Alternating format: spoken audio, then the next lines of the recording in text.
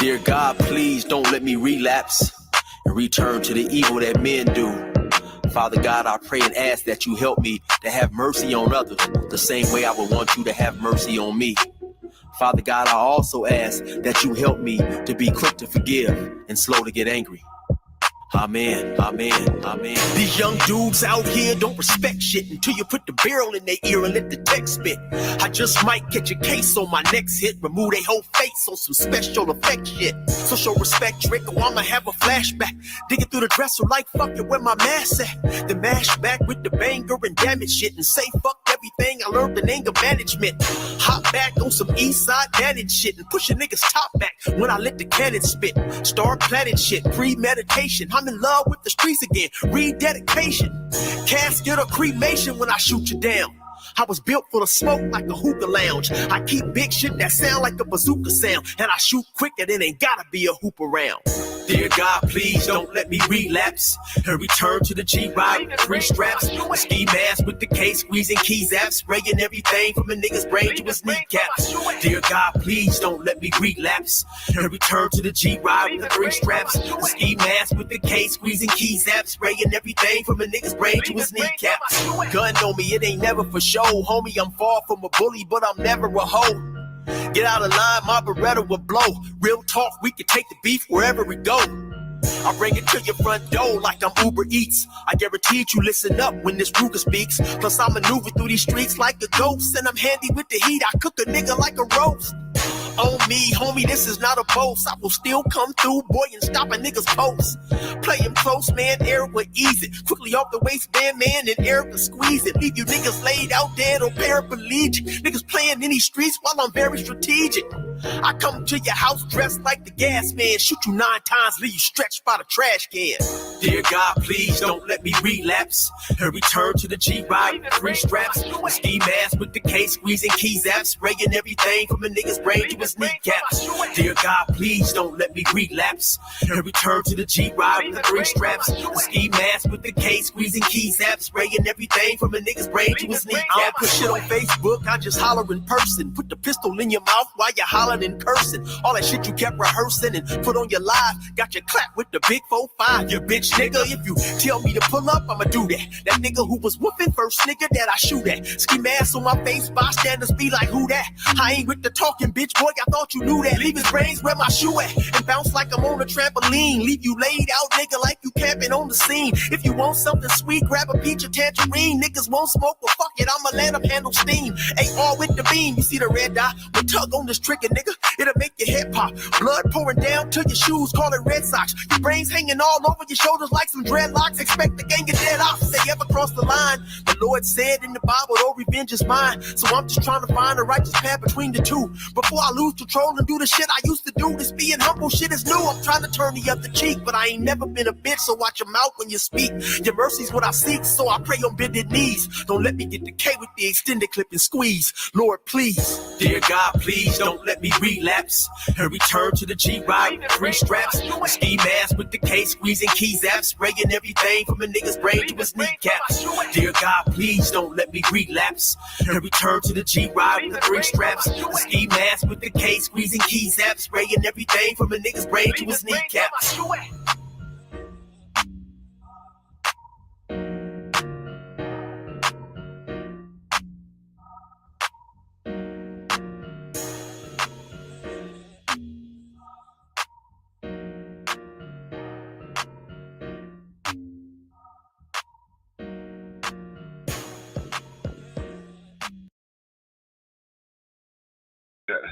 That's my brother. Never get tired of that.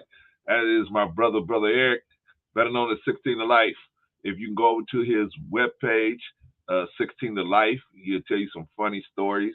Shout out to Daryl Long, man. If you haven't had a chance to go over to Daryl Long and subscribe to Daryl Long's page, man, go on over there. If you catch this on the replay or you catch it live, man, go on over there to Daryl Long and sign up for Daryl Long's page, man. This brother's doing some good work, man. You talk about a turnaround success story, man. Go on over there, man. Check out Daryl Long, man. You know, see if that's the kind of content you want to be down with, man. But shout out to Daryl Long, man. Good to have you in the building, my brother. All right, yeah, man. That's Brother Eric, man. Brother Eric, did 24 years on the California yards, and so he is back home now, and we're trying to support the young brother, man. He ain't so young, but we're trying to support the brother, and how the brother be able to take care of himself out here on the streets. He did some things that he probably shouldn't have done, and what he does now is try to talk to children, man. Try to talk to young cats and try to tell them. You don't tell them in a three-piece suit. You tell them right where they're at, man, because he know where they been. He know where they at. He know where they been, so he can talk to them, man. He can put it in a language that they can understand, and then they can take it from there. If they're gonna listen, they're gonna listen. If they're not, they're not. So but all good to all good to Brother Eric. Shout out to Sister OG Patrice. I was over there messing with her on TJ's page. When they started talking about men's issues, man, I had to leave, man. I was like, oh man, I can't represent for the fellas. I had to let them get it off their chest. I had to let the sisterhood get it off their chest, man. Shout out to my sister OG Patrice. I didn't send y'all the link, huh? Let me send y'all the link real quick, Patrice. Yeah, man. I thought you guys were gonna be busy over there. Yeah. So anyway, y'all, what y'all think about the title, right? Oh, before I didn't even shout out Risa Neal. Risa Neal in the house again, double duty. I like that, man. I mean, I appreciate you, Risa, for coming out and doing that double duty. Everybody doing a double duty, but especially Risa, man, because I know it's a little more involved when you're a mod, man. It's a little more involved, so I appreciate you, everything you guys are doing, and I couldn't do this show without you, so I appreciate you. Shout out to Risa Neal, man, day one. Hold on, y'all. Let me oh, there it is. I'm waiting for my stuff to come up here, man, so I can send some stuff out of here. Let's see. I got the link here. I'm trying to send it out to Patrice and them. Oh, here we go. All right, so let me put this down here. Just in case, Patrice, you ain't got to jump in here if you don't want to, but just in case. Just in case. Who else? Oh, there's the man right there. Bam. Bam. All right. Now. All right. So now just put the link out there. All right, y'all. Let's talk about it. Oh, shout out to Brother Eric, man. Go over to 16life.com. You can get some of his music, some of his gear. I got the Yard Down t-shirt. I got the Yard Down pullover. Man, going over there, you can get some of his gear. Good brother, man. Good brother. Just a good brother, man. All right, that's Brother Eric. All right, so what we talking about, y'all? Unprotected sex, right? Now, I'm not no preacher. I'm not no preacher. I'm a pragmatist. Whereas I try to be pragmatic about things. Whereas it's practical. You know what I'm saying? So I ain't here to preach to nobody. Oh, well, the religious position is you shouldn't be having premarital sex. That's not where I'm at with this. With this is what I'm at is protecting ourselves, especially the men making better decisions so that we can have our community come back together, right? Because we are treating these women so poorly, they are not able to spot right away a good men a lot of times. They have to get have some some really bad experiences to kind of see which direction not to go in, right? And so I want to know from y'all, man, what is it? Should we slow down on this casual sex? Because as y'all see in the title, all this unprotected casual sex is bringing all these different issues. Now we got this monkeypox thing popping up. We already had the HIV, we already had the STDs in all kind of quantities. We got the COVID now, we got the unwanted pregnancy, the baby Merks. I mean, we got so many different problems. We got foster care, adoptions, what else? The orphanages, right? All of these are byproducts of all of this casual sex that we have in. And the main problem is unwanted pregnancies. These unwanted pregnancies. So a lot of, I don't want to say a lot, but there's times where men are, most of these men that are involved in these unwanted pregnancies, they're not looking to father children. They're looking to have a sexual experience. Shout out to Brother Mandrell. Good to have you in the building. My brother Mandrell says we should slow down on it, but people aren't going to do that. You know that, good brother. Yeah, I feel you, Mandrell. If you hanging around in about, man, 20 minutes, you hit the link, man, and let me know what you think about it, man. But yeah, give me about 20 minutes to set everything up. But yeah, man, I don't think people are gonna slow down on it. But this is my solution to the problem. I'm putting the solution out. Now, if the people ain't gonna take it, that's on them, right? but I'm putting the solution out here. The solution is we got to slow down on this, like you said, Mandrew. We got to slow down on it. Otherwise, we got all these other problems that are byproducts of this issue. Shout out to Brother New Growth also. Glad to have you in the building, my brothers. Okay, so we gotta find a way around all this unprotected casual sex. Now, like I said, I'm not here to push the religious line. I'm here to push the pragmatic line.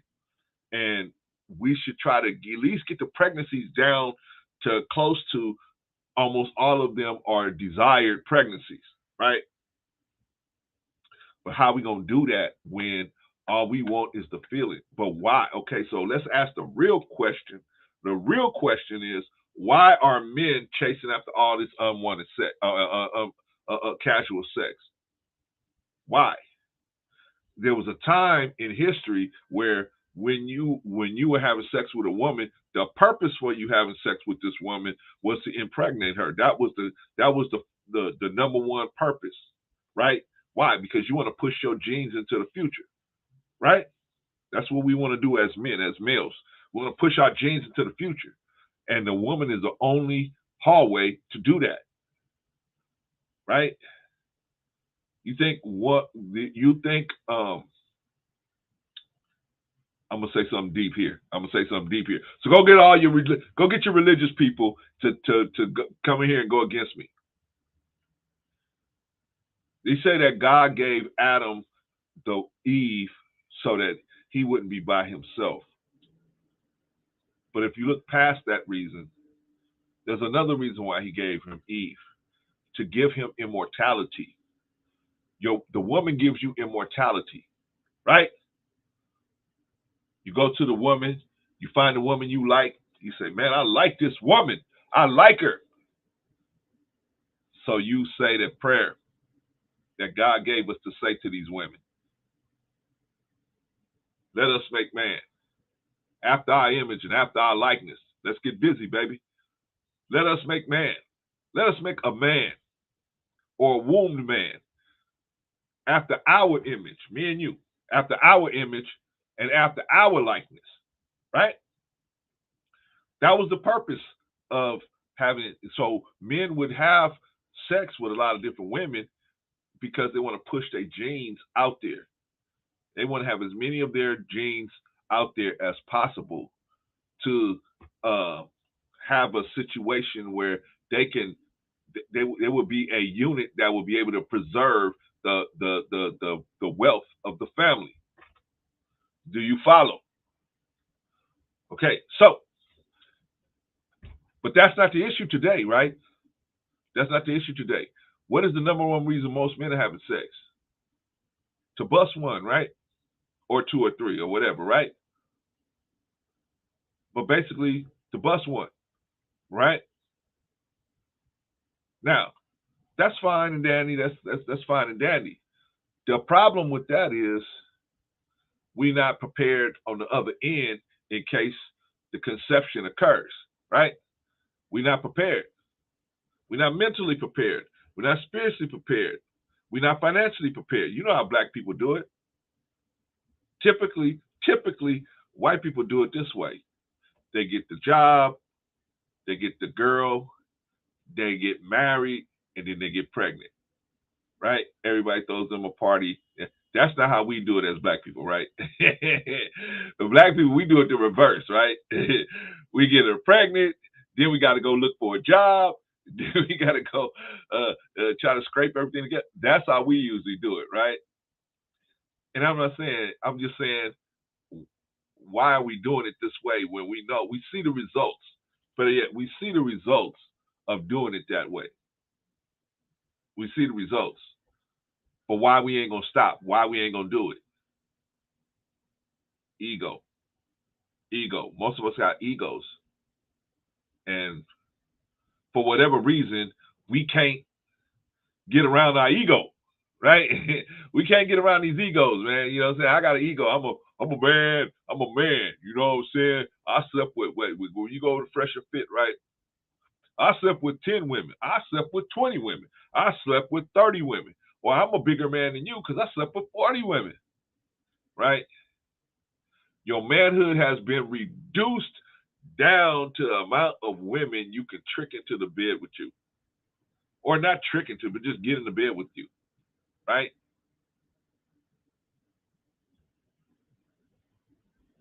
So now you're on this mad dash to get all these women in the bed, right? For what?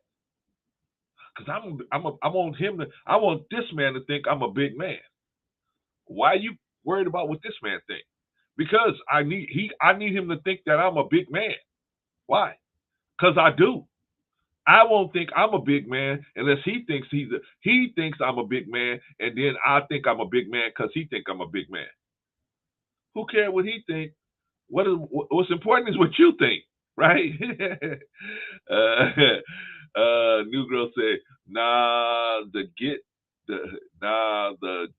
the doctor and erase it, and now they get the doctor and erase it until they get what they want. We got to stop acting like white people pure. I said, no, I understand that, but see, here's the thing, brother. What we got to stop acting like their culture. I wouldn't say it's them because of their color, but it's because of their culture. They have always had a culture that's been pushed the envelope of what God has asked us to do as residents of this planet. They have always pushed that issue, right? For example, God said, hey, this the way, here, I have given you immortality. And the way to get immortal, all you have to do is participate in a proper fashion, and you will have immortality. He told us that as men, I'm going to give you immortality. Well, how are you giving us immortality, God? Here she is. This is the person that's going to give you immortality. As long as you keep her close to you, you have immortality. And when she ain't able to give you immortality, I'll work on her heart so that you can create another situation where you can have more immortality. Right? But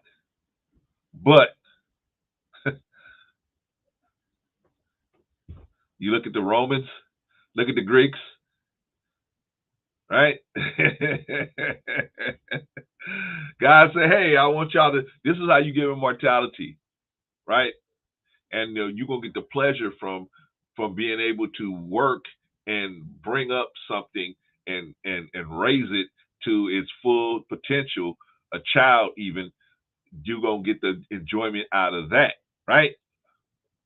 Well, the Greeks and the Romans said, well, we don't really want the responsibility of dealing with children. We don't really want the responsibility of dealing with children. So we want let's think of some alternatives so that if we decide to be in a sexual encounter, we don't have to worry about we don't want to have to worry about conception. Huh? Hey, y'all just stop me when I'm lying. So the first thing they said is, children. If I'm intimate with children, I don't have to worry about conception. So they tried that. right? They tried that. They actually accepted that as a normal part of their culture, right?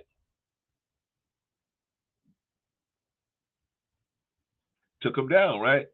Well, not only that, but they had a couple other things, right? One of the other thing is homosexuality, right? They said, "Hey, we're going to do the homosexuality thing," right? Now that's a little better because that's grown people deciding to be with grown people. That's not a little bit, that's much better, right? That's not. I'm not the person that would involve myself in that lifestyle, but at least that's grown people, grown people getting together, right? Then the third thing they tried is having sex with animals, right? So if we have sex with animals, we don't have to worry about conception at that point either, right? So there are these three ways that they were practicing on how to not have the responsibility of children, right? Yet you're going to still have the enjoyment of the sexual experience, but they don't want the responsibility of what comes with it with the children, right? The Greeks did this, and unfortunately for them, they had an issue. The Romans did this. Unfortunately for them, they had an issue. Why?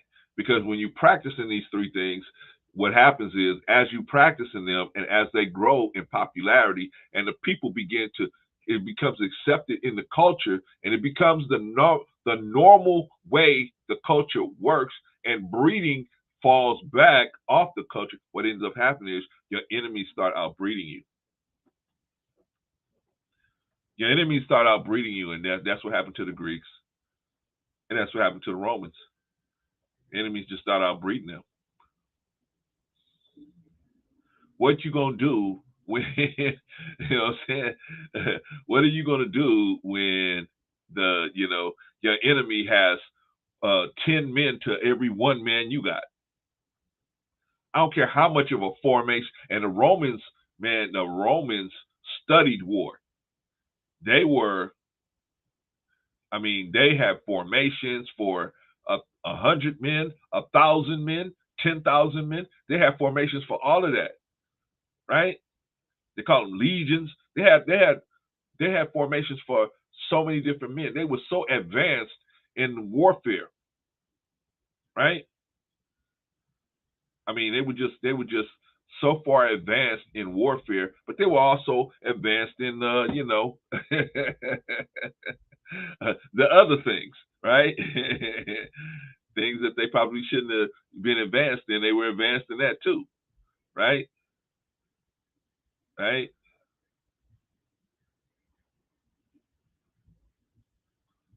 It was commonplace in Rome for a man to have a wife just for breeding purposes only, and have have what they call a playboy, a little boy you play with. The Greeks as well, right? Nothing, right? I mean, they used to wrestle with no clothes on, right? Come on, talk to me. See, hey, y'all, tell me when I'm saying something wrong, right, Negro? Tell me when I'm saying something wrong. Come on and talk to me. So that was their culture, and that's how they practiced for a long time, even into this time. They brought some of that with them as well into these the current years, right? But they understand that, hey, you still have to always be in competition breeding wise with your enemy. You can't let any of these three things that a person engage in and not have to worry about conception. You have to worry about that. See, okay, you can't let those things become the prevailing culture. You have to always keep the appearances up. Hey, no, we want to keep the breeding population alive and well. And I'm gonna tell you, it may it's getting bad. It's getting bad. It's getting bad. It's getting bad. So I mean, These baby Merks, man, are just like ripping the whole world out of here. New Girl says, but question, Brother Clarence, answer me this. Why have our birth rates declined by 2%? What do you mean, black people, New Girl, or white people? Because white people's birth rates are actually a negative. But, and that means that, I'm going to give just an example, that they have more deaths per live birth, right? A zero birth rate is one death, one life, one death, one live birth, one death. White women rose by 2%. Well, I think this is my opinion. Okay, ours declined by 2%, and white women rose by 2%. Well, see, here's my opinion. Here's my opinion.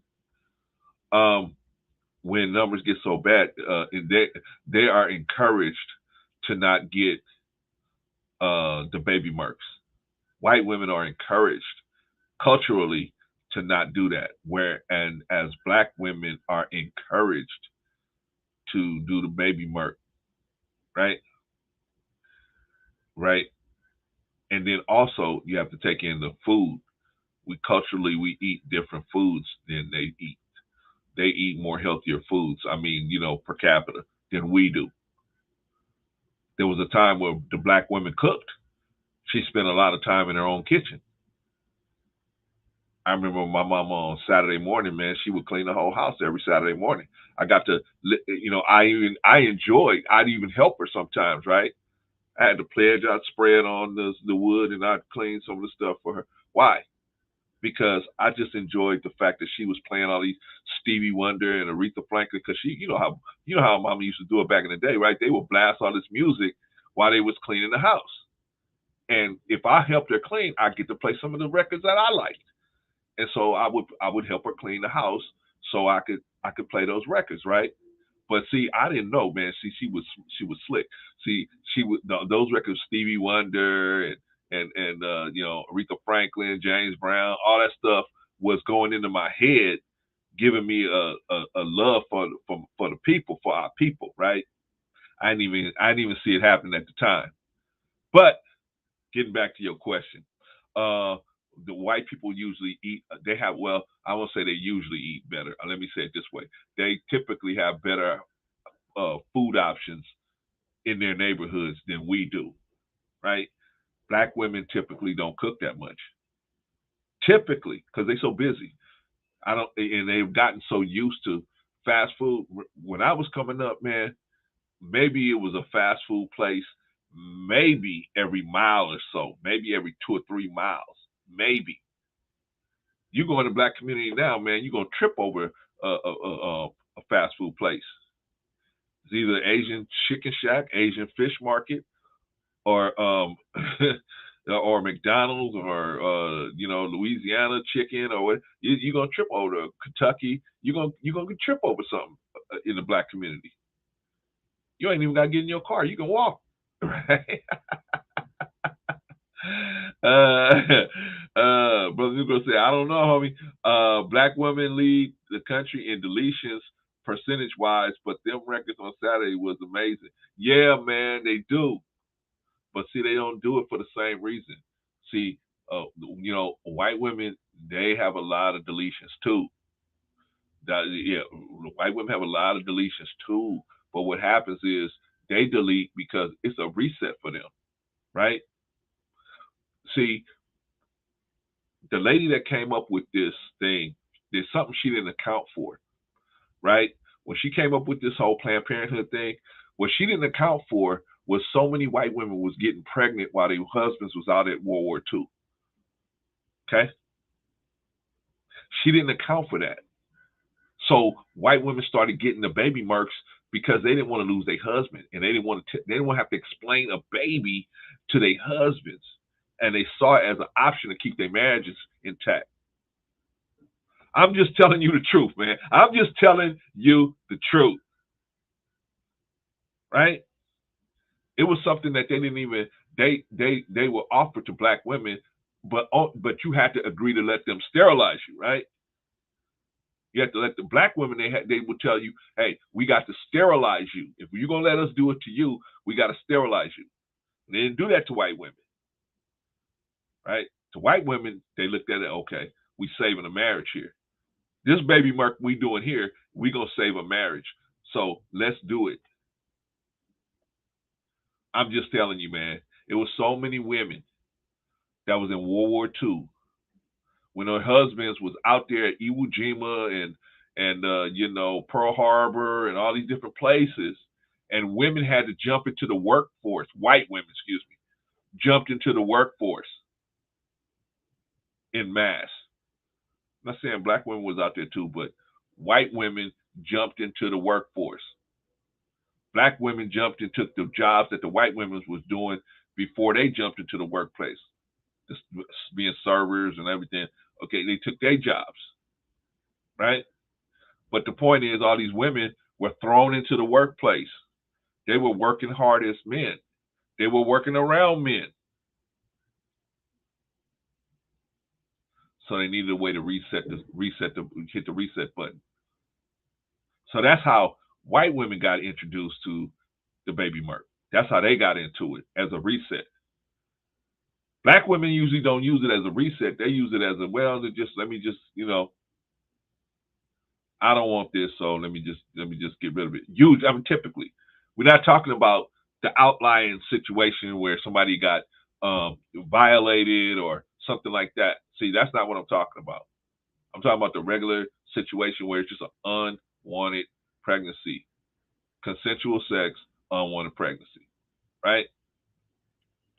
Anyway, they introduced this in. So white women use it as a strategy to reset their lives, right? But unfortunately, black women, most of them are just using it as contraceptive, because they're right back out there they're right back on the plane. When white women will go through something like this and be like, most of them will be like, okay, I got to reset. Let me dial it down a little bit, right? Black women, a lot of, I'm not saying all of them, but a lot of them, especially the ones that are not really educated on a lot of different things, they will use it as contraceptive. It's contraceptive. That's not good. That's not good. So that is how we can get ours and have our birth rate slipping, because they doing all of these deletions, right? That's how, I mean, if you count the babies that have been deleted by black women in the last year, yeah, our numbers would skyrocket, right? Our numbers would skyrocket, right? I think black women get the most baby Merks per year in America, right? At 38%, I believe, somewhere around there. Holy smokes. Holy smokes. Anyway, so we doing all this casual sex, and it might be consensual, but we're not thinking about what we are walking ourselves into, because, like I said, we following like the elements from Caucasian society, even the older Caucasian society, where they were always looking for a way to have responsibility-free sexual encounters, and they came up with 3 different ways. But some dudes didn't want to do that. Some dudes wanted to stay with the old-fashioned way, right? 3 ways. But that's 3 ways I told you they came up with. When they came up with pedophilia, right? That was the first way they came up with, because they didn't have to worry. You don't have to worry about the conception in that. In most cases, with dealing with in the pedo situation, right? They came up with the bestial situation, right? You have to worry about conception if you're trying to have sex with animals, right? And then, of course, the homosexual situation, where you cannot, nobody's giving anybody a live germ, right? And so you don't have to worry about conception, right? The pieces that need to be put together to create conception are never going to get there, because everybody has the same parts, right?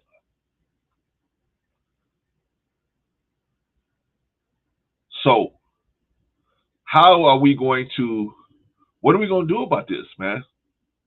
I mean, what can we do about it? Whether I should say this, what can we do?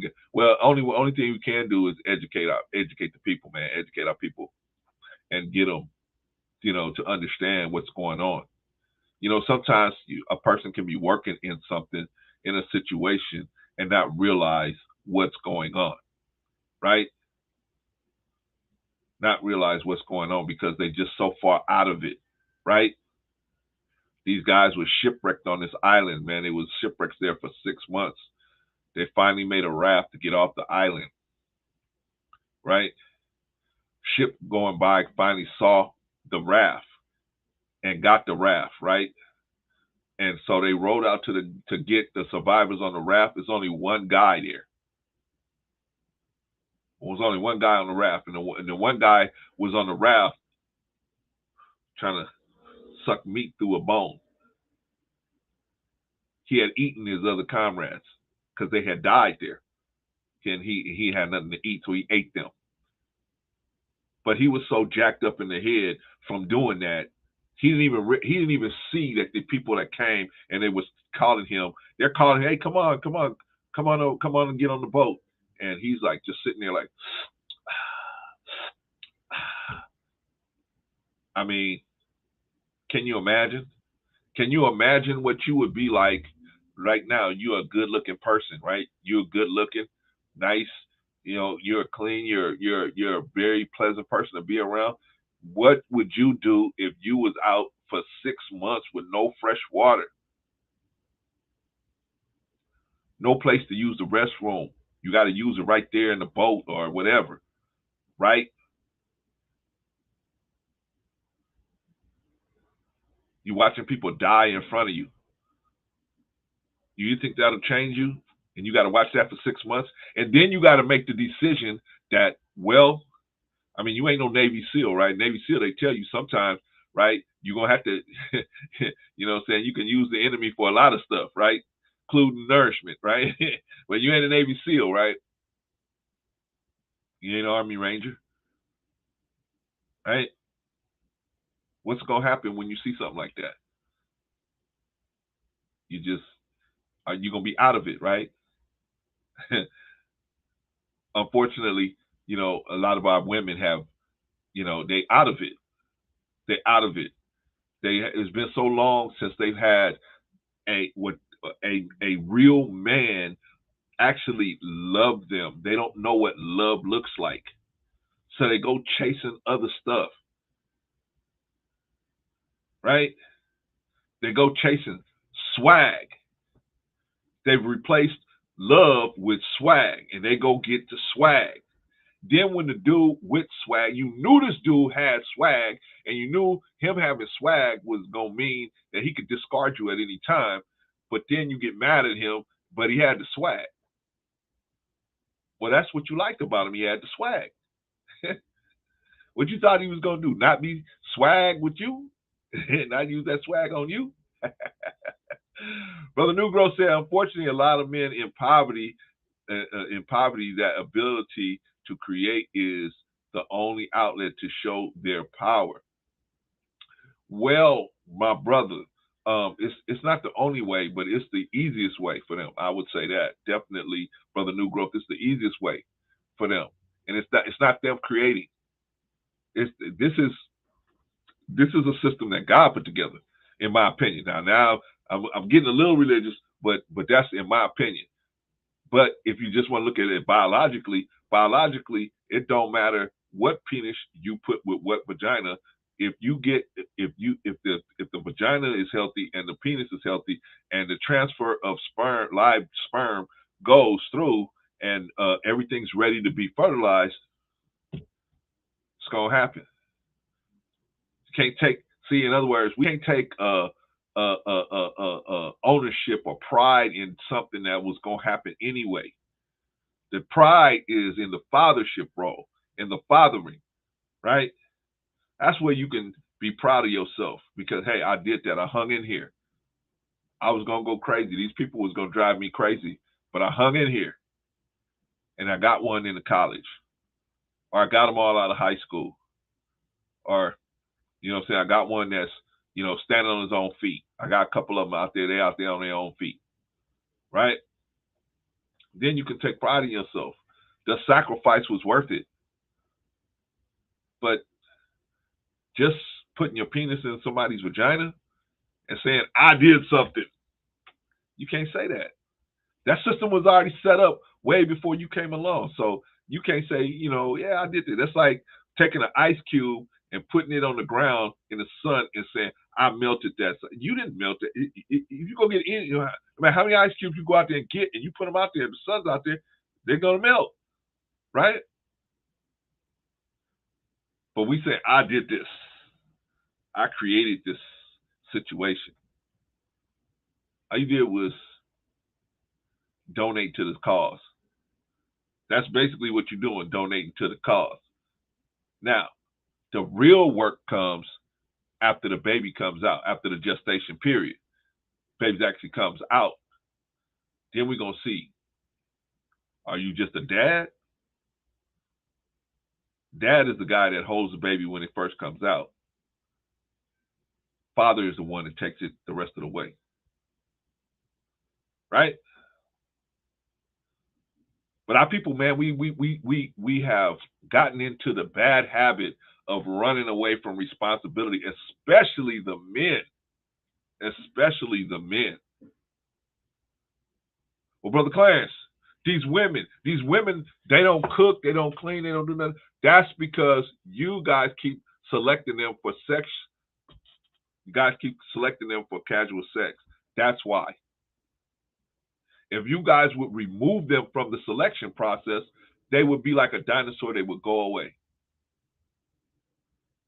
They would go away. Nobody would deal with them. But because you guys keep selecting them, not you guys here, but I'm just saying us as a group, as black men, we keep selecting these women. We have such low self-esteem. We will select women that we know are not prepared to be the kind of woman we want, because we fall for the okie doke. Oh, I'm not doing it now, but I'll do it later. Really? Yeah. I'll do it later. You know what? I'm just nasty now. If you buy me a brand new house, I'll be clean. If you buy me a brand new house, and you buy a brand new house, and she's still nasty, right?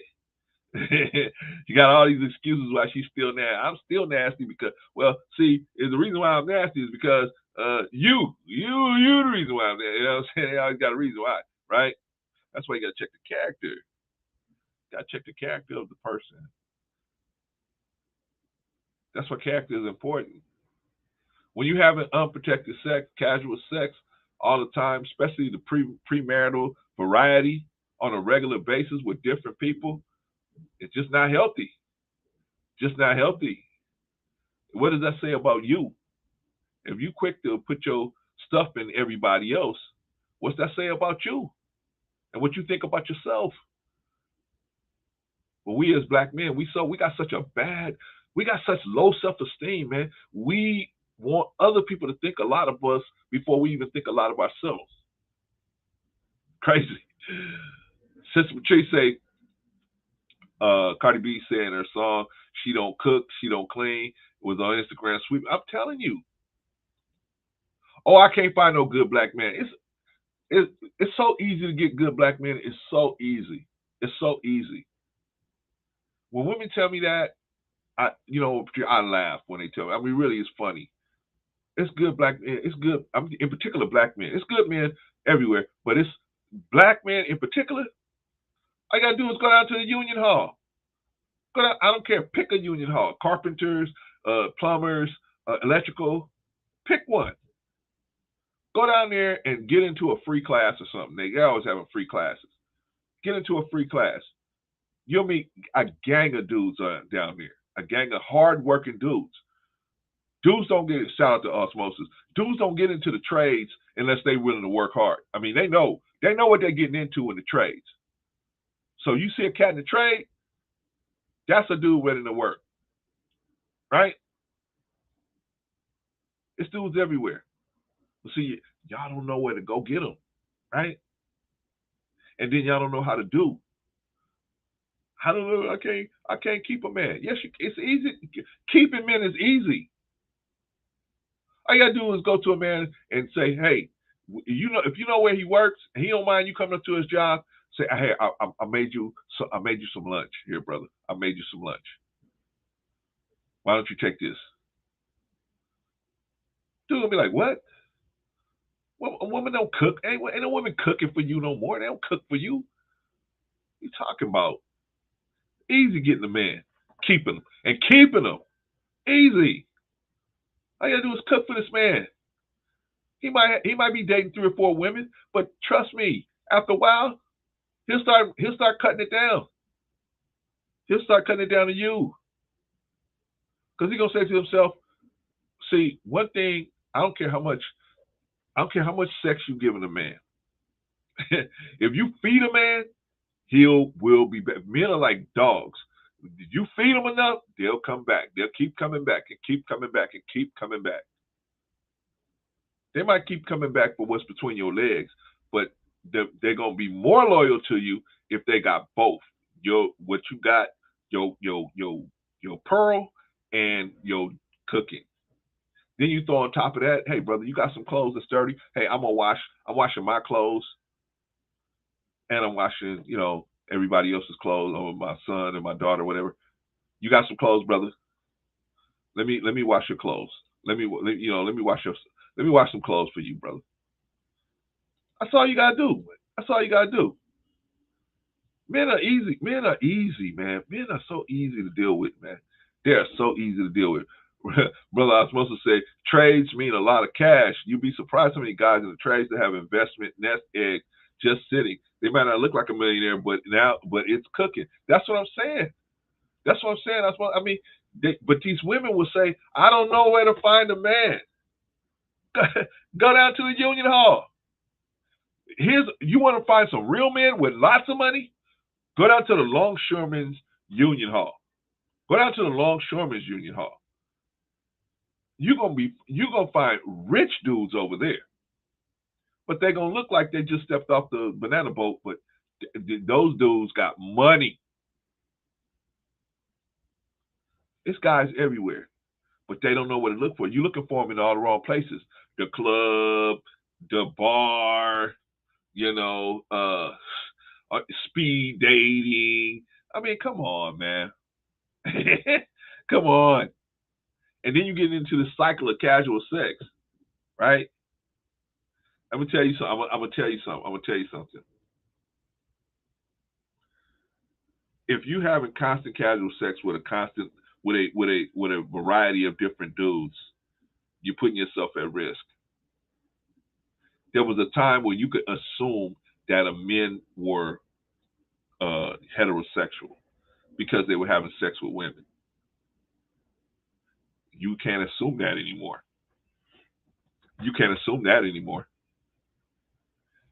There's a lot of men out there that are bisexual.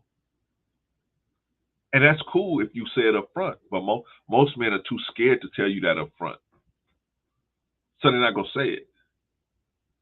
I think women will get more love if they say it up front. Men aren't as, they're not as, I don't think they as, the women are a lot smarter, and they will feel you out to see if you okay with something like that. They may turn to something on the TV, and what do you think about her? She bisexual. What do you think about that? And they'll get some intel on you first before they bust on you. Men just ain't gonna say nothing.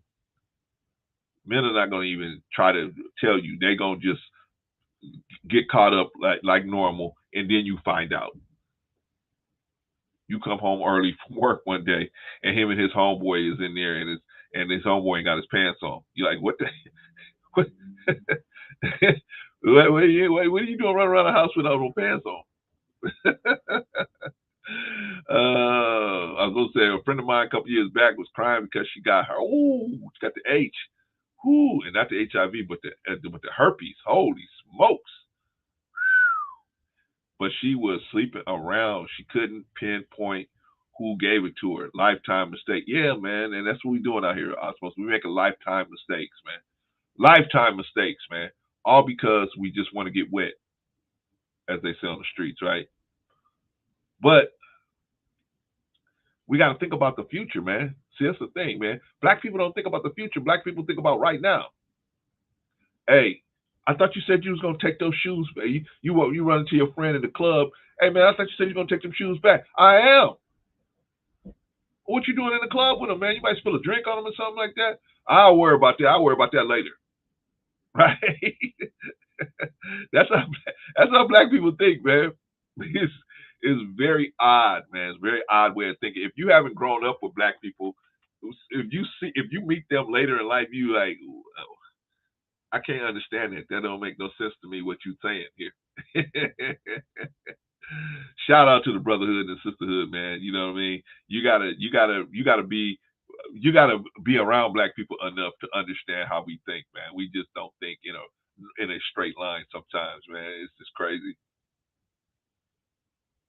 But the cost. What's the cost of all this unprotected sex? How much does monkeypox, HIV, and all these STDs, the treatments for all of this cost? How much does all these unwanted pregnancies and these baby Merks cost? What's the cost? What's the cost of all of this child support? What is the average amount of child support paid daily in the United States? Huh? What is the amount of interest that is being paid on top of that child support that's being paid daily? What does this cost monthly? What is the interest payment on said child support monthly? And here's the big one. What is the interest? Just the interest. We're not even talking about the child support by itself. We're just talking about the interest on the child support. Because if you pay through the state, you're going to pay interest if you pay late, right? Part of the child support that you're paying is going to go to an administrative cost. Some's going to get interest on it. The whole sum is going to get interest on it if it's late. What is the amount of interest on said child support in an annual number? Just interest. Would it be in the billions? No, it'd at least be in the millions, but would it be in the billions? All that money you could save. All that money you could save. Can you? Can we do it? We'd be able to work out something, right? I'm trying to get this troll out of here, y'all. Hold on 1 second. I can't seem to get him out of here, man. I'm trying to get him out of here, but I can't do it. Oh, man.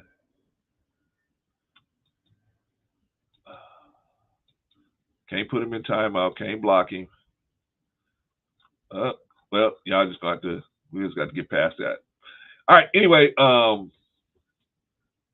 yeah. What we gonna do? Y'all gotta forgive me for this troll in the chat, man. This one got by me, so yeah, forgive me for that one. But I can't block him. I can't get him out of here. So we just have to let him get up there. But I blocked him already, but can't get him out of here. All right. So anyway,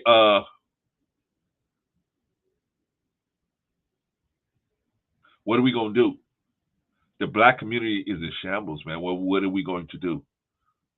Well, Clarence, the white community is in shambles too. I know. But they have their own advocates. I'm advocating for this community. Shout out to the white community and their advocates. Shout out to the Latino community and their advocates. I'm an advocate for us. If we can advocate together, that's fine for me, but I see a huge and colossal epidemic of bad decision making in the black community. It's colossal. It's colossal. Then on top of that, men are passing bad information to each other. The women ain't no good. Black women ain't no good. Black women are single moms. Black women don't never be around no black single mom. They make bad decisions. They want to go be with other people. Okay, well, if your preference is to be with other than black women, I have no problem with that. But don't lie and say that it's most black women are, have these issues. Yeah, some do, but some are willing to learn if you find the right one. Sometimes people need time to see that they're what the things that they're doing are not correct. Sometimes they need time to see that. I'm about to put the link out in about 5 minutes. Sometimes people need the time to see what's the problem. Now, me myself personally, I feel like Black women have been made to be a certain way.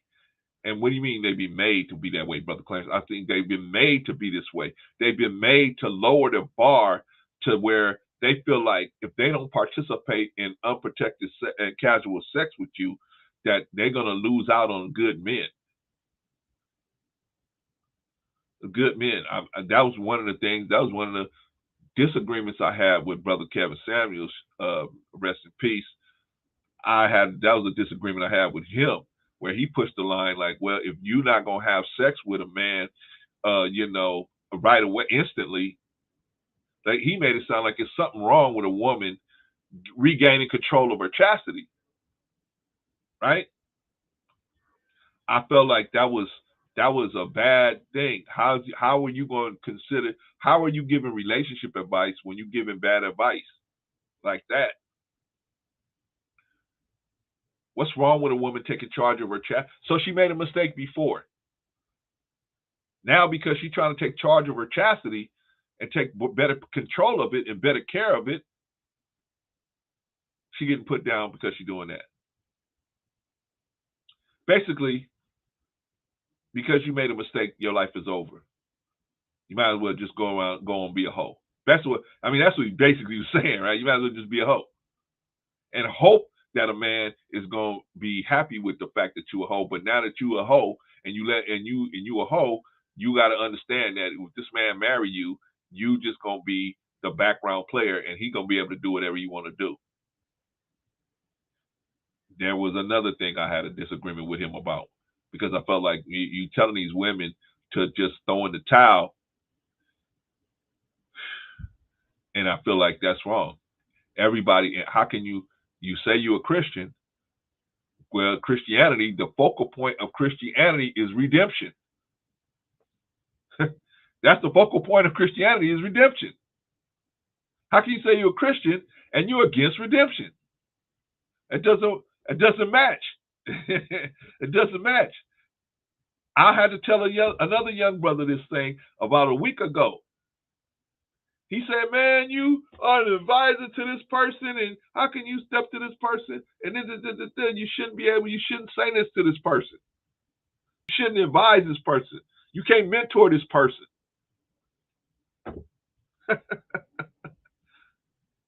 I said, who's going to mentor him?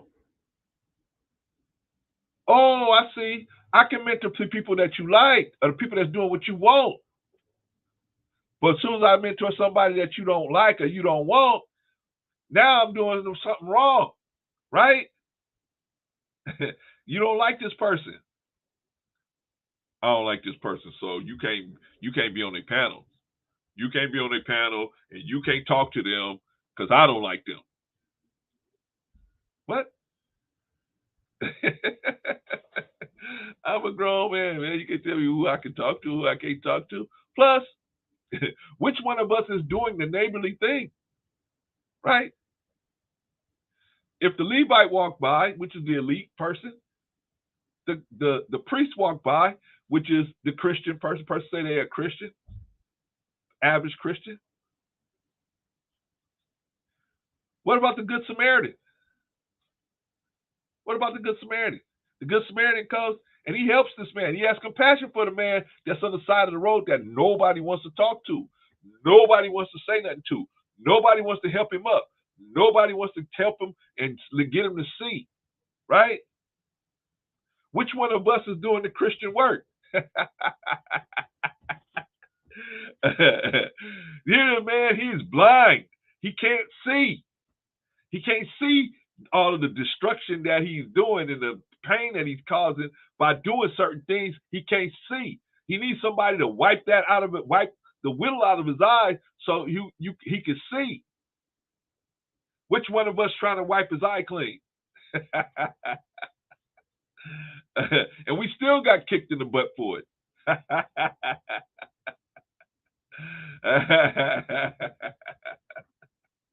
But he's blind. He can't see. So we tried to wipe his eye clean so he could see. He's lame. He's lame. His mouth speak only in anger. His mouth was only speaking in anger. So he couldn't talk and nobody could understand what he was saying because he was only talking in anger. Now he's talking regular. Right?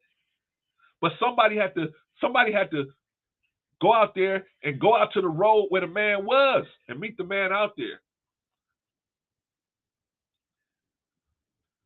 Which one of us did the neighborly thing?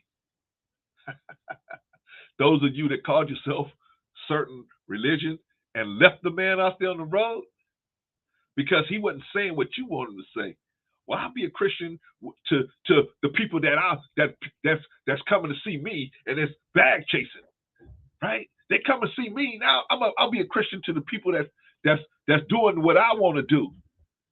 But when it's time to get my goddamn hands dirty and actually go out there to the street and get the man off the goddamn road, I'm not no Christian no more. Don't call me no Christian. Don't call me no Muslim. I don't want to go out to the street and get my hands dirty. Right? Like I told y'all earlier today, when they went to go get the man, they said, hey, where's Jesus? Where's the master? Hey, y'all looking for that dude Jesus? Yeah, where is he? I heard he's down there on the other side of town, on the bad side of town. What? We got to go get him. We got a place for him right here with the doctors and the lawyers. They run down there to go get him. Hey, good master, do you know who you eating with? Who, sir, am I eating with? Yeah, I know who I'm eating with. You eating with publicans and sinners. We got a place for you over here with the doctors and the lawyers and the politicians. What you doing eating with these people? So Peter and Paul, what you doing with these people?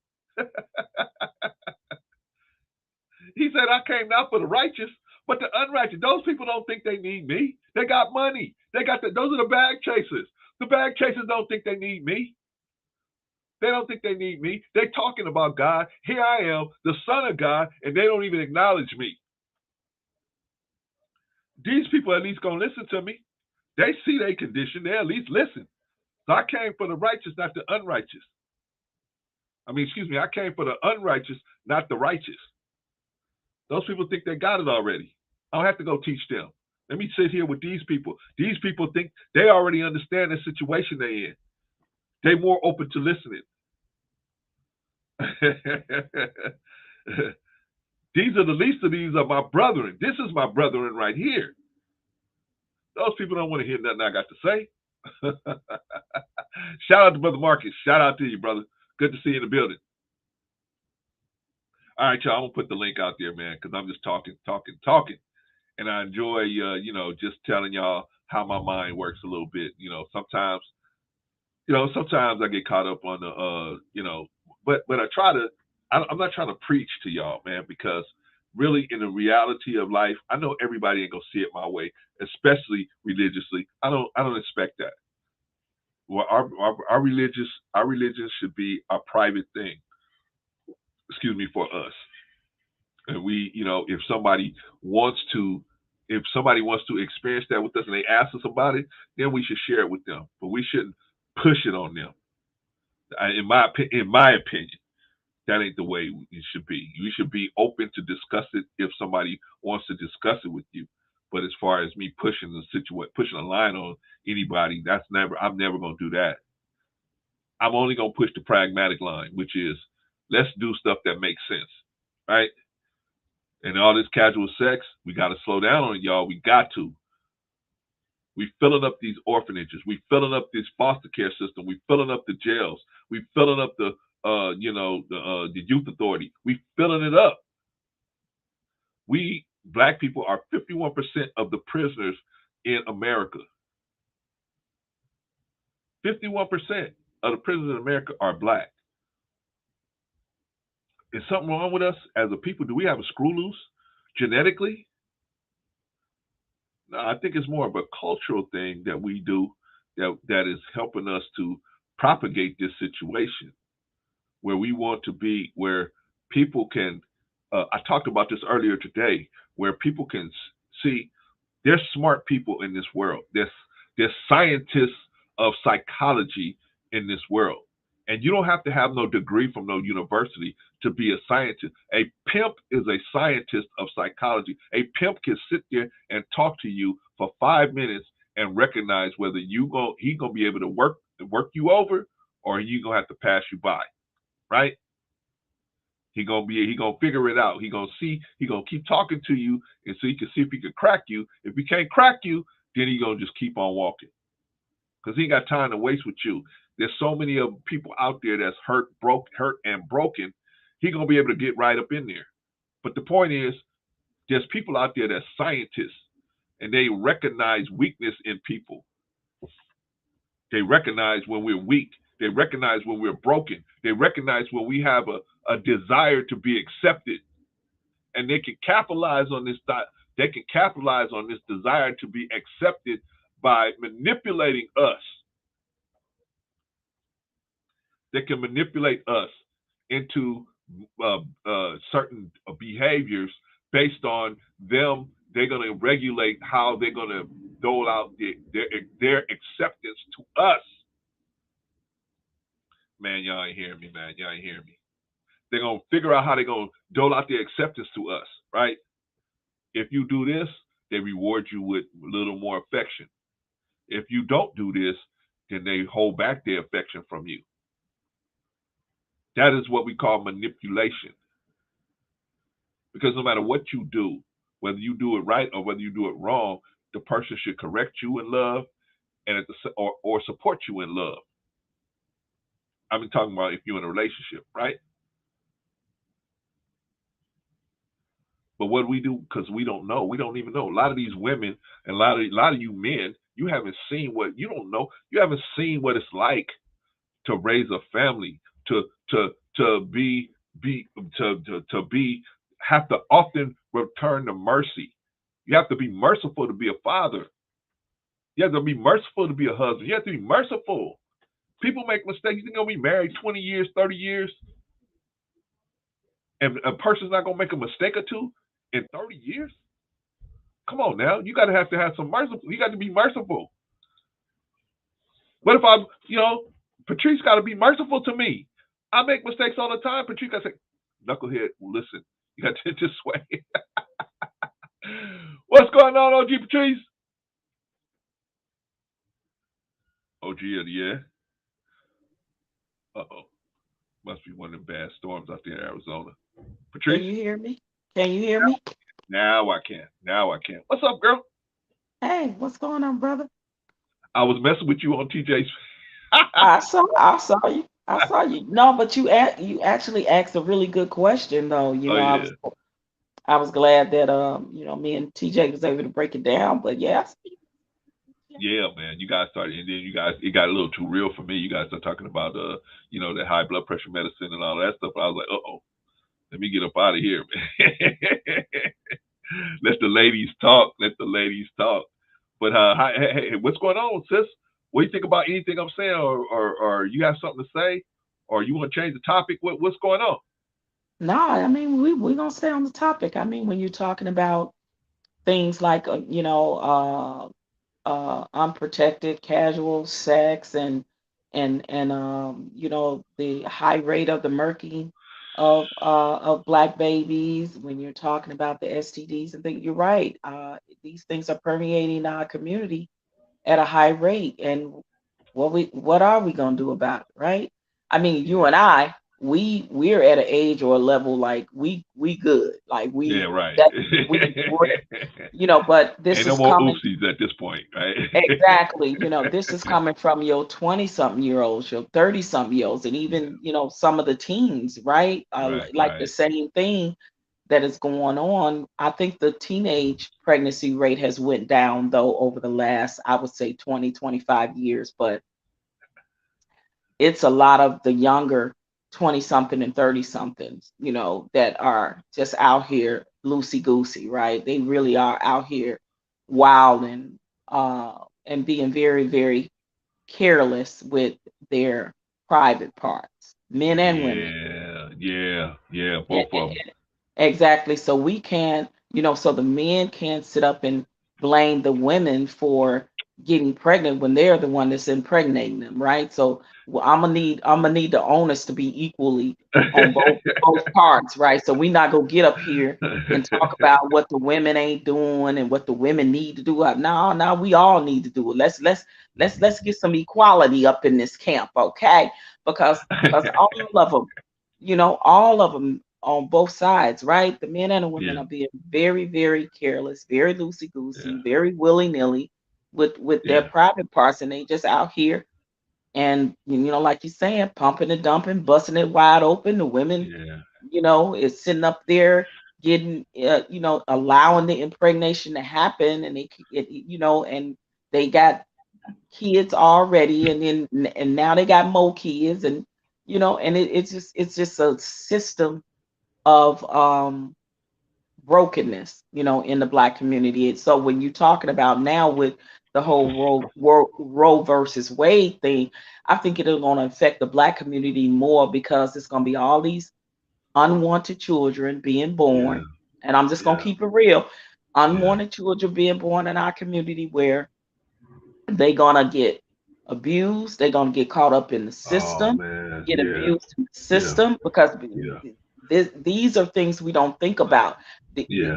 Maybe even go into the trafficking part of it. Is so Oh much yeah, the man. Yeah, things that we are not thinking about, that this decision and choices that we're making is going to cause the to be a detriment to our community. And I don't think we're thinking about it that deep, on that deeper level. It's not just about the abortion, Roe versus Wade. It's so much deeper when it comes to the Black community. That's where we don't think on a higher level. We're not thinking critically when it comes to these things affecting us predominantly more than any other race because of the rates that they are at this moment. So, yeah, yeah.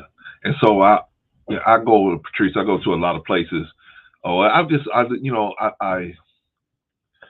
go and I just kind of like be in the bushes, right? Because for one reason or another, I know people, a lot of people, it's tough to be seen with Brother Clarence. So I try to, I might go to like I popped in the TJ's thing, you know what I'm saying? I popped in there, but I probably won't come on the stage or nothing, but I stay in the bushes or something, right? And I see them talking, and they are just so much on the women, and they were just like, man, it's the right. women's fault. It's the women's fault. And it's the Yeah. women's fault. And I'm Let's like, stop the how can it madness. just be the woman's fault, right? How can it just be the woman's fault, right? But Yeah,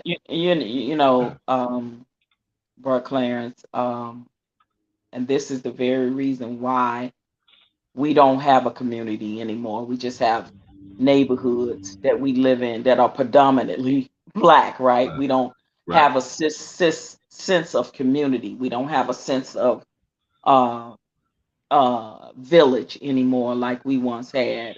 It's because of a lot of the attitude that a lot of people have and a lot of the individualism that's going on within our community. It's not the same anymore. So when we okay. talk about the go ahead.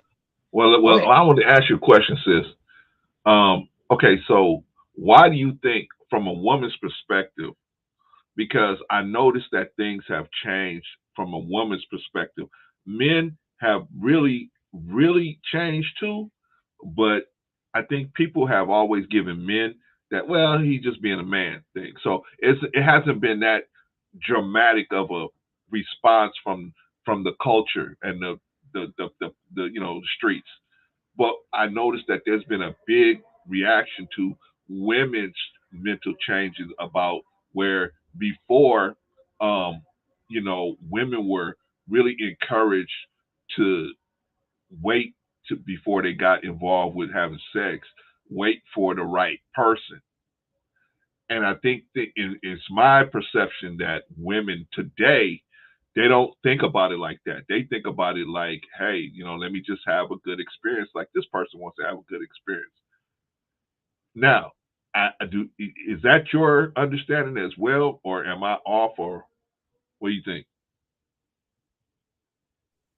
I think that there's some truth to what you're saying.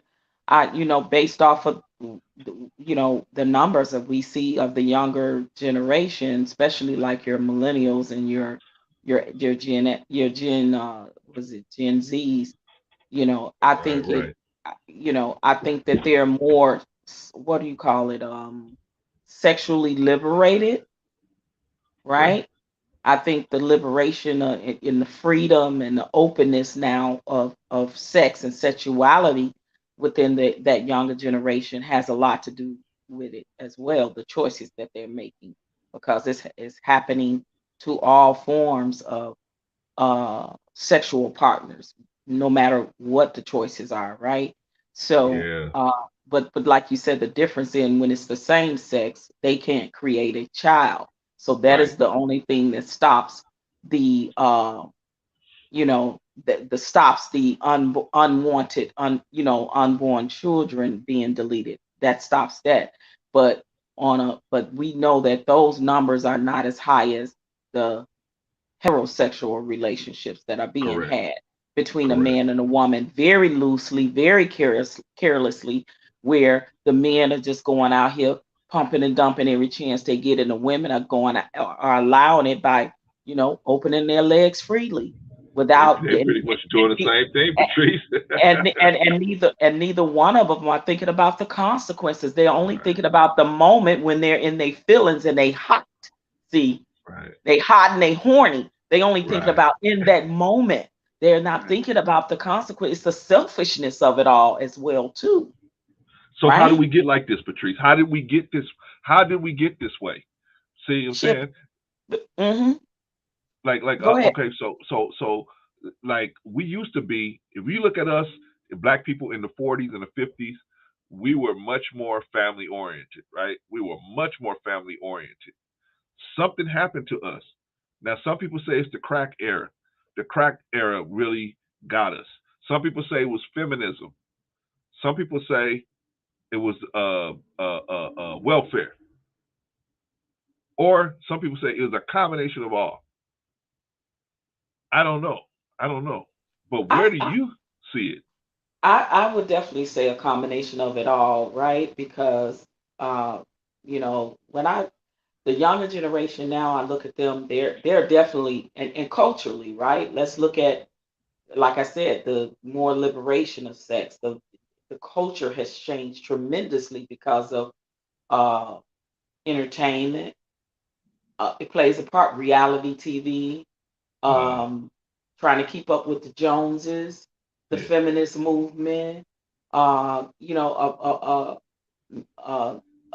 a bunch of things have played a part in our community falling at a lower rate when it comes to morals and values, right? And things.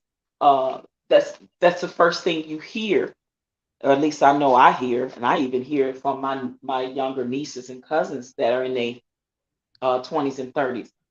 Well, y'all did that when y'all was young, and ain't nobody doing that no more. And we're just talking about basic morals and values, like yeah, when you try to have a conversation with them about, why not try to sustain from having sex? Why not try to, wait till you're married? Why,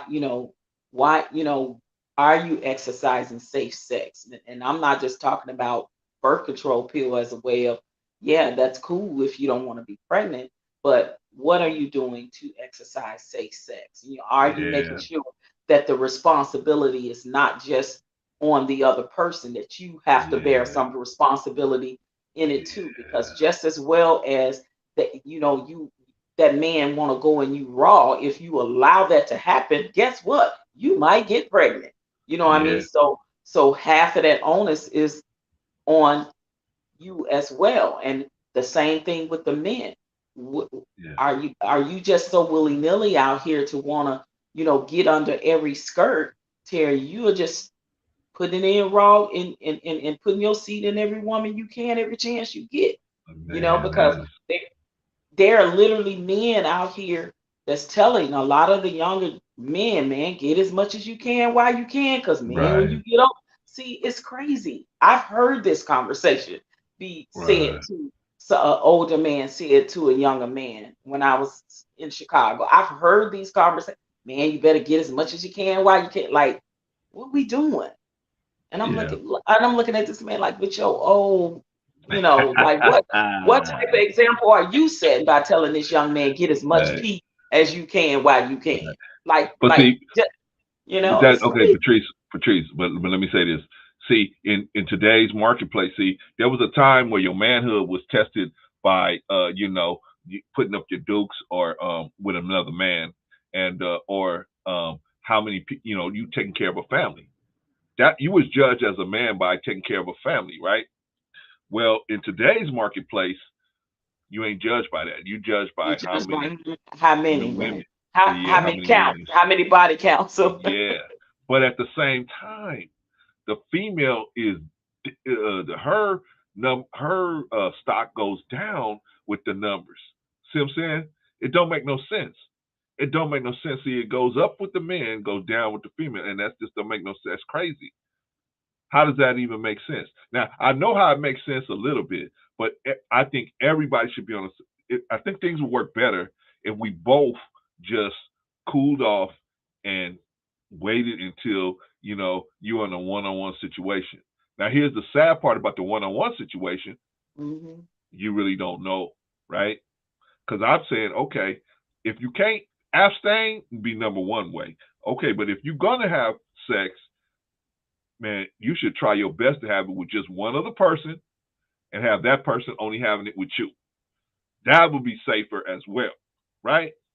hmm But if you can't guarantee, but you can't guarantee what the other person is doing. Now you might be a person that's, I'm just only being with you. But nowadays, you don't know. I had a yeah, brother I tell mean, me. Well, let me tell you this, Patrice, and then I'll let you talk. mhm, I go had a ahead. brother tell me that he was dating a sister, and the first question she asked him is, "Do you date men?" He was like, "What?" Mm, And hmm she's like, "Do you I date mean, men?" actually, at this day and age, it's a legitimate question to ask, Right, right? right. I was trying to tell him. I said, "Well, what you expect? I mean, just trying to just protect herself, right?" Yeah. I mean, we see reality TV shows. It was one I was watching for a little bit. I forget what the name of it was, like first 90 days. I don't know. It was one of them, but anyway, Oh, okay. and it was this guy that um was dating this girl, and then and they was really getting along good, and fish making things official. He asked her to marry him. She said yes, but he had this secret, and that was the secret, that he had relations with someone of the same sex. And he was like, but I don't know how to bring this to her or talk to her. And I'm thinking, and you didn't do that before you asked her to marry you, and now what I mean? Now you got to have Uh, this conversation that is so difficult after after you ask this woman to marry you and she does accept it. Like, what we doing? But see, that's reality TV for you, right? That's ratings. That's ratings, right? But this is right, the buffoonery that we have allowed our culture and our community to adhere to. Like, and I'm gonna say this, even if it was a heterosexual relationship, right? right. And where he asked her, but then he gonna hide some big secret of the fact that he got another wife somewhere, or he seeing another woman. It's the same thing. It's like it's the craziness of it all, of what we allow to influence our lives, right? And listen to. That's why I always say be careful, because between television, videos, the music industry, and certain um, celebrities And now Uh-huh. even some YouTube influencers, you have to be careful what you're partaking into your spirit, Man, what you man. allow your ears to continue to hear. That listen, God created us all, and our bodies are connected for a reason. Our mouth connected to our ears, which is connected to our eyes, which is connected to our brains. Listen, the more you partake of poison, at some point it's going to take an effect on your psyche. Yeah, You're going to yeah, have your thought process, the what you see, and yeah. what you start spewing out your mouth. That's why all that's connected to your head, which is connected to your brain. I don't understand. This is the natural science of things in biology, and these are things you learn in high school. And especially in college when you're taking psych and you're taking all these different things about health and emotions and all of that. Right. Like I don't understand why people don't know how things connect and affect us, right? This whole pandemic is a prime example of that. We've had more people that have deleted themselves more. We've had more people that have been depressed more. Like we don't Yeah, realize how things affect us. Imagine almost 2 years of being quarantined. That'll yeah. literally give you cabin fever and drive somebody stone out of their mind if they Right, already are unbalanced. So right. what you partake in your spirit is very, very important. And this is the thing. We are partaking in a culture of things that are not healthy for our psyche, that are not healthy for our mental, not healthy for us emotionally. But just imagine every day of that, of that, of that, of that. At some point, it's embedded in your psyche, and you are going to start thinking and speaking and behaving in a manner after a while. It's a natural born fact of that. And what's happening in our communities is that we're listening to all these things on TV. We're listening to certain influencers, and we think that we can, live our lives vicariously through celebrities and how they living and how they treating each other and Yeah, what they into, and the influence of social media. It's just so much, you yeah, know yeah, and now we find ourselves here, and it's like, now what? Because we are a mess. So yeah. what do we need to do? What are some solutions that we need to do to get back to some some value, some integrity amongst ourselves and amongst our community and our culture? That's the question. All right, let me answer that question. Hold on, Patrice. Let me do a shout out. Shout out, brother Von Eric. Brother Von Eric, you didn't get me today. You almost got me. You had me right there. You had me right there. My shoulder was almost pinned to the ground, and then I got up, man. So you didn't get me today. Shout out to brother Von Eric. Double duty on everybody. Double duty for Risa. Double duty for everybody. I think in the chat. Shout out to all of y'all. Double duty for Patrice. Double duty Yeah. for every. Oh, I think Osmosis is the only one that didn't do double duty. New Growth double duty. uh Daryl double duty. Yeah, everybody else did double duty today. All right, Patrice And I asked me the want to, question. I want to give you a little bit pushback on what you said earlier. And you're Okay, right, because the numbers on the black community with black men being locked up is 51%. So imagine this: we only 13% of the population, right? And right, imagine us being 51%. But bro, Clarence, that's because a lot of brothers are locked up for nonviolent crimes. of course, absolutely. So the numbers are skewed because of that, but because when it's not that a lot of the brothers are there for violent crimes. A lot of them are there for non-violent Well, crimes than violent. even if it's non-violent crimes, the But black men usually get charged more and because that's they know another they thing I can't was get. getting ready to say. Exactly. They get charged more. They're Like charged that's the more white boy doing it. sentencing. Go ahead, Patrice. Let me let you talk. Yeah, yeah. No, the sentencing, you know how the judicial system, criminal justice Right, system is towards right. towards black and brown men. I say that all the time, and that's just the honest to God truth. And I don't know why, even a lot of our own damn black and Because you're the brown people victim Olympics. don't You're the don't victim want to Olympics, believe Patrice. that.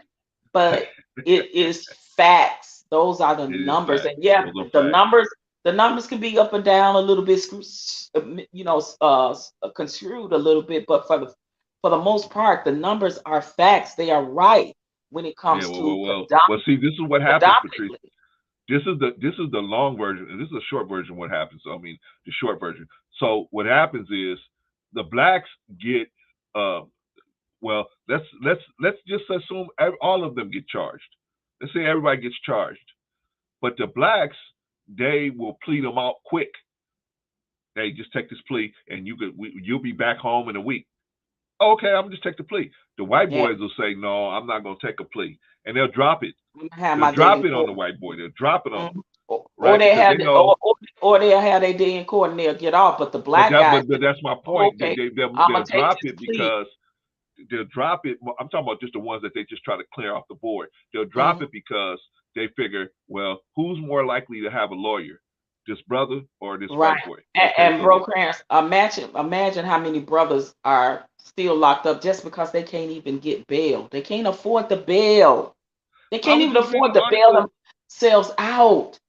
I was just reading an article about um I don't know if it's you sent me this article or Rico sent me the article where the brother is doing life in prison for a couple of ounces of marijuana Yeah, because that he was got me. caught with. Okay, you sent me that Marijuana. article. Yeah. Hmm. I mean, a life in Listen, prison. one life in Mississippi. Now let Yeah, you and they already threw know it, this. and he went to appeal it, and he threw it out. Right? Yes, 1.54 ounces of marijuana, bro, Clarence. He's sitting in there for life. He got life. So you see the difference, and it depend. Yes, And yeah, we know each state is different. We know the southern states and the southwestern states are worse when it comes to black and brown people. But that's fact. 1.54 ounces of marijuana, which is now legal in most states. correct. But you see the difference. Yeah, I see it. I see it, but I just know that the people that argue against us, Patrice, their thing is, well, it's not that everybody gets charged. It's going to be the same all across the board, and it's just not. The numbers don't bear that out. The incarceration numbers don't bear that out. If we get the numbers on people getting actually charged, because blacks get charged more, they get charged with it more, and they plead them out because they just Yeah. want the easy win, right? Easy win. Mhm. If I know you from the projects, it's just like they had a show. Shout out to Von Eric. They had a show that was based in Baltimore called The Wire. Are you familiar with the show called The Wire? Yes, I am. Okay. In one of the episodes, they knew this dude was just a street dude. He had no knowledge of nothing, right? They told him they was gonna hook him up to a lie detector, right? They hooked him up to the copy machine. You don't know better, right? They hooked him up to the copy machine, and they pushed the copy, right? The paper came out, and they said, "Hey, you lying?" He said, "All right, all right, all right. I'll tell you what happened, right?" Right. But my point is, we don't know. We don't know what we should know, right? We should know. Hey, wait and get your day in court, right? But because they tell you, hey, you can go home if you sign this plea agreement, you can go home later on the day. As soon as you come into court, you're gonna be going home. Well, that's all I want to do is go home. Okay. So they plead them out. They plead them out. While the white person understand that, hey, if you sign that plea agreement, it's gonna be harder for you to get a job later. So I'll fight you. No, you know what I'm saying? I'll fight you. Plus, if you're gonna pay for me to have a lawyer, I'll fight you. Right? So there was a lot of times we'll drop the case on them, depending on their their awareness of what's going on. A lot of these guys that sign these plea agreements, they don't know what the hell they signing. They Don't don't at know what all. they signed in. All they're doing is the public defender comes in and says, "Hey, guess what? I got great news. You're going to be able to go home, right? But you got to sign this agreement." Well, what does it say? It just says that you agree that you did this, and it'll fall off. You're going to be on probation. You have a little probation. They don't tell them that you got a felony on your record. You got Mm. a felony now, right? They bumped it up to a felony, but they let you sign off on it. You know what I mean? So I mean, or they put gang enhancements on there, right? You're aware of gang enhancements, right, Patrice? Mhm. Yeah, Okay, so let me without. explain. Let me Go ahead. explain for the Go ahead. people listening. A gang Mhm. enhancement is they charge me with a crime. They charge me with a crime, right? And then they find out, oh, I'm a what you call? I'm a Venice shoreline crip. I'm a Venice shoreline crip, right? Or I'm a Long Beach insane, right? They find out I'm a Long Beach insane, and so they say, okay, well, since you a Long Beach insane and you doing this, now we're gonna put some gang enhancements on you. We're gonna charge you with some gang crimes for just being in a gang, because you ain't supposed to be in a gang if you've already been convicted. They tell you who you can and can't hang around, right? Well, now you've been hanging out with the gang, then now we're gonna add, in other words, we can add more charges to you and increase the time that you're gonna get. Those are gang enhancements, right? So that's what they do, and they have you sign on, and they just get all these W's. And it's all political. So the district attorney and the assistant district attorney can get W's so they can advance their careers, and they don't care. It's mostly us. They don't care, especially in those major cities like LA. They don't care, man. And look at what happened. Same incident like you're explaining with the district attorneys and the attorney general, and same thing happened with that district attorney that prosecuted the Central Park Five guys. One of the guys wasn't even there. Right. He went to sit with his friend while his Right. He friend gave a statement. Yeah. And he ended up going to prison. And because he was 16, he was the oldest one. He got charged as an adult, and he the one that got the worst treatment in Rikers. Oh, and he the one right now that is dealing with a lot of mental things because of what happened to I him. know the one you're talking about. And the district attorney lady built her career off that case. Right. And do you know when they were found guilty, she was nowhere around to give an apology, to give a state. She built her whole career off of that making sure that they got time for that crime or something that they didn't do. And when that Hispanic boy came out and admitted that it was him and he did it alone, see, because they thought it's no way one person could do this by themselves. It's just no way. And the oldest one went with his friend, and show you how the criminal justice system and the prison system works for Black and brown men. He was not even there when the incident happened. He just went down there to be with his friend, and he ended up spending all those years in prison. And because he had just turned 16, he had to go to Rikers, as where the other ones went to juvie. Patrice, I don't know why you're making this story up. I don't know why you're making it up. This don't happen that way. I'm just making it up, and because I don't have any talking points, but I just say the same thing. And see, and what I'm talking is just here, malarkey. I don't know what I'm talking about. I'm delusional. Do you understand what I'm saying? Yeah, that's right. I forgot you. I forgot you was delusional, Patrice. And I'm delusional, and I don't know what I'm talking about. Y'all need to pray for me. I forgot. That's right. You delusional, Patrice. How could I forget that?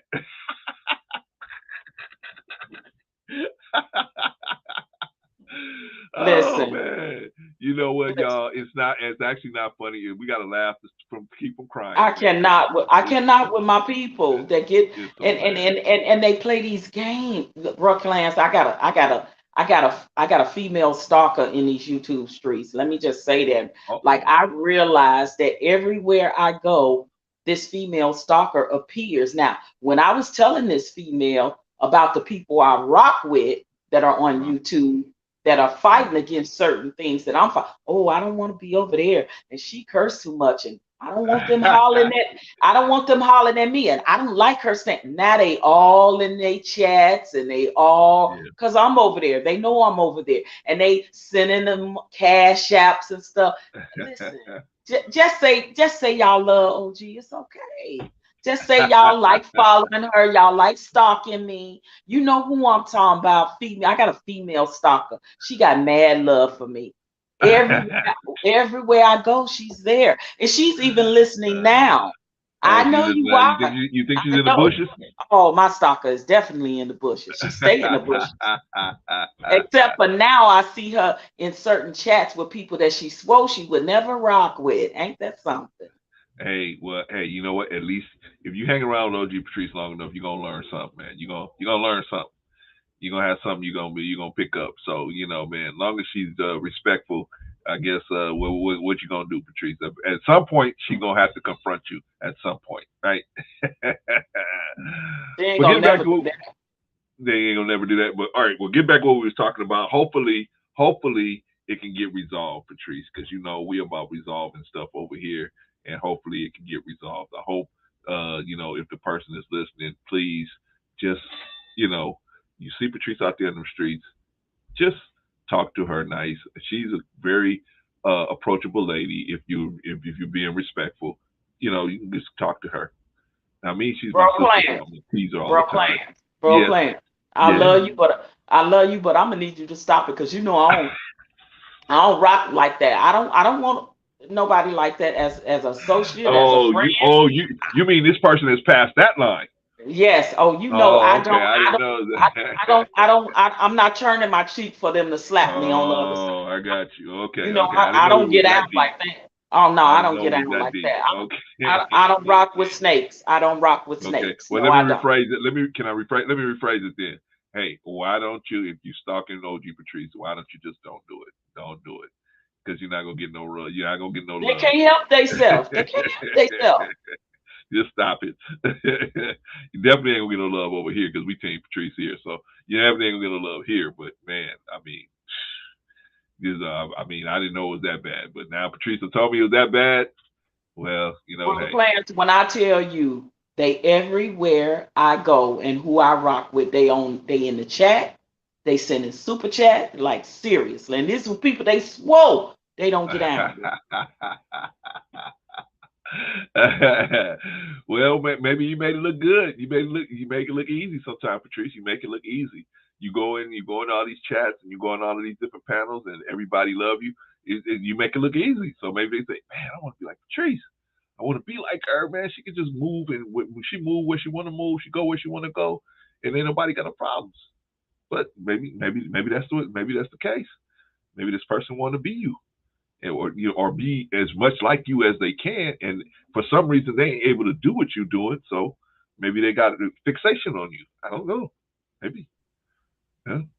That's possibly true, bro. Clans. People that do that to people, it's really a fact that they like the person, but then it's something they don't like about themselves, and they see something in that person that they don't like that they wish they had.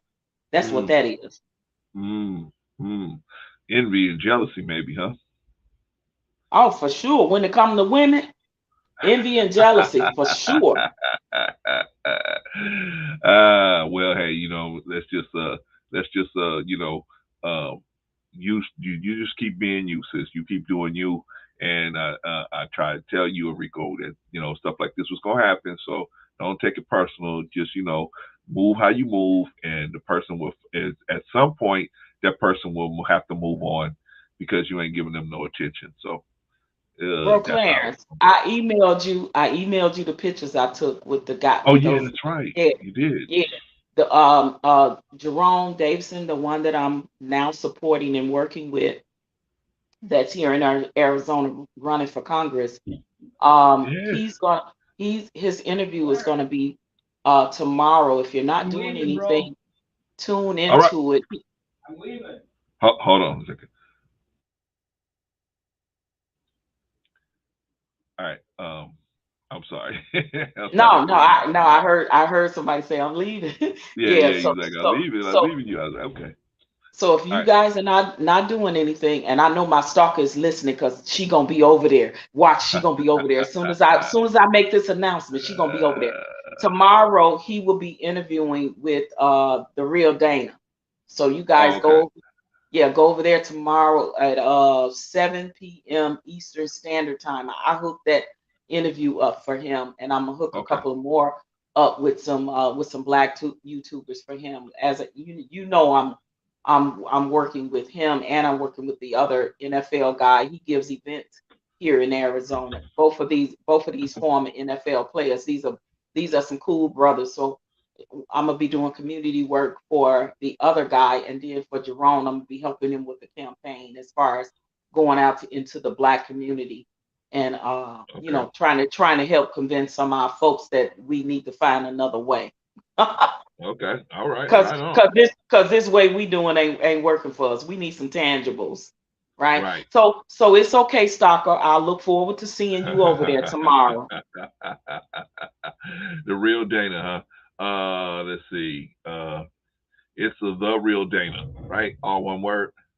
Yeah, yeah, the real Okay. Dana.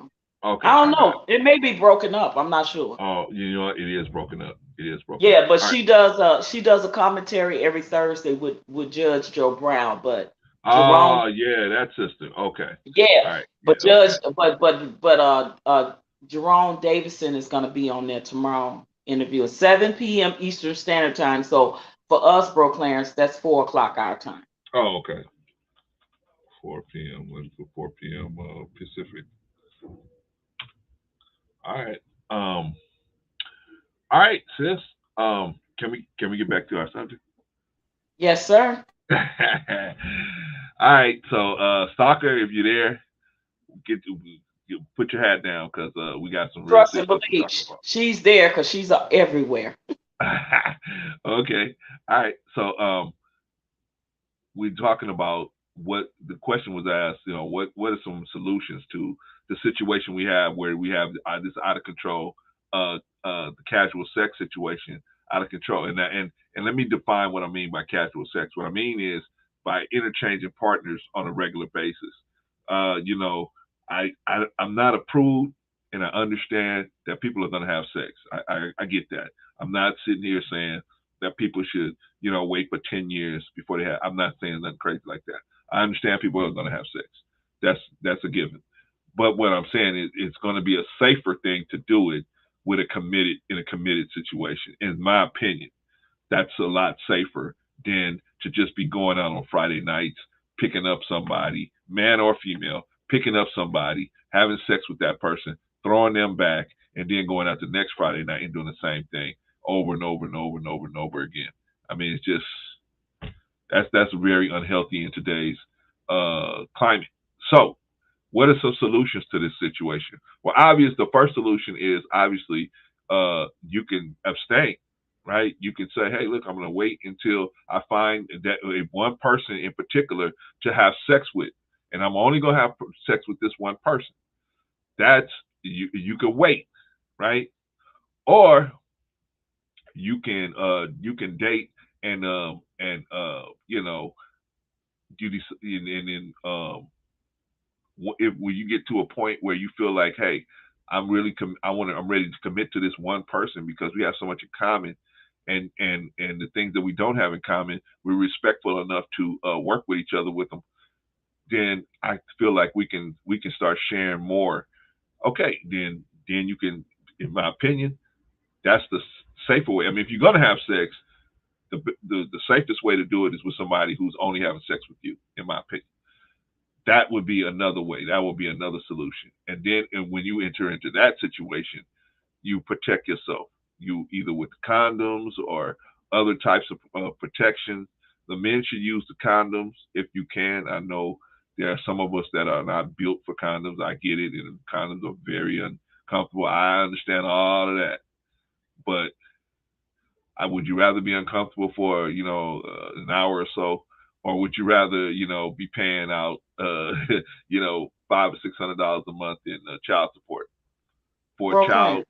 Yes, And if yes, I ma'am. may say this, and especially to the women, because women, we are the carriers. Right. Women are the carriers, right? Yes, ma'am. So I want to speak to the women specifically when it comes to this. And I don't know if you've ever heard of it, Bro Clarence, but there is a thing called soul tie. Soul tie. Soul ties. And every time sexually, a Oh, I know what woman you're talking about. Yeah. allows a man to implant his seed in her, whether Yeah. she gets pregnant or not, there is a connection of a soul tie. Okay. And if a woman can, and a soul tie has to do with spirits. And I'm just kind of gonna break it down to say Break it down, sis. in this sense, every time. a man puts his seed in a woman, for the woman on her end of it, the soul, that she continues to get all these different spirits in her from that particular man. And it may not be the man that she want to have that seed in her, that spirit in her, that soul tie in her. So a woman especially really need to guard herself in that aspect, because every man that look good to you, that you allow to in put it put himself in you raw, and he put his seed in you, whether you get impregnated or not, he's still leaving a part of him in you, which is a soul tie, which is a spirit. And imagine a woman letting multiple men do that to her. Come on now. Come on now. So Preaching night. women, I'm gonna need y'all to protect your wounds better. Yeah. Care about your wound and the spirit that goes inside of your wound. Now. And I digress. Okay. Now you heard Sister Patrice. She put the spiritual side of it. Now I want to do the mathematics. I want to do the mathematical side of it. Okay? Because everything can be broken down into mathematics. Okay. So Sister Patrice said, hey, you got the soul ties. You every time you let a man enter you, you getting that soul tie, right? And so you don't want to have a lot of different soul ties, because when you find a person that you actually say, man, you the man I've been looking for, right? You the guy I've been looking for. You want to be able to give him something of value, which is a clean pathway for his children to approach into the new world, right? Into the world. That's your gift to him, is to have that clean passageway for him, right? But if you got all these soul ties, it might cause some conflicts, right? Now Patrice gave you the spiritual side, so I'm going to give you, and I agree with her, but I'm going to give you the mathematics behind it. This is the math. Every time a man releases his essence into you, not all of that essence will be ejected as waste. Some of it will be absorbed by the body. And so when sperm is absorbed in the body, because it's a live germ, it has to be dealt with by the body. It's a live germ. And even if it is no longer alive, the DNA, it still has different DNA. So even your body can realize that there's different DNA inside of the body, right? There's foreign DNA that has to be accounted for by your brain.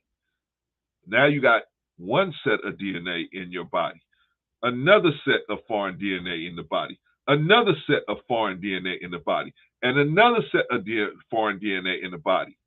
All of these foreign sets of DNA have to be accounted for by the brain, right? This may cause confusion. It may cause different types of disruption in the way the female body should operate, because we got all of these different confusion. Oh God, I thought I timed this dude out. Damn. All right. So anyway, oh man. Yeah. So the body has to deal with all these different sets of DNA. So if the body has to deal with all these different sets of DNA, that may cause confusion, because one set of DNA is going to require one set of instructions on how to handle that set of DNA. Another DNA is going to require another set of instructions on how to handle that set of DNA, and so on and so forth. And if you got so many different sets of DNA, confusion can set in, and then also it can degrade the situation as far as how the womb and everything coming out of the womb. So that's the math behind it. Well, I agree with you what you say with the soul ties. Not only is this a spiritual issue, but it's also a biological issue that is going to be a major issue if it gets out of hand. That's why I say we should cut it down and just. And Bro Clarence, just to elaborate on that even a little more, Okay. if a woman sleeps with two men within the same time period that she's ovulating, she can get pregnant with twins by each one of those men, meaning she can carry the seed of the seed of one man that creates a baby and the seed of the other man that creates a baby. And they can actually be twins by two different men. This is factual. This is Okay. science and this is biology. I didn't want us to get spooky, Patrice. So I'm glad No, we're no, not I'm just spooky. saying. No, but We we talking but facts. see, bro, Clarence, sometimes we need to be. Sometimes we need Right. to be deep because our people need Right. to understand how deep this rabbit hole goes for us because it's affecting our community. All right. I just Real talk. real Like talk. like we gotta come up with better solutions because what we doing ain't working. So maybe they need to hear the hard facts of what casual, unprotected sex can cause. When you're Yeah, being man. careless, when you're being willy nilly, when you out here just freestyling. Yeah, man. I mean, if you, it's. I mean, and then there's another question with all of these Merks. Where do those children go? Where does that product go? And who's making money off that product? There's places that buy that stuff and they make a ton of money off of just removing it, packaging it, and sending it somewhere. Who's what business is that? If that wasn't a big business, they would shut that. They would shut the Merck industry down, right? Because you can't make money off the both ends. And But it's now, definitely big business in black market. exactly. But now you can make money off of both ends. You can make money off the front end by actually making them pay for the Merck, and you can make money off the back end by selling the product that you pulled out of the woman. But we don't realize that. And what are these products going to go do? They're going to go do some some nefarious experiments, you know what I mean? So my point is, we are we are co-conspirators in our own demise, and we need to get out of that game. We need to let people, if they're gonna do it, let them do it, not us. We don't need to be co-conspirators in our own demise. Because if we continue with this uh, this casual sex in an unresponsible way of having this casual sex, what's going to happen is, like you said, we're going to fill up the jails, we're going to fill up the foster care system, we're going to overload it. We're going to overload the foster care system. We're going to overload the orphanage system. We're going to overload everything, and then we're going to have to move up in. Now, right now, white people are get the most government aid. They get the most government aid. I think at 48%, they get the most government aid by race. They get the most, WIC, welfare and all that. They get the most, right? Okay, so but that's going to put greater emphasis on public services for us as black people. And where they're going to get this money from? And are they going to cut us in, or are they going to just the people that's already getting government aid in a certain demographic? They just going to cut it because we got so many people. We can't give you $400 a month. Now we got to give you $200 a month because we got so many people on the using this system. See, it's a lot of different things, a lot of math we got to do to find out what's going to happen. Then the health of it. Like before, when I was talking about, I was listening to a guy talk about how a couple of friends of his got monkeypox. Now we can give each other all these different. Now we got a whole variety of different diseases that can actually take you off your feet. You got the Rona, you got the monkeypox, you got the HIV, the STDs. I mean, you got so many different things out there that can just And take even you off like your feet. and Brooklyn's even like what that story that Osmosis said, I'm noticing that they said I read something about a month ago that said the herpes rate has almost tripled Yeah, within the black community. yeah. Well, they say most Percentage. people have herpes. They say And most people have herpes. what we really, what women really need to realize is what I said earlier, and it's facts. Women are the carriers. Yeah, We are the carriers as women. Ask your OB-GYN if you don't believe me. We yeah, are the carriers most of the STDs, once it's given to us by a man or by another female, whatever the situation, whatever, we are the carriers of it. And it Yeah. hones in our very wounds for so long, and we don't even know it's there It does so much until it's damage. almost too late. Yeah. And it does. Listen, listen, Linda. I ain't said that in a long time. Listen, Linda, listen. But anyway, yeah, we are the carriers, so we have to be careful. Women, we have to protect our womb better than this. What we're doing, we can't be out here loosey goosey, willy nilly, and we can't. Yeah. Yeah. I agree. We don't. But here's the thing: how do we, Patrice, get the younger ones to learn and understand? You know what I mean? It was a time where we as young people, we were. I don't know if they put fear in us or they just broke it down to us and told us, hey, look, this is what your life's gonna be like if you do this too soon. You know what I mean? You need to get yourself together first. How do we get it to these young people? Because they don't even care now. They don't even care. I mean, Like I said, sometimes we just need to hear the raw, uncut, unedited, unadulterated truth, facts. We need to show them situations. They need to see real life situations and observations of things like, look, if you don't stop doing this, this is going to be the result. And you lucky if you just only end up with something that ain't going to kill you yeah, and put you 6 feet under before you're 35 years old at the rate you going. yeah, You man. know, you either gonna listen or you gonna get the hard results of what real life experience can be. And when it comes to that, the way these STDs are roaming around in our community, Oh man. they Oh got man.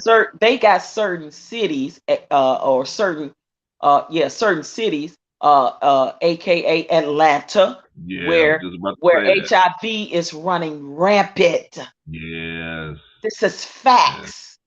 Yeah. They starting to have a lot of that monkeypox out there too. Oh man. Yeah. Yeah. It's a sad situation. I mean, and the really when it all boils down to it, it's just because we don't have the self discipline to say, you know what?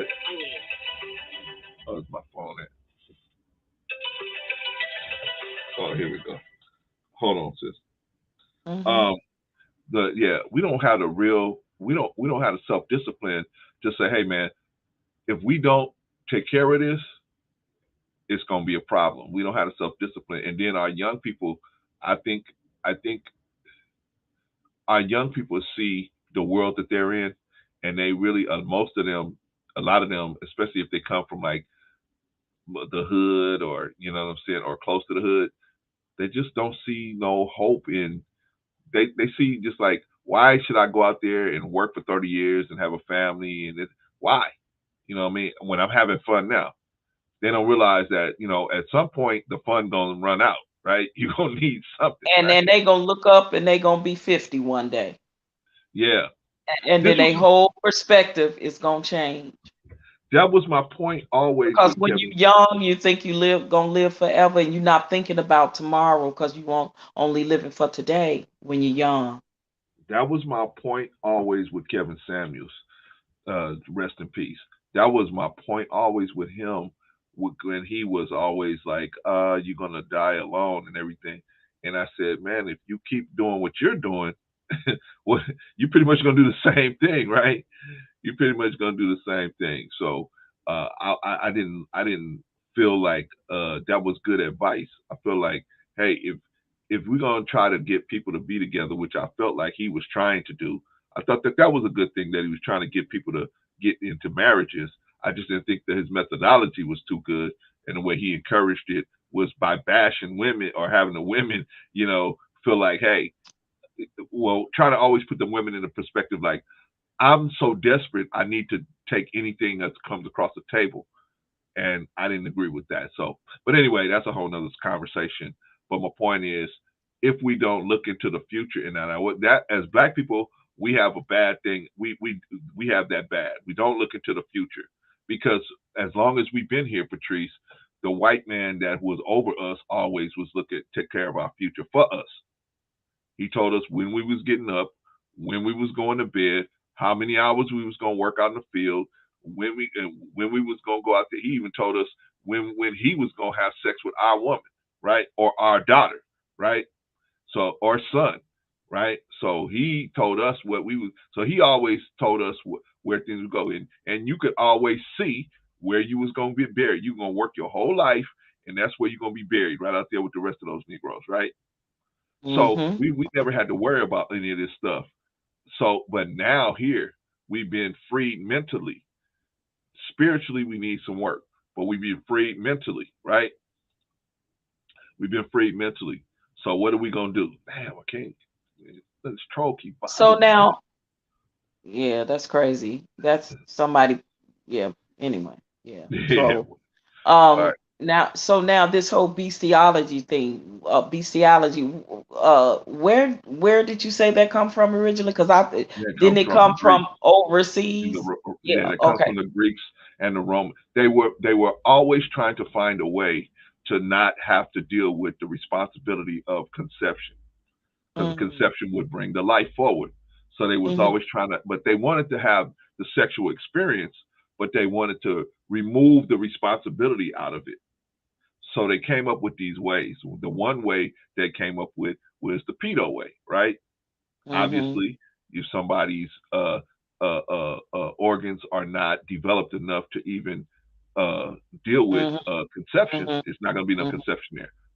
Right. Then they came up with homosexuality, whereas now you're not even putting the parts together that even need to be put together for conception to even happen, right? Mm-hmm. And Mm-hmm. then the bestiality, where if we do this with animals, we don't have to worry about conception. So the responsibility is taken away. The Mm. responsibility is taken away. So this is Okay. stuff and this is documented stuff from the Greeks. This is documented from the Romans. Mm-hmm. Documented, documented. Where I mean, their culture was, as a man, you had a wife for breeding, and you had a boyfriend, or you had a playboy, what they call a little boy, what they call where you played with this little boy, because the Romans had slaves too, Greeks had slaves too. They had slaves, white slaves, Mm-hmm. right? And so they you know they did what they did with them, right? So everybody was like that. But what happened to them, Patrice? What happened to the Greeks? Same thing happened to the Romans.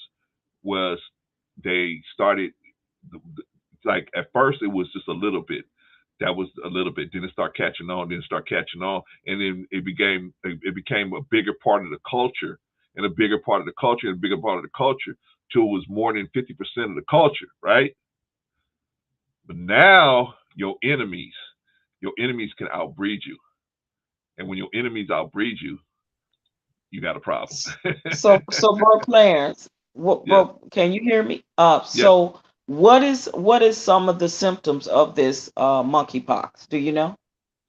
They say it's like a real bad cold, pretty much like COVID, real bad cold. But they Hmm. say you get some kind of blisters or something like that. That's what I've heard. I haven't checked it out. I haven't checked it for sure. Let me look it up right now, So because you know so how is the we. numbers are the numbers rising in the US from Well, this I was listening to a dude talk and say it's rising in Atlanta, but let me in see. Atlanta? Oh wow. In Atlanta, yeah, it's getting woo. Monkeypox can be spread to anyone regardless of sexual orientation and travel history. While the virus is known for causing patients to have a rash, symptoms can also include fever, muscle and body aches, headaches, chills, and swollen lymph nodes. I guess it's just like a real bad Virus. virus, yeah. But they said it's an ongoing outbreak of the viral disease known as monkeypox, and it was confirmed in May of 2022, beginning with a cluster of cases found in the United Kingdom. Wow. Holy smokes! Holy smokes! So it says, how can you get the monkeypox virus? It can spread through contact with clothing, bedding, and other items used by a person with monkeypox, or from respiratory droplets.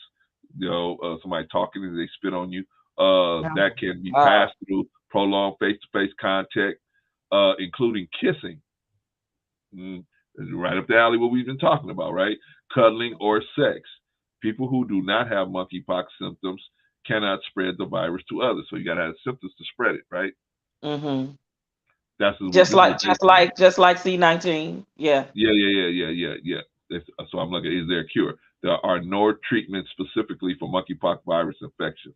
However, monkeypox and smallpox viruses are genetically similar, which means that antiviral drugs and vaccines developed to protect against smallpox may be used to prevent and treat monkeypox virus infection.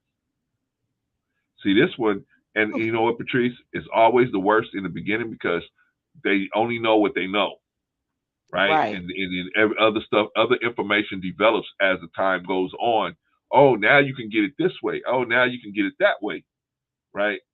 So I don't know, but they said, but it's just so many different things out here that is just caught up in, and so many people are living such a wild lifestyle that if you don't reel it in, man, it's going to be a bad situation. It's really going to be a bad situation. You know, we already are the hot. You know, HIV among Black people is just it's the highest, right? What's going to happen when if we now that we stopping now that they're stopping the baby Merks and they're going to force people to have babies? What's going to happen? And people, because people are still having sex, right? We need to see what I feel like we need to do is we need to put some money together for some educational things that we can spread through all the high schools, right? When I was coming up, there was a dude that was going at my high school. He came to my high school and he was part of this don't do drugs thing, right? I don't know what happened to Patrice. Oh, she fell off. Oh, she'll be back. He had this don't do drugs thing, right? So what the dude did was came in and he said he started showing how everything negative we had. I know new growth, man. It's a bad situation, man. So what he did was he put a handkerchief in his nose and pulled it out through his other nostril, right? Just to show that he had burnt up all of the myelin, all the stuff in his nose. He had burnt it all the way up from doing so much cocaine. He was able to put the handkerchief in one side and just reach in the other side and pull it out, right? All of us we was in the auditorium. We were like, oh, right. But you know what I'm saying? Doing drugs is crazy, man. It's crazy. But I think our we should use our tax dollars to try to teach the people the dangers of having all this casual sex. But like I said in the beginning, there's so much money involved in casual sex. Ain't nobody gonna stop. Ain't nobody gonna stop to tell us not to do it. There's so much money in abortion. Well, I said abortions. There's so much money in the prison pipeline. There's so much money in foster care system. What is the amount spent by the United States government and all states involved for their state-sponsored foster care systems? What does that cost? What does that cost daily? What does that cost weekly? What does that cost monthly? What does that cost annually? What is the annual cost of said foster care systems of the United States all together added from state to state? What is that annual cost? How much less would that cost be if those children either were not here because they were pre-planned or they were in a family that was able to take care of them? How much money would be saved by said state government if those children did not have to go into foster care and they were able to be in a healthy family? So we got to think about this stuff. We got to think about this stuff. Patrice? I'm here. Can you hear me? Oh man, you you made me thought we It's was on a bad. You made me thought we was on a bad date, it's right? been You know what I storming. mean? The It's been woman just say, "I'm storming. going to the bathroom," and she never come back. You sitting there waiting, like, what happened? No, it's been raining. It stormed real bad here last night, and then tonight it's raining. Last night we had a dust storm as well, so Oh man. yeah, it's been a little service has been a little weak out here. So Oh man. apologies Oh for man. that. Oh yeah, no problem. I'm just messing with you. But yeah, What are we No, gonna it's do? funny. It's funny you said that about the brother, because I still can hear you and see you on my TV, even though I'm connected to my Just phone. follow. So I heard you talking about the brother doing the thing with the tissue in his nose. It's so funny because I know somebody Yeah, the same way. The cocaine destroyed all the membranes in his right, nostrils. He right, actually could no longer smell. He could not right. smell from years and years of abuse of that. You know what And I'm talking I about? can't tell y'all who that is because they got a famous they got a famous uh that one of their siblings is famous, so I can't say All right, who. all right, Patrice. Don't you gonna tease us and then just pull it away from us? Okay, all right.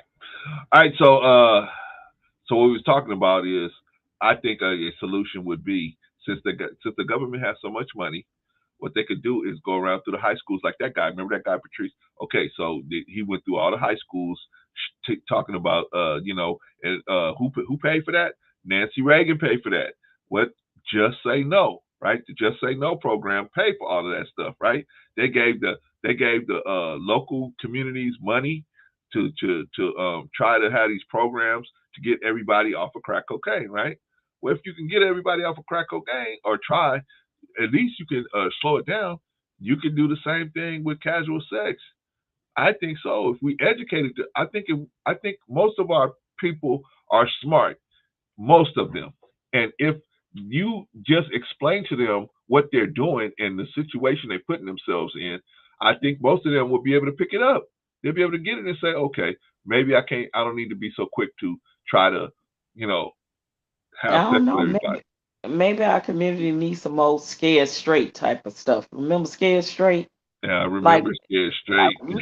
we really need a shock value. We need we need something that's going, because I don't know what it's going to take to get the younger generation. I have never in my lifetime seen, and not all, let me put that out there. First of all, um I ha- and it's definitely the influences that's out here with social media, with reality TV, with music. It's just different. And if we don't see the difference in the culture shift, the morals, values, and integrity that I had, or I think I could say from Gen X, even some of the Gen X, because some of the Gen X had to go through the crack era, right? So that Right, affected them.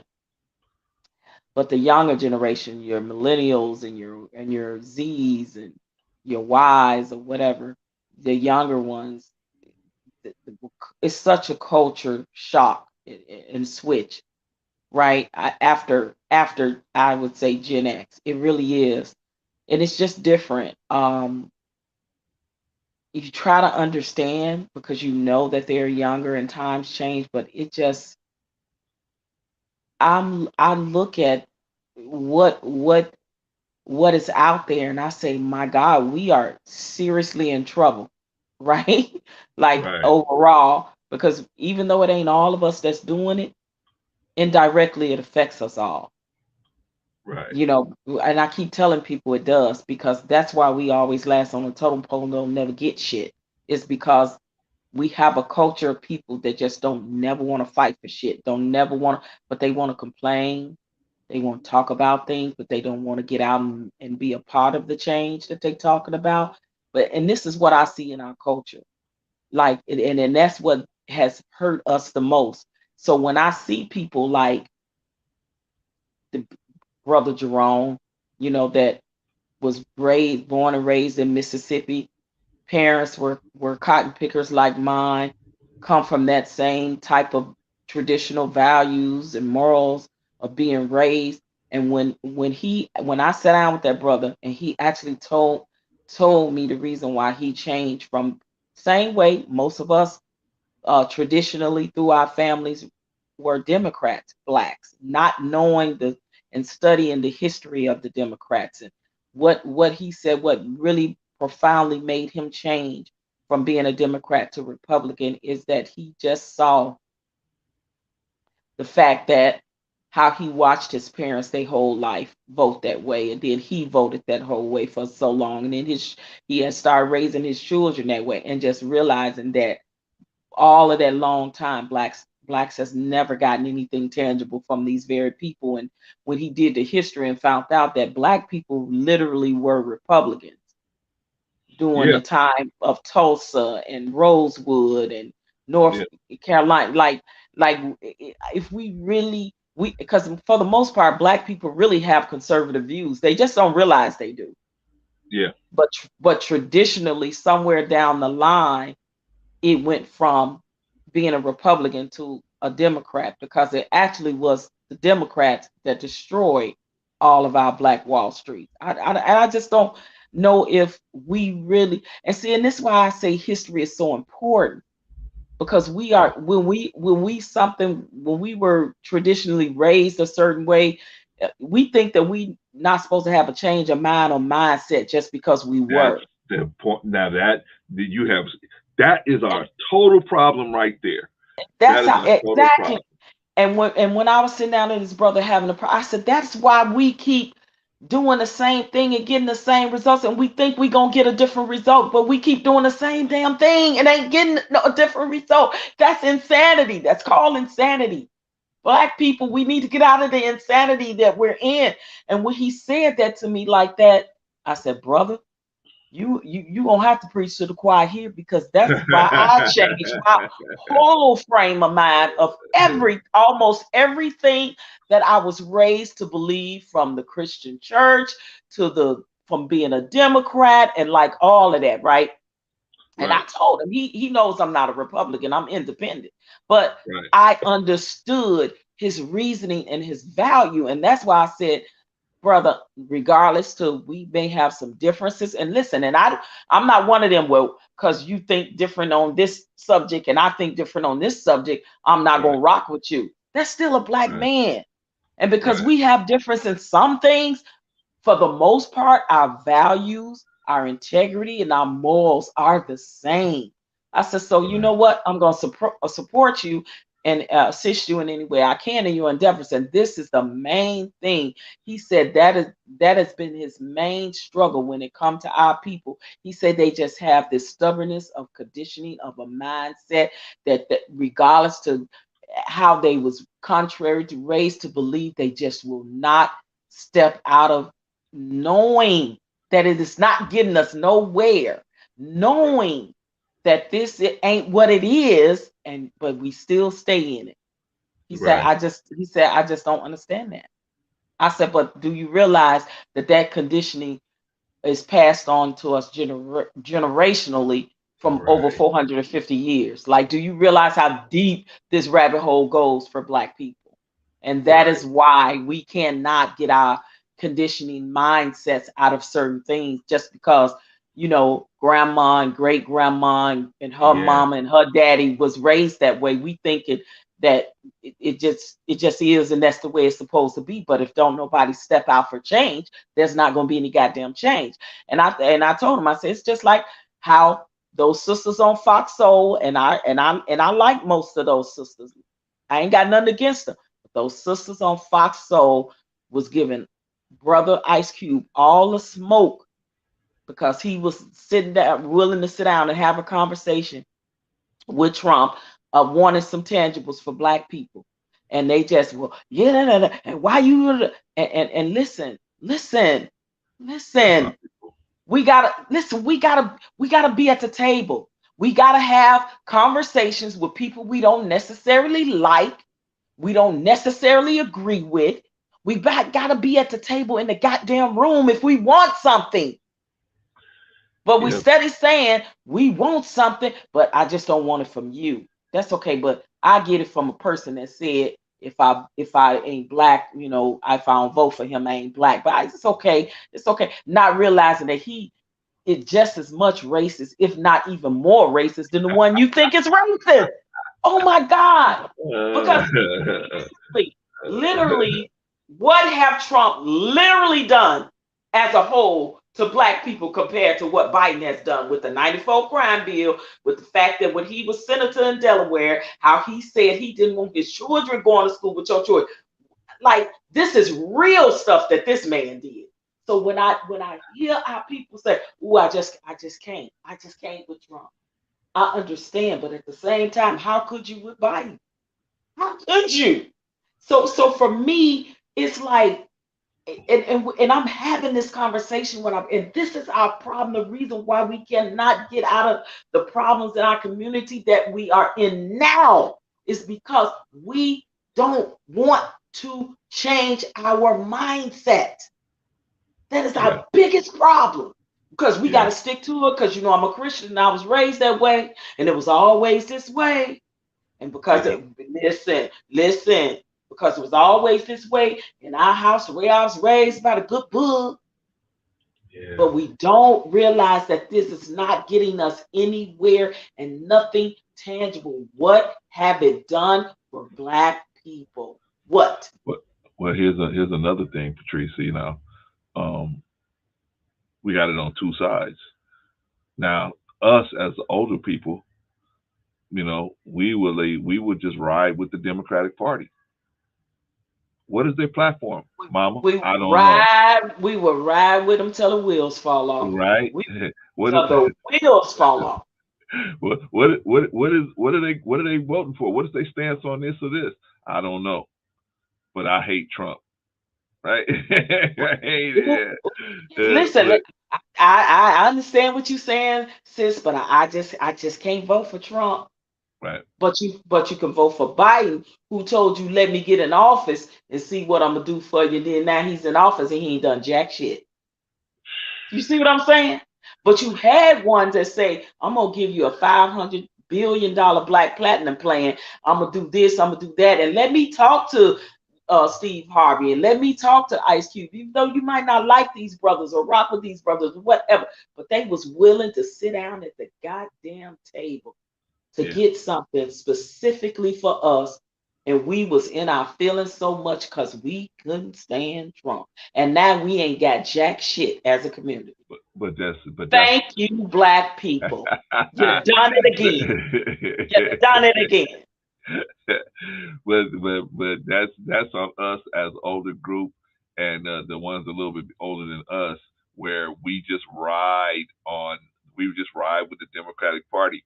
Then we will, if we have a child, let's say we have a child, right, and we have children, we'll tell our children, you got to vote Democrat. Don't vote for this person. And they say, Mama, why you hate this person so much? I just do. So don't Yeah, no vote. Yeah, answer. I I do. because I said I do. Because I Right. said And you better vote for Biden too, right? And so now you scared if you don't vote for Biden, your mama gonna put you out, or your mama ain't gonna talk to you no more, or these people threaten you with relationships. They threaten you with the sanctity of relationships. That's what Black people would threaten you with the relationship. If you don't vote the way I want you to vote, then I'm going to leave you. bro plan. Relationship wise. It was the same way they did with this whole jab. Like it literally divided families, broke Right. up relationship, friendships over the jab. Whether I want to get it versus I don't, you want to get it and I don't. I want to get it and you don't. Like, oh my God. Like I Yeah. cannot tell you how conditioned as a people we are. It is embedded in the very fiber and DNA of our being. And I wish that for once in our life, we will just step outside of that box. If Black people could just for once step outside. Because listen, what we've been doing for decades ain't getting us nowhere. It's Right. not getting us nowhere. We had somebody that you say is a racist too, that was at least going to give us some type of tangibles. And he was willing to do that before he left office because he actually had that $5 billion Black Platinum plan in place before he left office. Yeah. You See, understand? So see, then you that's what. got somebody that ain't even in office yet tell you, wait till I get in office and then we can talk. Okay, he's in Right. office. Where's the conversation? Well, we still sitting at the table waiting. Like make it make sense. But But see, this is what we want to tell ourselves when we want to have our own reasoning and logic for reason why we voted for who we voted for. You know what I mean? Like I don't understand it for the life of me. Look, Well, li- like I said, Patrice, those people, they came up at a time where, you just roll with whatever. You know, the decisions they didn't understand that they had the power to make decisions, right? You just pick the car and you ride with it. Right, I'm riding with you. I'm just gonna be a rider, no matter what. Good times, bad times, whatever. I'm riding with you. People switched. Let me tell you when black people started switching over to the Democratic Party. When Franklin Roosevelt uh, put out he came into office and with the New Deal, right? right. Hmm. Okay, so because many blacks started the migrations from the south up to the north, and they were able to get jobs and so they felt like Franklin Roosevelt had a lot to do with that with this New Deal situation, right? So and then a lot of them joined the military, and they had the GI Bill and all of that stuff. So they felt like, hey, this dude is doing something for us. He's helping us, advancing us. So a lot of them switched at that time. And then they had another big push of black people when the Kennedy brothers were in office.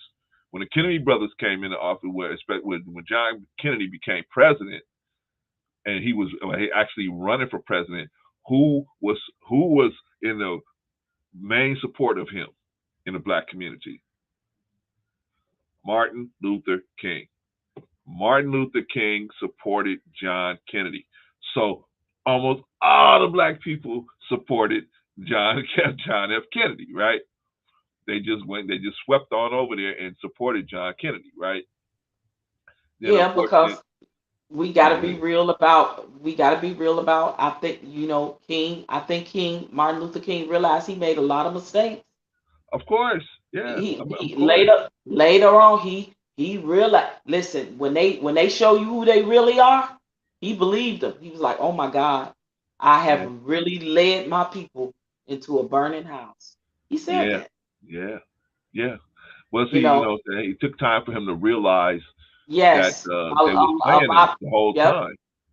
They Yeah, was and playing him. I think a lot of people really need to realize that we've been being played for a long time, Well, see, long so time. they'll find a person that black people are will follow, and so they'll get that person to push their program. They'll say, "Hey, look, we will. This is what we want you to bring the black people out to vote.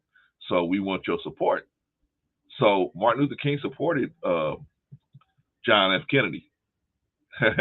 Oh yeah, come on up, New Growth. I'm sorry, man. I see me and I get to talking to my sister, man. I'll be forgetting, man. I forgot to put the link out. You talking uh, about critical? You talking about critical thinkers? We really ain't the critical thinkers. We really need to be thinking outside the box. When I tell y'all this brother is is is is shaking some boots when it comes to these Dems, when it comes to a lot of these Democrats, especially here in Arizona, when you got a brother is saying you ain't taking away my gun, I'm gonna stand for the Second Amendment, and I'm gonna stand for this, that, and the other. Now, was that the football player you was talking to me about? Yeah, yeah. Show Oh, the okay, picture okay. that Oh, I emailed you. Yeah, because and listen. When I went to the event, when I met him, right? Because I told you I was going to the event to have a meeting with him, to meet him and everything. Listen, me, him, and the other NFL player was the only three black people in that room. The rest of them were holy all smoke! You kidding me? Caucasian Kidding? Republicans. And when Oh, I tell you when I tell you they had their arms open to me, like welcome, sister, like welcome to the other side. And I said, listen, listen, I got a chance, and I'm gonna have more. Not him, no, that guy right there is the CEO of the nonprofit organization that I worked with for the prison system in Las Vegas. So what they do, he gets nonviolent offenders education, get them their degrees, and I work the clothing drive for them. So like I would go around and collect clothes for them to like have interviews in, and suits for the men, dresses and pantsuits, skirt suits for the ladies. So when they would have interviews, these nonviolent offenders, when they would have interviews, I was in charge of the clothing drive. And this man right Yeah. here, who is now at the CEO of this nonprofit, this was at their graduation. We watched a bunch of nonviolent offenders graduate. They're going into the working world, for some of them for the first time in their life. They like ex-drug offenders and so forth. This man right here, that's the CEO, is a convicted felon, y'all. You hear Wow. what I'm saying? How I'm telling you about how lives can change for people. And Okay. that was right before the pandemic. That's him. So that's not the football That's not player the guy picture that's you running. want. Okay, let me find the picture you want, and then come on, brother New Growth. What's going on with you, man? Peace, family. What's going on? Hey, Coming up brother late. Negro. Hey, Okay. Patrice, do you want AC or you want Jerome? Jerome, that's the one running for Congress. Okay.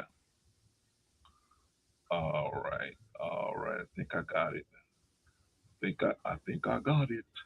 I think I got it. There we go. There we go. Yeah. That's him. So yep. So that's brother Jerome Davison. He played for the Raiders and he played for somebody else too, but he was a running back, and that's Yeah, the yeah. event. Jerome Davis, I know him. Uh-huh. And that's the event. That's the guy that's shaking up. I'm telling you, he's shaking things up. Did y'all see that commercial? His commercial ads where he have the Democrats that are in their KKK outfits, and he No, coming with I his didn't see that. gun. Listen, when I tell y'all, this brother ain't no joke. Okay, All right. he's shaking them up. He ain't All no right. Herschel Walker though. Oh no! Oh my I'm just God! playing. He's just Lord, another football player that's a Negro, running back. I'm just Negro, messing Lord, with you. Negro, don't do that to me. Don't give me a heart attack, Negro. Please. He is definitely not. But show the other one. Why you do that, Negro? Show Why you do that? I just gotta tell show, y'all. Why'd y'all say that? now show the other Let the picture of people go AC. off. Show the other picture of AC. Oh, the Cause AC. that, Okay. All right. yeah, they're friends. AC was at the event. And when I tell you, me, Jerome, and AC were the only black people in that room. And this was like, we took this picture later when everybody almost left at the event Okay. and everything. Listen, All we were the only three blacks in the room. Our people really got to wake up, because these people is putting the funding, the resources. That's AC Caswell there. Now he throws major events in here in Arizona, and he hired me to be the entertainment for his next event in November. This All is right. what Right on. This is what OG Patrice do when I'm in the community. I do the goddamn work. So when I Wait a hear minute, people Patrice. How you doing sit all this and work when you see now? because yeah, right. When I see people talking bull crap, and complaining, but they ain't doing a damn thing. Yeah, show me your receipts. Where your receipts at? Or or else or else, as they say, shut the fuck up. How about that? Oh man. Oh man. Oh man. Patrice. Patrice. Patrice. Yes, yes, sir. Yes, sir. Do you mind if I get Brother New Growth in the middle of this conversation with No, go ahead, brother New you? Growth. All But right. please, All brother New Growth, just don't mention Herschel, please, New Growth. Don't do that to me. Don't do that to me. I knew that was coming, man. I knew that was coming, brother. You I know, knew I'm that in was I'm coming. in Georgia, so I see it 100 times more than y'all do. It's Oh hilarious, man. but sad Oh at the man. same time. What's going on, Brother New Growth, man? What you got, man? Nothing much, man. I'm just been listening. Yeah, I agree with a lot. Everything, most of what y'all saying is like on point. But I don't know, just from my perspective, I think a lot of times we're a little too hard on ourselves, right? Mm. We put things on our people that we seem to not realize that other people do as well, right? And I know we're more connected to ourselves, but it's a certain type of understanding, because like like you saying, like we started with the Republican Party, now we with the Democratic. Well, the Democratic Party was started by the white supremacists, the Ku Klux Klan and stuff like that. Now they the Republican Party, right? It's like a lot of our kids will not deviate from the Democratic Party, right? Which is a bad thing. But a lot of these red states, their kids come out here and say they voting liberal. I wish you would, right? It's it's so we gotta not make it so personal because it makes us seem like something is wrong with us. There's nothing. We're fighting the race just as much as they are if they're trying. Because a lot of white people that I know are trying to break that thing too, right? Or trying to sit there and trying to break that norm. But when we so hard on our people, and it's like we got so many other things, like you said, we always lead the category and number one this, number one in this. Yeah. It's like we gotta kind of like look at it from the inception. We gotta go back to the spoon feeding idea, especially in the inner city. Like I'm here on, and a lot of people just don't know. Like for the things that we have learned, like a lot of these people are clueless. Mm-hmm. Clueless, and what they're doing is being led by their famous entertainer or this person and that person, and they sit there with a certain type of ambiance or bravado of, yeah, I know what I'm doing. They don't know what they doing, right? You can Right. you can understand this. I understood this back when the Barack thing, because not even with Barack, when who was running? I think it was, who was the Clinton's vice president? Gore. Gore. And that was when the Rock the Vote came, right? Because prior to that, it wasn't a lot of black turnout to vote. Like history shows that at that time, black people turnout to voting was low. When the Rock the Vote came, and all of a sudden now we're like really into it, especially black women. And I'm seeing like now everybody just want to wear the sticker. I'm a voter. I'm a voter. Yeah. I'm a voter. And like OG Patrice said, they're not going to the meetings. They're not reading these. Most of these presidential candidates have autobiographies out before they even come. So you can study a lot. Like I read a lot of Barack Obama. No disrespect to the half brother, but he wasn't what we was looking for. But everybody was so gung ho. Everybody was so. Now we're Kamala Harris, same way. Everybody's so gung ho. We know better. Us, like us here who do the research, but a lot of our people, they don't know. Yeah. Well, what they get is they always are able to take advantage of the uneducated masses. Because Right. they're always unable. And then when I say uneducated, shout out to Chef. The uneducated masses are always going to be able to be taken advantage of, where people can, you know, like they ran out Kamala Harris. They said Mm-hmm. she's a woman. She's a woman. We'll have the first woman in an executive Right. office, right? Black woman now. Black woman, Asian, half black, half Asian, right? Or Pearls half and white, chucks. whatever, right? Okay, so uh, that we're gonna have that person there, and plus she's a woman, right? Checking all the boxes. Mm-hmm. Okay, but what they did not look at is her record. Right. And Right. then kind of come back to California and look at her record, right? Right. Right. Right. So they thought it was going to be a good look. It's going to be a good look where now we could say women could get to this high of an office and it's not Right. going to be an issue, right? I can tell But my daughter that it is possible, right? That's what yeah, a lot of people were saying with Barack. I voted for him, so now I can tell my kid it's possible for you to yeah, become I president. did You know, something. symbolism. And honestly, if we can be honest, that's how most people vote anyway, right? Oh yeah, No, yeah. most Well, the majority how they vote for what? vote for office. Period. Most people vote for, like, these white people are going crazy wanting to vote for Herschel Walker.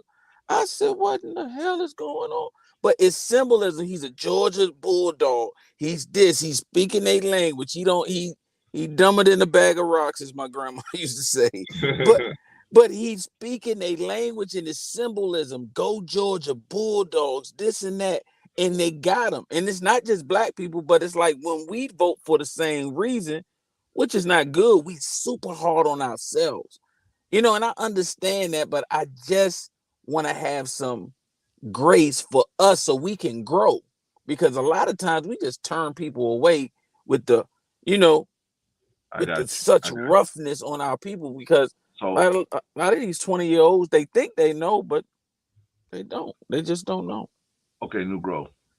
If us telling them the truth and saying okay, if us telling you the truth is not going to be, not you personally, but if us telling them the truth is not going to be, is too rough for them, how should we deliver this information to them so that they can understand it? Because it does us no good to deliver it and they don't get it, right?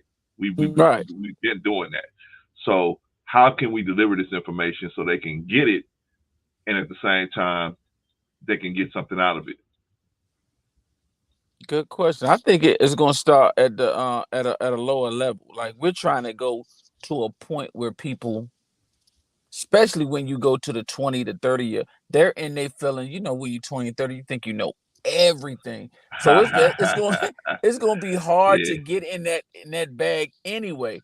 But if we start yeah, getting the 10-year-olds or the 15-year-olds or the, such and such like that, and actually start learning about things and seeing, like, this, your alderman right here, he actually put that in place, or blah blah blah, your city councilwoman, she's the one that shut down. So that's why you have to be, they have to know aware, because what now, a lot of us, what we did when we grew up, all we knew was candidates. We didn't even really highly know what they did, but we say, right, hey, or what that office or that job pertained to. It was just like, well, vote this and vote. I remember Kasim Reed was here. He voted this time. He lost it. I mean, ran again this time. But I remember he said, "Keep Atlanta black." That was his right, whole slogan. I'm like, really? That's it? And he's the yeah. main one who sold it out to the gentrifiers, to the big corporations. He just sold it out. And his girl was right next to him, the one who only served one term, Keisha Lance, right next to Okay, him with the attitude. That's why she got out with one term. They were on their wow, asses to bust them. wow. I think Hey, you hey, too, New Growth. OG. Go ahead. You recognize this sister right here? Yeah, I know that young lady. I think it's that I sister think OG Patrice.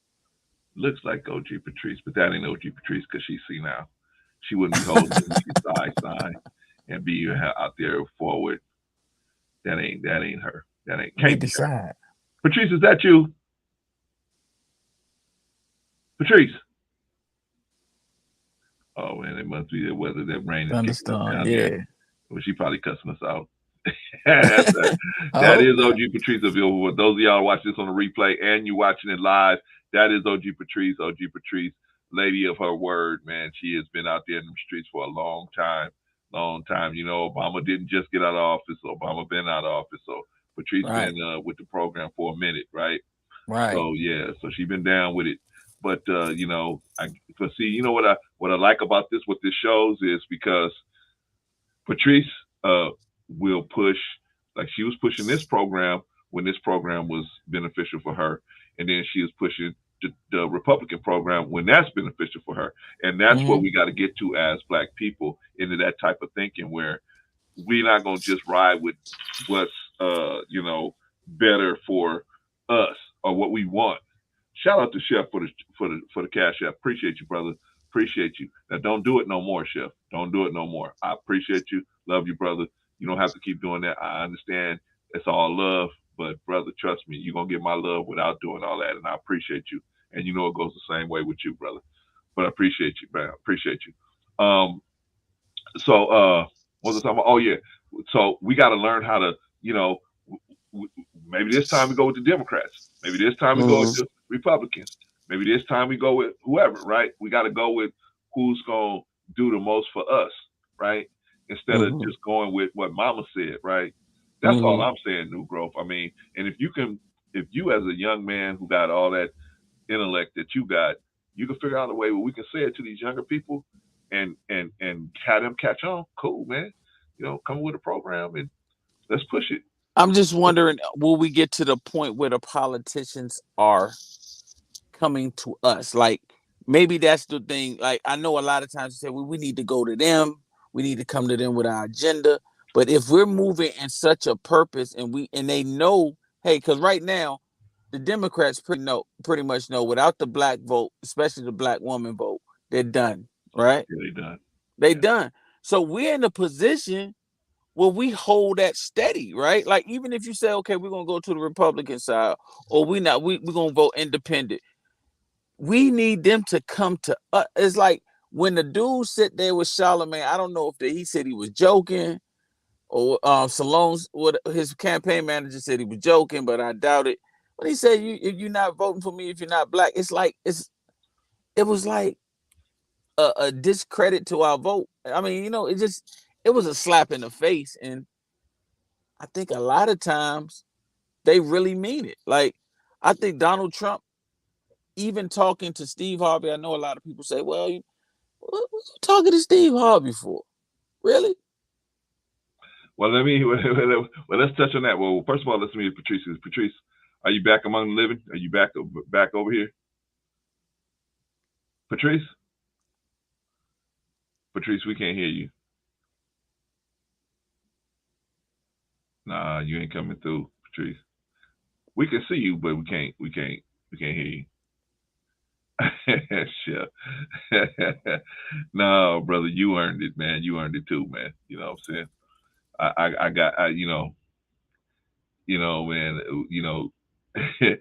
I appreciate it. I appreciate it, brother. But you don't have to do it. Okay, you're gonna go out and go back in. Okay, Patrice, let me pull you down. All right, so yeah, brother, you don't have to do that. I appreciate you though, brother. I do. And I know what's in your heart. You already proved that, man. You already made that clear, man. So I appreciate you, brother. I appreciate you, man. And you could just come over and chill or whatever you want to do, come on, fam, whatever, man. Just chill, man. You don't have to keep doing the cash outs. I know it's coming from your heart, though. And that's what I know. I know it's coming from your heart. You ain't because you ain't got to prove nothing to me, Chef. You know that. So I understand. I know it's coming from your heart. So you don't even have to do that, brother. Just to see you, man, know that you're okay, your family's okay. That's good enough for me, brother. Just check in with your little brother every now and then. And that's cool with me, brother. I run past you, you run past me, but we can at least check in on each other and say, hey, brother, just pass it through. All right, Patrice, can you hear us? Can you hear me now? Now we can hear you. Hey, New Growth. Oh. I tried to tell you, man. This is Lola Falana right here. I try to tell you, New Growth. This is Lola Falana. I got a picture of Lola Falana right here, and right. Telling you about the Patrice. Do you recognize this person here? I do. That is. Listen, that is a young lady that at that time I was, like I said, whole life grew up Democrat. Seeing the first black president, I wanted to be a part of that history. I wanted to have something to get out of my grandchildren. And listen, let me explain this picture because I think y'all don't understand how deep this picture is. Listen, this was behind the Secret Service part of it before anybody got there. That's how connected and deep I was involved in this campaign for Obama. This is before, you know how they had the people sitting back there with a bleep. Listen, I was behind the private part of where Obama was coming to, where they had snipers up on across the street was a school. I mean, listen, that's how deep. Listen. But honestly, I mean, I'm still proud of myself in that sense of being a part of that history, but I also was disappointed in that it got us nowhere as a people. It was just tokenism. It gave us, listen, I hadn't had that much hope in America, politics, as a Black woman. I hadn't had that much hope in it because I never was involved in politics. I would just do my civil duty and vote. But this time I wanted to get involved. That's what I wanted to hear. For the first time in my life, I wanted to be a part of that. And I'm still proud that I was, but it was just a great disappointment. You know what I mean? To know that nothing never came tangible for our people. And I was done after that. When I saw the millions and millions of dollars from other sectors and communities come in and they get laws and bills passed under this guy, and we got nothing. I said, Okay, now I'm done. let I'm me done. explain to you, and then I'm gonna, because it's gonna go back against what New Growth was saying. His point. I got you, Chef, and I appreciate you, brother. I got you. Hopefully, you guys can get into a love situation. Okay, so let me go into a New Growth's point, which would capitalize on what you're talking about, because you said, hey, I didn't have that much experience when I jumped in here and did this, right? So not having that much experience, you just told the family line, hey, we Democrat, I vote Democrat, we vote Democrat. Let me get out there, and here's a black man running. Let me go, and that'll be good. Okay. Now the question is, why didn't something happen for us as black people in particular? Why not? Here, I'm gonna show you why. This is the mathematics behind why this didn't happen, right? Because ain't nothing spooky. This is the mathematics. American politics runs off of a system called quid pro quo. Quid pro quo. That means you pay to play. If you're Yep. not paying, you're not going to be able to play. Therefore, whoever is paying nothing, they go to the bottom of the list of the to-do list, right? Maybe we pencil something in for them, but it's mainly for photo ops. The people who get the most consideration put up the most money, right? The gun manufacturers want gun laws to relax. The energy companies want to be able to put power lines going right over the school, right? Everybody has what they want to have happen because it's going to save them money or whatever, right? Or make them money or whatever, right? So they have a lobbyist that'll put hey, here's 17 million for this people, here's 40 million from these people, here's 30 million from these people, and here's 30 million from the Asians. They want you to make EBT cards be able to be accepted even at the chicken and the fish sacks, right? Whatever, right? But it's a quid pro. See, people think, our people, especially black people, they think it's like one ballot, one vote. That vote's going to the person you're voting for. Theoretically, it is, but in reality, it's not. It's actually electoral college that actually selects your president, first of all. Second of all, the person that actually gets in, they have a list, a to-do list, right? We financed your campaign. We, us, the Asians, we financed your campaign. So we want these Asian businesses to be able to set the EBT card, even though they're not buying food. We want their nails to be able to get done. We want whatever, the beauty supply. We want all of that stuff to be, the EBT card to be taken there. So they will lobby for all of that to happen. So that's why. So now, black people, what we do, since we don't have political action committees, and they do all of this, they exchange the money. The vehicle they exchange the money through is called a political action committee. I know you know this now, Patrice. I'm telling this to Oh yeah, PAC. Yep. yeah. I'm telling this to our audience. So that's the vehicle they use to exchange the money. The PAC, they gather the money in the PAC, and then the PAC gives the money to the campaign, and they use the money in the campaign to advertise the person more and more and more, right? So that they can actually get in office, and that's when the real money starts flowing to them. But okay, but black people, we don't have a PAC. We don't have no PACs. All we have is we have conventions. The Democratic National Convention, the Republican Black Party Convention. We don't have no PACs where we actually put millions of dollars together to make this person do something, to pull that switch, right? I don't know about that. And the piggy.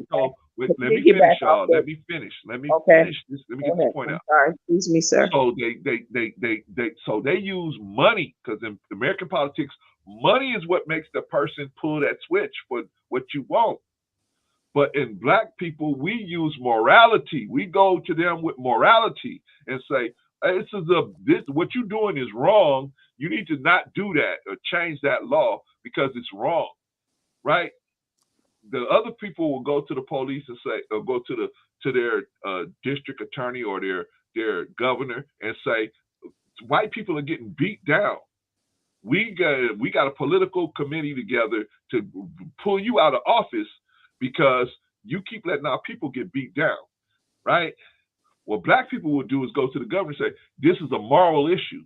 They always stand on the morals when they don't understand that's not how American politics works. That's how African politics work. You have a problem, you go to the council, right? The council of elders. The council of elders hears you out. They come up with a solution that's going to solve the problem, right? That's how we did it in Africa. But you can't do that here in American politics because you have a central government. So you have a central government that's outside of the what do you call that? The elders. You got a central government. So now you got to run everything through a central government, and it's capitalism on top of that. That's why you have the quid pro quo system. All right, y'all. I'm done. And now I just want to say you 100 on it, bro. You 100% right. I learned for the first time in my life how politics work, and politicians are bought. They purchased, literally. Exactly. So are y'all We- talking about just on the presidential level? I'm talking about all levels. I'm talking all about levels. all Well, levels. I'm gonna have to You disagree with that. It's just not as expensive on the lower levels, so you can get more done on the local levels. You can actually get more done. You don't have to have millions of dollars to get things done on a local level. On a They're actually bought more on the local level because that's the ones who are in power to make the difference in your community. So they're actually more purchased there. Now when it comes to president, you all realize that Obama was chosen, right? Of course. Right. So once he's chosen by a particular group of people within the upper echelons, the bourgeoisies and the elite, Right. they chose him specifically to head an agenda, which it worked, right? You need to get all your people. You need to get all your people, right? You got to give us hope. Keep hope alive. Well, see, that's the thing. And that's exactly what happened. And when I got in there and I realized what was going on, first time in my life ever getting involved like that in politics, right? I realized how it works now. But OG Patrice, why do you think that they chose him, the upper echelon chose him?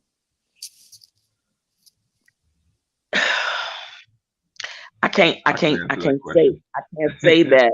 I can't say it openly. I'm not okay. I don't want you to go into that.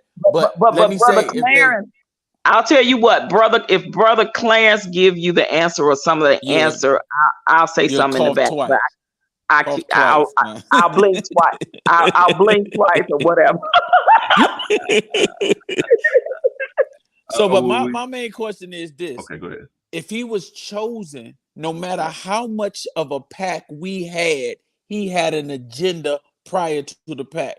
Because I'm gonna talk to you about I was reading this book on King that was real powerful. It was written by Tavis Smiley. It was like his last year.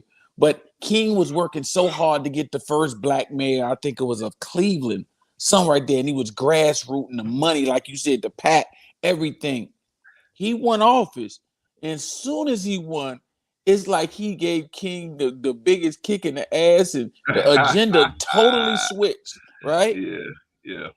And it's kind of like that's why a lot of people, because I just read Marion Barry, that's why people loved him so much, because the people supported him, but he didn't switch. So I think that's kind of like what you're saying. If the rules were correct in our community, yes. But no matter how much money we put together, because I've seen grassroots movements put Keisha Lance. I've seen grassroots movement. What's the mayor in your city? Miss OG Lightfoot. Oh, in my hometown? Yeah, oh my. Lightfoot. These are a lot of people. These people were chosen. So when they're chosen by somebody, you can come in there, like if you're a white group or LBGT group, you can say, yeah, I want this.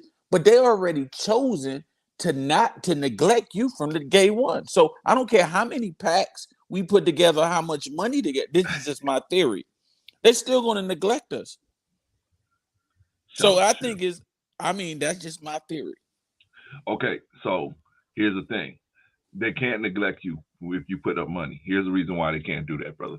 Because you got a receipt. So you got a receipt. You can say, hey, I gave you this. You can end their career. You can say, hey, we gave you money. Because we can go to the press and say, we gave you X amount of millions of dollars. Mm-hmm. And you said you was going to vote for X when you got in there and you didn't do it. Your political career is over. So you saying money is the thing that will make the press say, well, he's held liable because he took money? Because a lot of people went at Obama, and a lot of the black people were just saying, well, he can't just do nothing for black people. So I don't know. You're trying to say the money is the stamp of, okay, if we got you, catch you, we gave you money, you're gonna have to be held accountable. How about your Absolutely. words? That's the only way you can. No, you can't hold because politics is a business of vipers. But and they have to lie. They have to lie. Right, they but isn't that how they got rid of George Bush Sr.? Because he banged that table. To this day, no new taxes, and when them taxes came, he was dead. But so they held him by his let me tell you what they don't tell you about that. Let me tell you what they don't tell you about that. Okay, Ronald Reagan is the reason why he had to raise the taxes. Ronald Reagan took all this money away from the educational Department of Education and other different places, and he put it into the Fannie Mae and Freddie Mac arena, where they were guaranteeing real estate loans, and you didn't even have to have no teeth in your mouth, right? Right. And so what happened was it made everything was great while Reagan was in office. Right. But who caught the end swing of it? Bush. Right. Bush comes into office, and before he's in office, there's a stock market crash. Right. Why? Because of the savings and loan debacle, right? The savings and loan debacle, which was initiated by Ronald Reagan. Right. So now to clean up that savings and loan debacle, they had to get the money from somewhere. Mm-hmm. You had to raise your taxes to get the money and then on top of that, you had to jump into a war. They jumped into a war with Iraq. Right. So I mean, so that all this stuff costs money. But I'm saying that the cause of it is perfect. What you're saying, he was justified in raising taxes, but the American public held him accountable for what he said. So but you said it was just about money. You only can be held accountable from a money standpoint. Well, it was not a money standpoint from that point of view. It was a word thing. I get what you're saying now. But what I'm saying is the people could go to him and say, hey, you said this, right? Mm-hmm. It's just like the same thing. If we had money, we could say, and we go to the person, because they sit down with you at first. They sit down with you and they say, okay, we won't give you this $40 million, but we want you to vote this way on this issue. Or we want you to write a bill or pass this law or whatever, right? And you agree to do it. Then they got, okay, so everybody walks out of the room knowing what's going to happen if you get in the office, right? So if you don't get in the office and you don't do what you said you was going to do, then they can come back and say, hey, you said you was going to do this and you didn't even do it. And they can show that your word is no good. Because that's ultimately what's going to, in your career, is your word. People seeing that, oh, if we give him money, he might not do what we tell him to do. We can't even take that chance with $40 million. You know what I'm saying? Well, people they're giving $100, yeah, but I'm giving you $40 million, $50 million. I can't take that kind of chance with this kind of money that you ain't gonna do it. So they just gonna leave you alone. You're gonna be radioactive. And now that's what we could have done with Obama and could change the trajectory. Now you ask a question, why did they pick Obama? I'm gonna tell you, in my opinion, why they picked him. They had 5 different locations where they wanted to get rid of the leadership. Iraq being one, Syria being one. Where was Gaddafi from? Libya being another one, and 2 other ones. And they wanted to get rid of all of these guys, right? And they wanted to have a guy that the people were going to be okay with him pulling the trigger on something like that. Same thing when they went and got Osama bin Laden. This dude was an old man in a wheelchair. I mean, you know what I'm saying? I mean, but no disrespect to the Navy SEALs, no disrespect to the Delta Force, no disrespect to none of them. But he wasn't exactly, Jeff Fort. You know what I'm saying? You know what I mean? He was an old man, and when they shot his wife, they shot his son, right? Busted in his house to get it for a crime that we still don't know if he's responsible for. They just told us he was responsible for it, right? We don't know if this man is responsible for this crime. They just keep telling us this man is responsible for it. Well, I don't speak Farsi. Do you speak Farsi? They keep telling you and me, this is what he's saying, right? This is what he's saying. We interpreted it for you. This is what the man is saying. I'm responsible for this, and you guys did a great job doing this and everything like that, right? We don't know what he's saying, but the government is the one that's out there telling you what this man said, and they tell you he's responsible for the situation. So my point is that they wanted to get rid of, and Gaddafi they want to get rid of, because what Gaddafi was trying to do, he was trying to get OPEC to get off of the dollar. Right. He was trying to he was saying, why are you taking dollars? They ain't worth nothing. Right. He was saying, and he was right. He said basically they ain't even worth the paper they printed on. He said it's just digital, it's push button money. They digitally coming up with it at the what's that? Is it called the central bank? I forgot that banking system that the world used, the World Banking System, whatever. Reserve, the Federal Reserve. The Federal Reserve. No, it's a world system, sis. It's the Federal Reserve that's actually do it, but it's plugged into the world system. I know what you're talking about. Yeah, I can't think of it either. Okay. Me either, right? As soon as we get off, we'll think of it. But that was the point, that they wanted to get rid of Gaddafi, because Gaddafi was telling OPEC, hey, stop taking dollars. They ain't no good. Take gold instead. He was trying to get them to take gold instead, and he would have just destroyed the American economy, right? So they got him for that, right? And so that's why they wanted to have Obama in, because they felt that the people loved him so much that they wouldn't respond in a hostile way when he started making these moves. We started doing these different things. If a white president was doing it, it would be more of a backlash. Follow? So there was some real high business people that was involved with this stuff, right? That selected him. Chef says Carl Stokes. I mean, there's a lot of them. But that's basically, the reasoning behind why they selected. Because there was another guy that beat Obama for a state seat. He was whooping another brother beat Obama, and they jumped Obama over that brother. How do you lose a state seat and then run for the presidency next year, right? and the thing that got me, I don't know if you read what's it called, Dreams of My Father, or I read Dreams of My Father? It's Obama's book. It was his book. Okay. And it was just talking about how he went to Chicago and he was not accepted by the people. The people were like, especially a lot of black women was like, man, whatever. Right? He wasn't.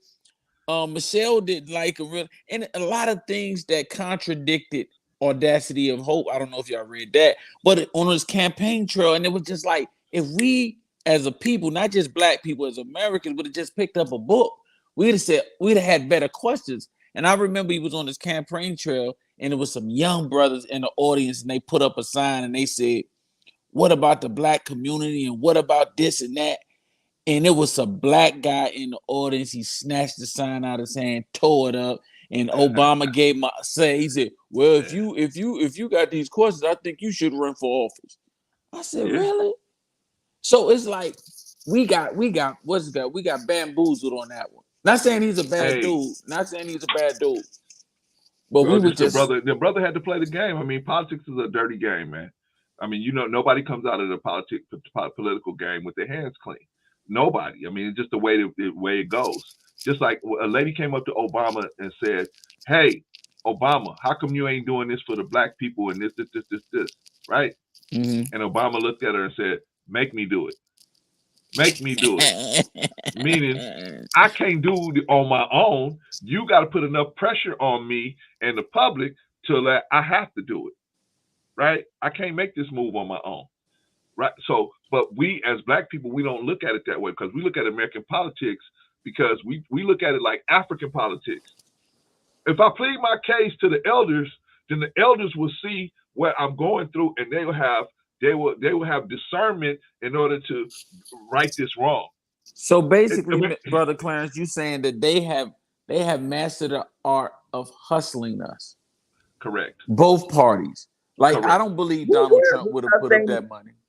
Yes, because honestly. they know that they know that we run off of fancy words, the Mhm. dangling carrot, the shiny object, the tokenism. Mhm. We run off of the slick talk, the charismatic.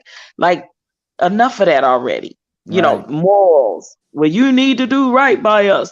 No, that's not getting us anywhere. We need political power, funding, resources behind us, and we need to come with our demands and say, Right.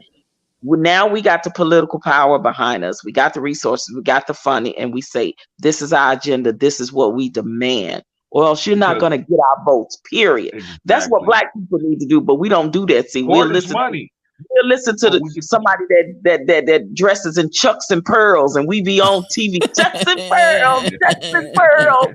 You know, that's yeah, the buffoonery.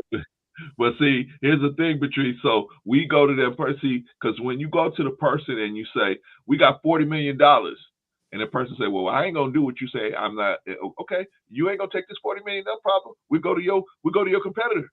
We go give it to him.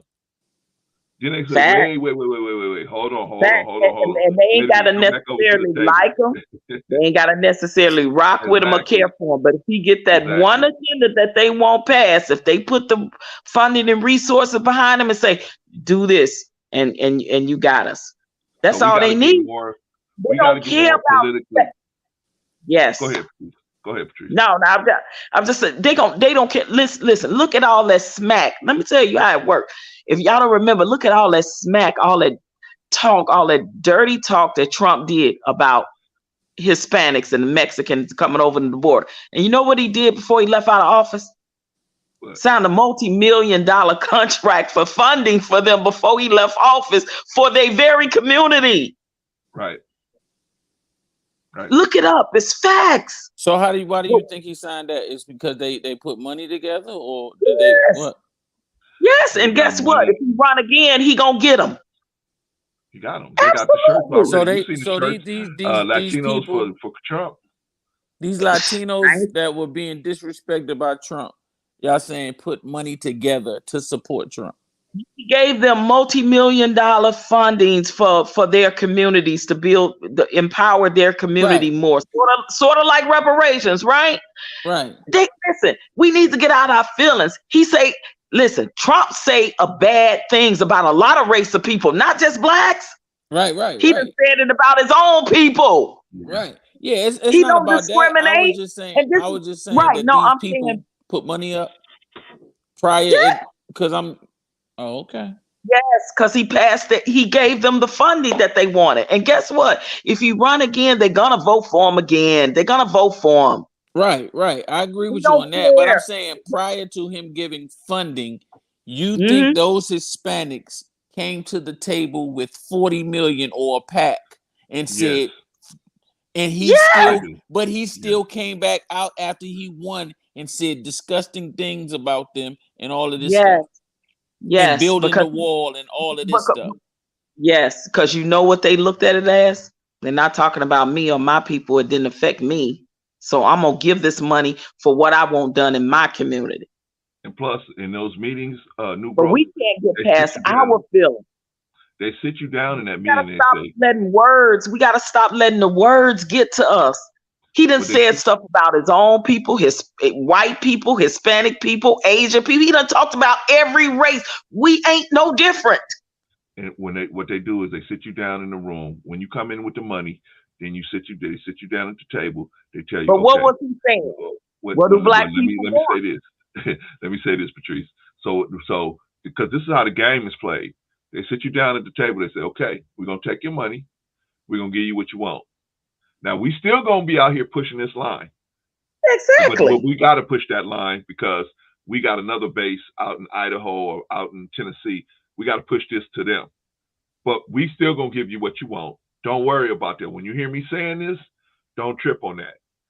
Let me take the fire for it, but I'm gonna give you what you want. I'm telling you, new growth is. But Brother Clarence, I'm trying to see. So you're trying to say in the history of black people being in America from from civil rights on, blacks have Okay. never came together and put money up to support a campaign leader? No, because they don't understand. Every time you try to get involved with the political situation, they change the game. Now the game has And let been me changed. let me tell you what I witnessed for a fact. Where I know it's all a game because they all play the same game now at the same time, right? They go toe to toe with each other in these debates and all this stuff about talks about this, that. And listen, when it's all over, guess what they do? They go and have lunch together. They go and have dinner together. But they have to do what they do in front of us in these debates and in their speeches and stuff. It's a game. Yeah. But the money is what talks and the bullshit is what walks. Now, as much stuff, see, we got all that in our feelings when Trump said what he said, whatever they said he said about us. Ain't nobody really told me what the man really done to us personally on a level of where we just hate him so much because there was so many people that was actually rocking with Trump when he wasn't running for president. People like who? People like who? Rappers? Yeah, I'm talking about a lot of celebrities. Like a lot of black celebrities actually were friends with the man, used to go on trips with the man, used to rock with the man, basically is what I'm saying. I'm not talking about a regular person. I'm talking about celebrities because he's a celebrity, right? Right. Right. So now they hear him talking whatever wildness he's talking about us and we in our feelings, right? But he said that about Hispanics. He said it about Asians. He said it about poor white trash. I don't understand. So, but at the same time, when he was doing all that talk, he was willing to sit down and talk to Ice Cube, talk to Steve Harvey, conjure up the $500 billion black platinum plan, and still say, "Well, what do black people want? Well, what do black people want? What do black people want?" But we couldn't get past the fact that he might have said something crazy. Guess what? Trump has always said crazy shit about everybody. So that's what I don't understand. And then when I listen, I'm telling you what God loves. These men will be having the worst debates with each other, and then they'll go around the corner or down the street or up the block, and they having dinner with each other. This facts, guys. Yeah. Okay, so that's but you asked me a question, New Growth. Which you asked me a question, or did I answer that question? Yeah, I think I just asked you, like, has in the history has black people ever done a pact? Because we got a lot of things done during the civil rights movement. So what do you attribute that to? A pact? The civil rights movement? No, the laws and the stuff. That was our biggest gain from the law, from the government side, was the civil rights movement, right? So what do you attribute that to? Huh? Yes and no. Yes Okay. and no. Yes, it was a gains in terms of opportunities that may not have been around. It's a gains there, but it gains for us as black people, not too many gains, because all the gains we got, everybody got. Like, we did this for everybody. Everybody was able to take advantage of it. Eventually? Like, for example, the Indians have their own reservations. Mm-hmm. They got their own reservation. That means the police can't even go out there.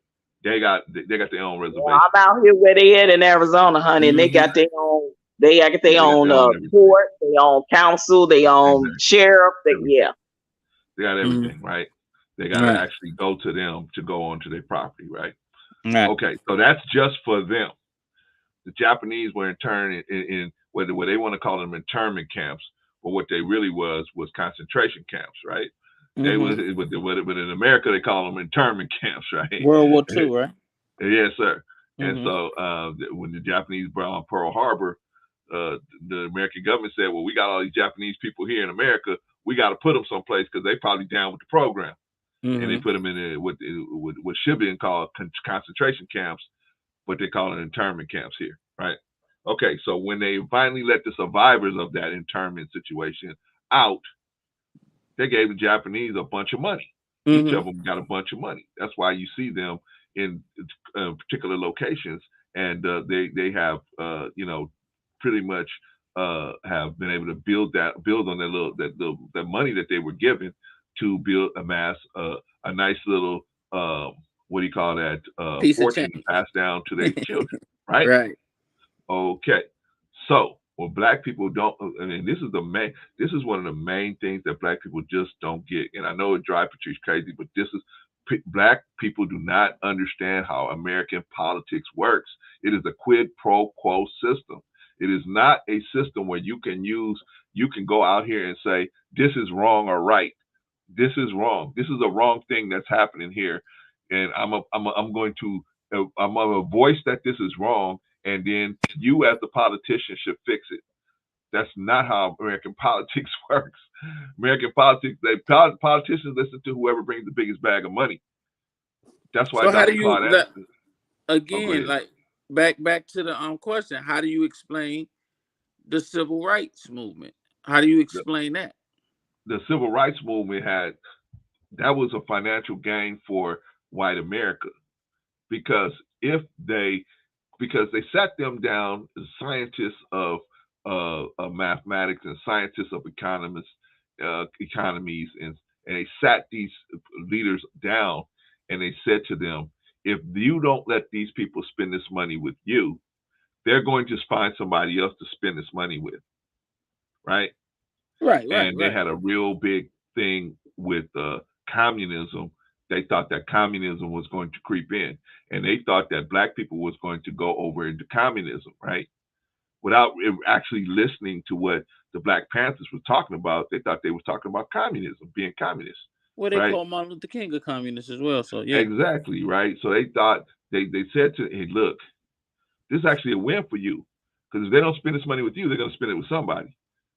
So, and we already had Marcus Garvey. He got 2 boats off the ground. Mm-hmm. That was in the 20s. Now it's the 50s and the 60s. What else? What are these people going to be able to do now? Because you can't control, you can't stop them from getting on the airplane now. So they said, okay, well, let's include them into the process. Let's let them think they're getting something by coming in and being able to spend their money with us and sit by us in the what do you call that, in the sandwich shop, and be able to buy clothes from us. That way, we'll close all their businesses down, and we'll have all that money coming to us. And that's exactly what happened. That's exactly what happened. I mean, it was a gamble. Look, even when they get LGBTQ community rights, they have a flip side to it, right? When they give us the internet and all the freedom, they know it's a flip side to it. I can control your brain so much more with this, so much. So there's always going to be a flip side. My point was that the Civil Rights Bill was passed. The Voting Right Bill was passed. The affirmative action. All of these things, like Claude Anderson was a part of the affirmative action situation, which was specifically written for us. Now, through time, other people took advantage of it, and really took it to the next level. But what I'm saying is, there was a movement of a community. So, I mean, I hear what you're saying, but I'm just saying, history shows me that it can also be done other ways. I mean, because that's factual. Factually, that time period, we weren't even allowed to vote to a certain degree at that point, and we changed more things than we have right now. Now, I'm not saying that the only things you changed from New Growth. Let me say this, brother, and I'm sorry to interrupt you. I'm gonna let you finish. But the only things we really changed is stuff that white people was in agreement with us for changing. Right. The stuff that's that how they it's don't always want in be. agreement with. Okay, that's but how it's always will be. But I'm saying, when you got money, you don't have to have the agreement of the other person. When you got the money to go to the politician and say, hey, I got the biggest money. I'm number one on the list. I'm giving you the most money. You either do what I say, or I'm gonna be able to go to the public and tell them that you didn't do what you said you was gonna do. Tell that to Bill Cosby.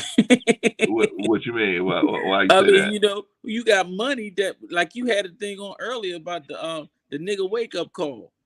Correct. So it's the same thing with a nigga community wake up call. We can have money, but if they don't want to do it, They not doing it. Period. But here's the crux of that problem. I get you, but the problem is next time we just not even gonna mess with your whole political party. We're gonna give all this money. We're gonna give double the money to your other political party, and we don't care what they do. You see what I'm saying? So you don't want to push your enemy. So you're gonna say, hey, we'll take that money, and most of them gonna say, okay, well, we just got to do what we got to do. I mean, if they're giving us the money, we got to do what we got to do. We can't just take them and beat. Politically, we can't just take them because that's going to end your political career. Once people see that they can give you money, even when it's from black people, though. I mean, they've taken out. Even when it's from black people, they've taken out money. They've taken out spirit. But I'm saying, in this day and age, brother, I'm going to tell you, there's something. See, the racism is just to cover up the classism. The classism is the real issue. That's the real issue. Is the classism. The racism is just a cover for the classism, right? So if we give somebody money, no matter what race you are, if you don't do it, then you telling people that your word is no good. In politics, they lie. They're supposed to be able to lie when they're talking to the public. But when they sit down with you at that table and you take that money, that's supposed to be a contract right there. I'm talking about how American politics works. That's supposed to be a contract. When you sit down and you say, hey, we're giving you $40 million. I'm trying to teach. No, you facting. I think our people really need like a politics 101. Like real talk, like what we doing now, because you definitely on the money with it, Bro Clarence, and speaking facts. But the reason why I'm having Bro Clarence pull up all these pictures, because I want you guys to realize how far my roots go back and how I raised my son. That's my son, and first time I'm showing this picture of my son. In these YouTube streets. That's my son being honored at the White House. That's him and Colin Powell right there. I raised my son to be a giver back of a community, be a community activist, and it got him to be honored all the way at the White House. Now, the other picture I showed you, Broadcast, pull that one up. That's him actually, and this is when Bush was in office. He's on the picture he's being honored with the NBA legend David Robinson. Pull that one up. Okay. This was all the same night, and it was a big thing given for all the honorees. And my son was in Jet magazine, and that's my son there with David Robinson and Barbara Bush at the White House. So when I tell y'all, my shit go back, way back, as I've been out here doing the work for our people. I raised my son that way. Right. And it got him there as a young black man from the south side of Chicago, raised by a single mother. Hello? Yeah. Hey. Hello? A single black woman that was a teen mother. They said it couldn't be done, Patrice.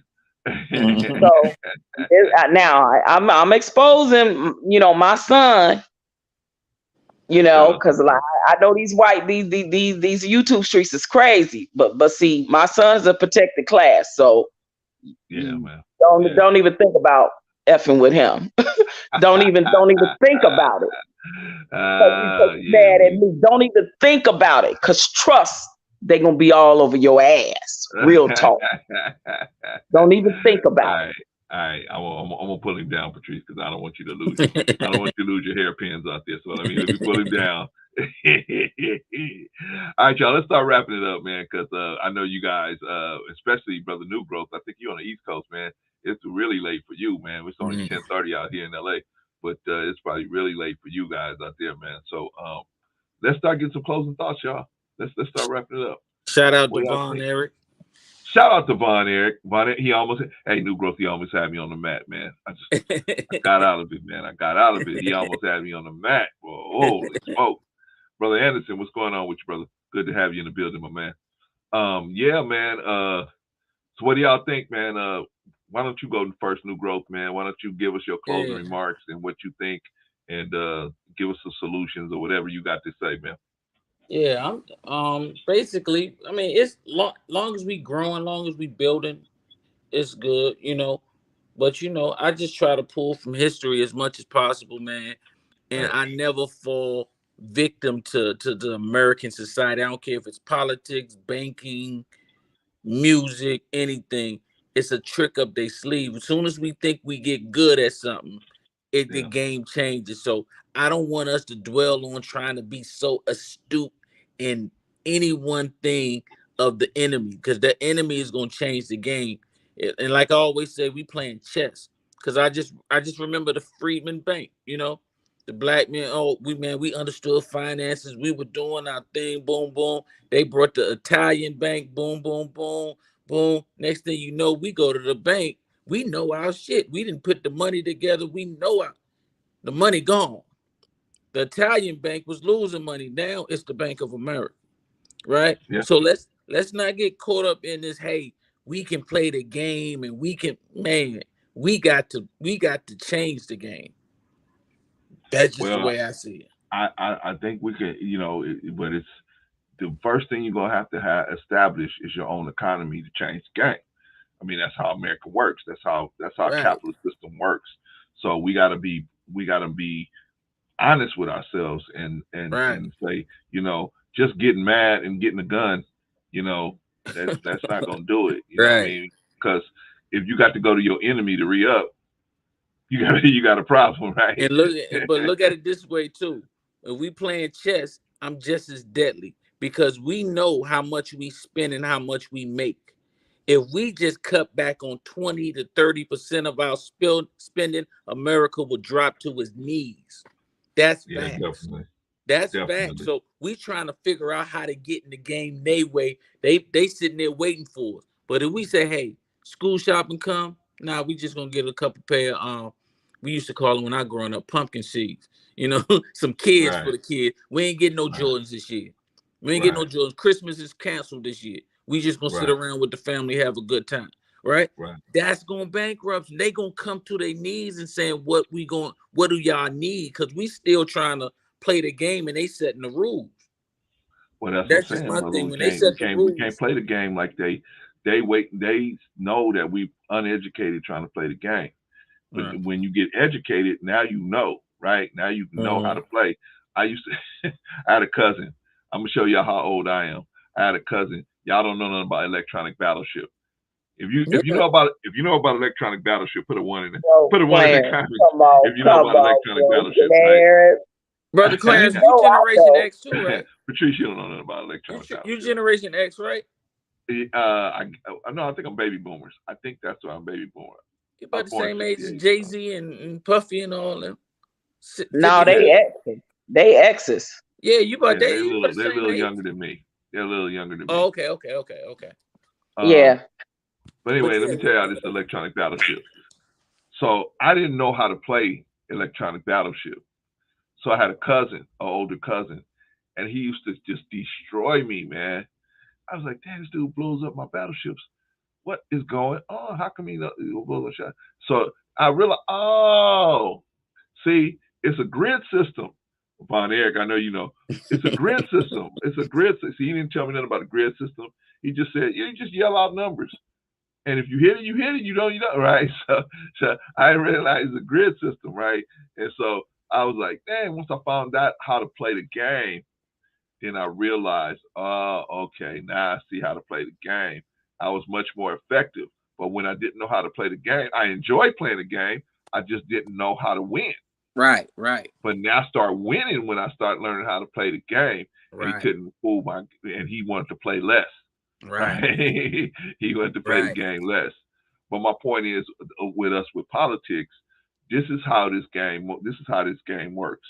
It's not so much a it's not so much a race game. It's more of a class game, and it's more of a money game. It's more of a money game. And so, if you can move the kind of money that opens their eyes, shout out to Risa. If you can move the kind of money that'll open their eyes and let them see, because they're not going to see, you're not going to pull their heartstrings, and they're going to say, well, you know what, they're right. Should be done. Right and wrong got nothing to do with American politics. It got nothing to do, especially when you get up to the presidential level, right? Because you have choices like this to make. In this scenario, if you choose choice A, 300 million people are going to die. If you choose choice B, 350 million people are going to die, but you're going to save 20 million people. In choice A, you're going to save 80 million people. Which one are you going to do? But the business people want you to choose choice B, and the social justice warriors want you to choose choice A. I mean, you got choices like that you got to make. Right. Who's going to live? Who's going to die? At that level, right? So that's when it becomes they can't pay attention to what all they got to do is pay attention to what's the most expedient thing to do, and which one is going to make us the most money, and who's going to benefit the most out of each decision, right? So that's why I say when the money comes in at those high amounts of money, that's when they're going to start taking a look at you, because they got those kind of decisions to make. Right. When you got those kind of decisions to make, Brother New Growth, you ain't got time to be getting your heartstrings pulled. Oh, well, there's a lot of killings down here in Atlanta. There's a lot of killings down here in LA. And the black on black crime is crazy. What are you going to do about it, President? Like, please, you got a mayor for that. You got a governor for that, right? Right. That's what they're going to say, right? You got a mayor and a governor for that. I got real decisions to make. I feel right? So that's what, but we don't know how to play the game, right? Go to the wrong people for the right stuff at the wrong time. So we need to start getting ourselves together, learn how to play this game. And see, back in the day, they had a class called political science where they taught you this stuff. They taught you how American politics actually work. Sure did, Brother Sam. Sure did. Ronald Reagan took it out of the school. Ronald Reagan took that out of the school. Well, I didn't see him particularly take it out of school, but the funding that these schools were using to teach peripheral classes like that, that he took that funding away. So now they had to cut down on what they're teaching. Okay, well, what can go? Political science can go. Right. Where are they going to use that out there in the real world? That's and what they were thinking. Right? I agree with you on that, and I'm going to just leave it with this. Just keep in mind, as much as they took it out of our school, in our community, they took it out of these white schools. They took it out of these country bumpkin Georgia towns where they're actually still practicing racism like it was 1919, and the political system goes along with it. These people aren't putting up a nickel because they just as broke as up, if not broker, right? So that's a Ahmaud Arbery and things like that. So, but the difference is between them and us, New Growth, is they go to the meetings. They go to the meetings to find out what's going on. But I thought you said it was a class thing. Huh? You just said it was a class thing, though. It is a class thing. It's a class thing. The race thing is just for the eye. It's for the naked eye. You can see that. And so we're supposed to get it. We're supposed to get those of us at this level of the class thing. We're supposed to get into it. We always warn with each other because racially, it's a race thing. They keep this race thing going, right? Whenever something racially happens, they will push it out there like, bam, it's a race thing, to where all this situation what is they're doing, based. like how the politicians are using this whole Jalen Walker thing for their benefit. You see what's happening with the whole Jalen Walker? They're literally. I'm ignorant on that, so I'm gonna have to look at that. I'm not sure. Yeah, they're literally, especially the liberals, they are literally pushing the whole race thing, because it's election coming up on election. So they're using the black man's face to say this has got to stop happening to blacks, but they ain't giving us no tangibles, no laws to protect us. But they're using Jalen Walker. Pay attention, my people. Pay attention. They did the same thing, and I know you know this, Patrice. They did the same thing. Bill Clinton did the same thing with Sister Soldier. He mopped the floor with Sister Soldier. Oh my God! To get elected, to get a second term. And did no black men come to that sister's rescue, and that's why she retired. Nobody she said came to her. Done fighting her. Except Mr. Parker, but other than that, except Farrakhan, you're right, because the other brothers what's his name, Dr. West, and all of them was up there. Like, man, I was so disappointed in them brothers. But my point is this: they're much more organized in the white community because culturally they've been already organized, right? You don't have to go to like us. you got to teach us from the beginning, ground floor, step one. This is how you got to do. This is what you got to do, and this is how this works. They already know how it works, New Growth, because from what time period are you talking about, Brother Clarence? I'm gonna let it go, but what time are you saying they were more organized? Since they've been here, they've been a step ahead. See, but they haven't always been one. You know what I'm saying? Because you got Italians who were outcasts, the Irish. They came to one later in history when we was together as one with the civil rights movements and things like that. So I can't agree necessarily they more organized and we have been separated more than they have. They have came together. Same thing, brother, right? Huh? I said that's the same thing, right? No, you said they've been more organized together longer than we have. Correct. They were fighting at first. It was the Italians versus this and the Irish and this. I know, but when it came to us, they put all that down. I'm white, y'all black. Right. We definitely ain't gonna let them come up here and win. Yeah, that's the code that we can't seem to get. We can't seem to get on code. Well, we have been on code like that, Sister Patrice. It's just that it didn't work. Well, back then, yes, but now I'm talking about now. But yeah, but back then, yeah, during the civil rights movement, yes. Okay, and so we had the togetherness that we were working on, try to build something financially that was brutally beaten out of us. We were brutalized into this mentality where it's safer for us to think on an individual level. Is safer. Right. If I start thinking with you, New Growth, and then you hook up with Patrice, and we all have a movement, we start this movement, the first thing they're gonna do is come in and start attacking us, right? I'm in the Nation of Islam. I used to have a white boy that was sitting in front of my house for 2 years. He would follow me wherever I went. He followed me for 2 years to work, to the dojo, to every place I went to. He followed me for 2 years. So I know they are much more oriented, but see, they know how to break us apart, and they want you to know they're out there. Oh this dude would be parked in front of my house, but so he wanted you to know. Right, and they did an excellent job of breaking us apart. So that's what I'm saying. We were like that, but we understand that they came together as a whole country. Every aspect of the law, from breaking the Panthers up, from the civil rights, the nation is all of this stuff. COINTELPRO, like you was talking about, all of this stuff was done purposely, and that left a major gap, a scar, and a fear complex with our people. I feel. There you go, brother. So therefore, I don't want us to look at our people like it's. I don't know why we can't do it. Yeah, we know why we can't do it. They whooped our ass, right? Yeah, so we have to start from the grassroots and build up that integrity, right? Build that integrity and that understanding of what we once were, because a lot of the youngsters are just hearing what we can't do. They don't know about Marcus Garvey. They don't know about Sojourner Truth and all of these people and Fannie Lou Hamer, and they don't know about this. So if we just saying, hey, you can't do this, or because Fannie Lou Hamer was going out there, that's my girl, like she went out there like, you're gonna have to do what you're gonna do. I'm gonna vote. Right. She galvanized people together, but we don't know that. So we don't know that, right? We don't see the strength that we once were. That's what we trying to do on Sundays, brother. We try to give them the Black History Minute to try brother, to I know you do that. But I'm just saying, I'm just saying, I'm in agreement with you. That's all. Yeah. I know they don't know this. That's why we try to tell them stuff on Sundays. At least give them a little bit of that, while at the same time talking about the other topics. Right.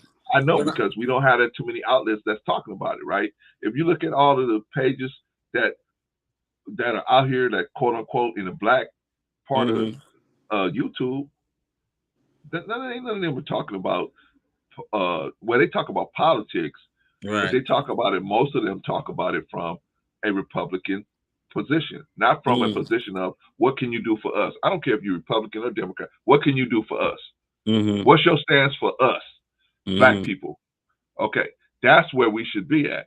It's no longer time for being in girl, if you don't stop it with these pictures, but I'm gonna pull a. I want us to leave on a happy note. We finding solutions. We finding solutions. You didn't send it to me, girl. Yes, I did. You did? Okay, it ain't got here yet.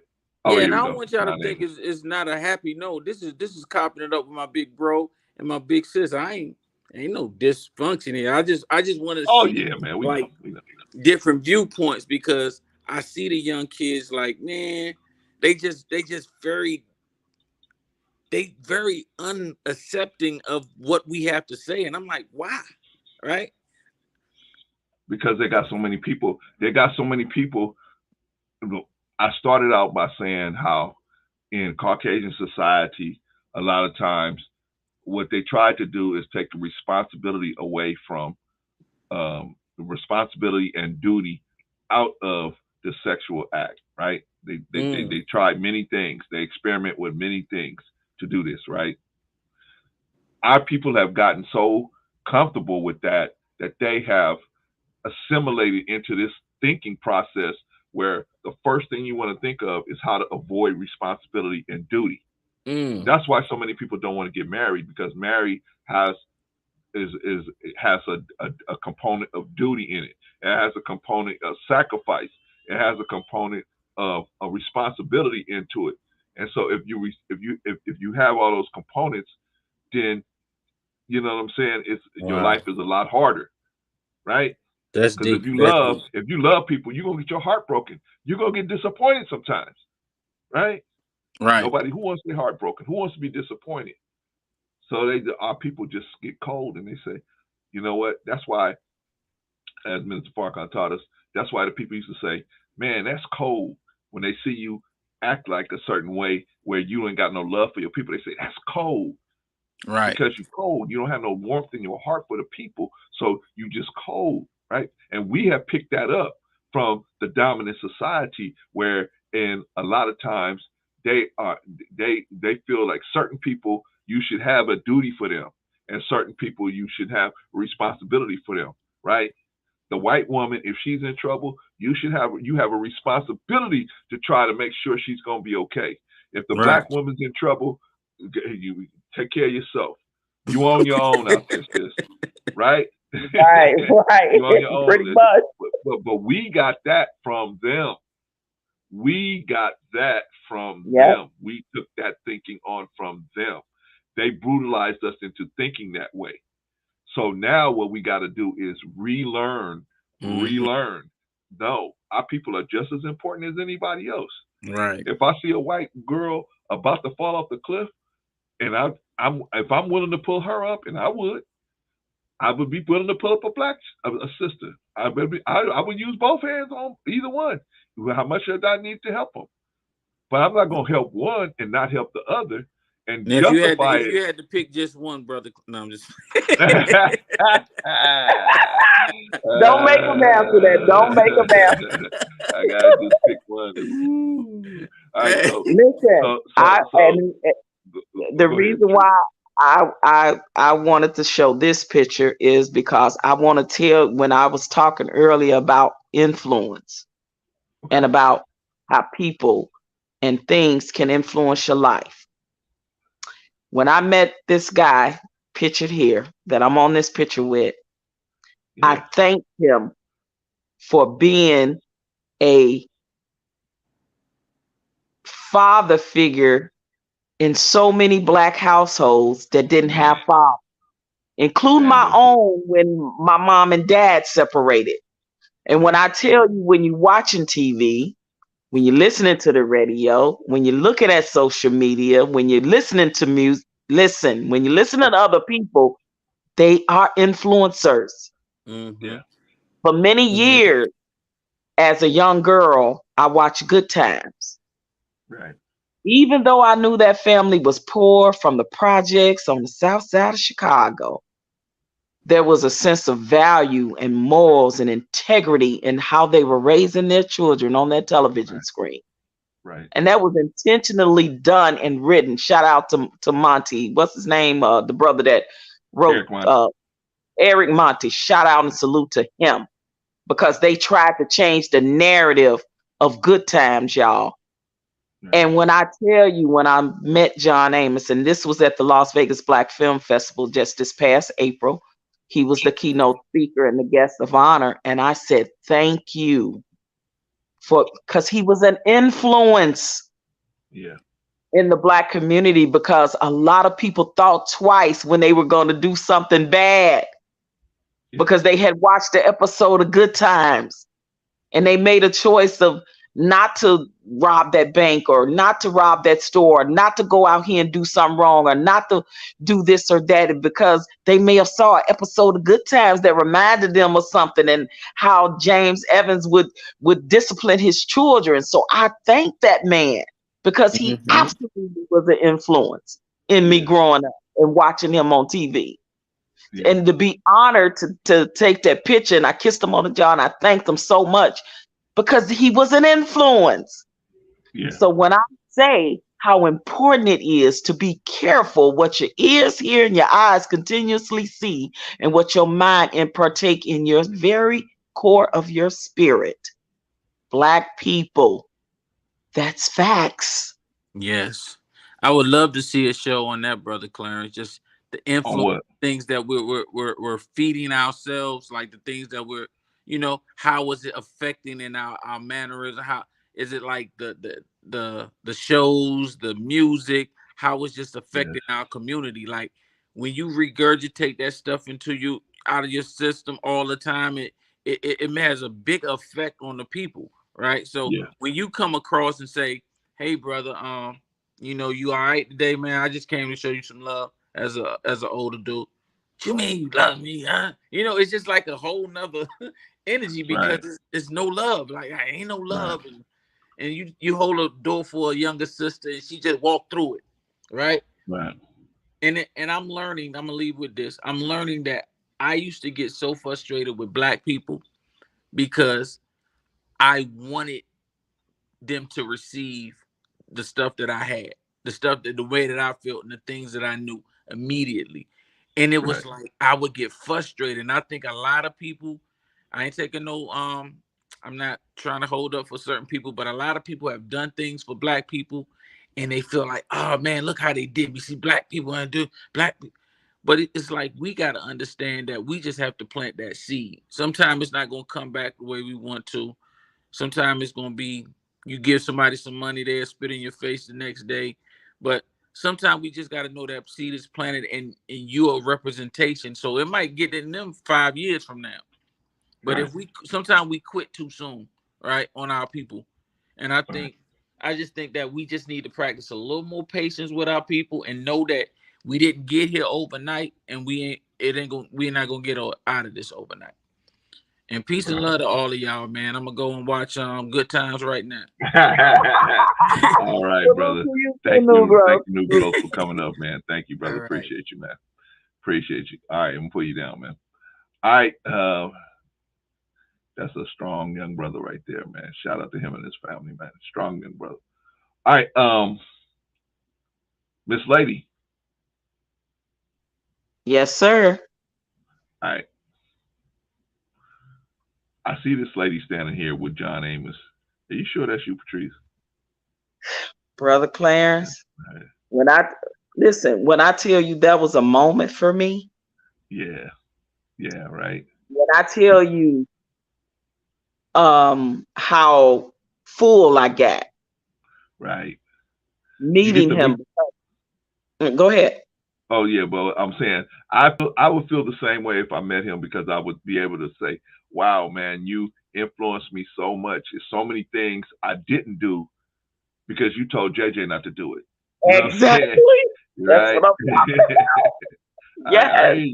I hear you. So when I talk about influence, it makes a difference in what you're listening to, what you're partaking in your psyche, right? And we grew up watching this for years, over and over again. So many episodes, so many nuggets we got out of that helped us make some choices, right, and decisions in our life. So this is real, and what's happening today is the same thing.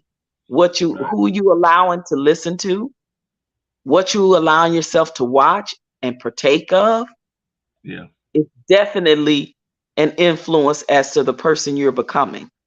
Whether you want to believe it or not, it's true. Yeah. If you keep on listening to poison and rhetoric and venom and vitriol, that's who you're gonna become. Yeah. Real I don't talk. know. Recently, I don't know when he got in a wheelchair. I don't know. What's that? Risa asked, when did he get in a wheelchair? I don't Yes. know. Yeah, he was in a wheelchair there. He's able to walk, but not for a long distance of time. So when he was able to walk up where you see that podium behind us, he was able to walk up and speak. But for long periods of time, he's in a wheelchair. Now I don't know if that's indefinite because you see a cane there as well. But he definitely right now is. Yeah, he's up there. He's like 80-something years old. Yeah, he's 80-something years old. And he's got a lot of football injuries too. He's played football. Yeah. So, his son was there. Yeah, his son was there with him. I mean, his son is usually rolling with him. Yeah, just the nicest guy ever. So just and still dropping nuggets and giving advice to young up and coming filmmakers, actors in the craft, and just the love that he got lets him know how appreciated he was for our culture and in our community. I'm glad you was able. So I was honored. Well, I'm glad you was able to tell him for us all, Patrice. Yeah. So that we all could, we could tell him that. The lives he touched, the influence he had, and he knows it. Because he received that love. He definitely knows it. And to be able to give icons like him their flowers while they still hear the smell it is everything. Right. We don't get that opportunity to meet Black icons in our community that we grew up watching. So for me to be able to say that to him and have that moment with him was totally full circle. And I definitely told him, just as our culture, I said, our culture thanks you. Our culture loves you. Our culture looks up to you. Our culture was so heavily influenced by you. So that's why I say what I say. And, some of the solutions that we talked about up here, as far as what Black men and Black women need to do is number one, we got to step up and we got to do better than what we're doing. It starts from home and then it branches out into our communities. Listen, we ain't going to always be around people we like, but when it comes to making decisions that's going to benefit our community, we got to be in the room, guys. We got to be at the table right there, making our demands just like everybody else. We got to get out and vote. We got to show up at the meetings. I keep saying these things over and over again. We got to show up if we want to see change. Let me shout out somebody real quick, Patrice. Let me shout out Brother Anderson. Brother Anderson gave us a cash app. Shout out to you, brother. I'm on my way. I'm gonna put the money that you gave me and Chef gave me. I'm on my way to the Maserati dealership right now. As soon as we get off of here. Shout out to Chef too. Salute to my brother. Yeah. Shout out to Frank Denton on the project we're working on, Life and Death. It's an honor working with a Black man that's a Emmy-winning filmmaker. Met him right here in these YouTube streets. So Black people, we listen, especially my Black people, because I love my people. So I talk to my people specifically about things. We have got to do better. Think about that. Whatever that better is for you in your household, for yourself, your community, look in the mirror. What are you doing? Stop complaining and do something about it. Yeah. And I digress. All right, sis. Do we need to talk? Or is it bedtime for you? Are you good? Are you good? Are you gonna be able to make it over there tomorrow to watch the interview? Yeah, just can you text it to me? I will. Yeah, to remind me, sis, because I don't know if I'm gonna be able to remember on my own. I'm senile. I'm senile. I'm delusional. You see now, and I'm delusional. There you is. I forgot you was delusional.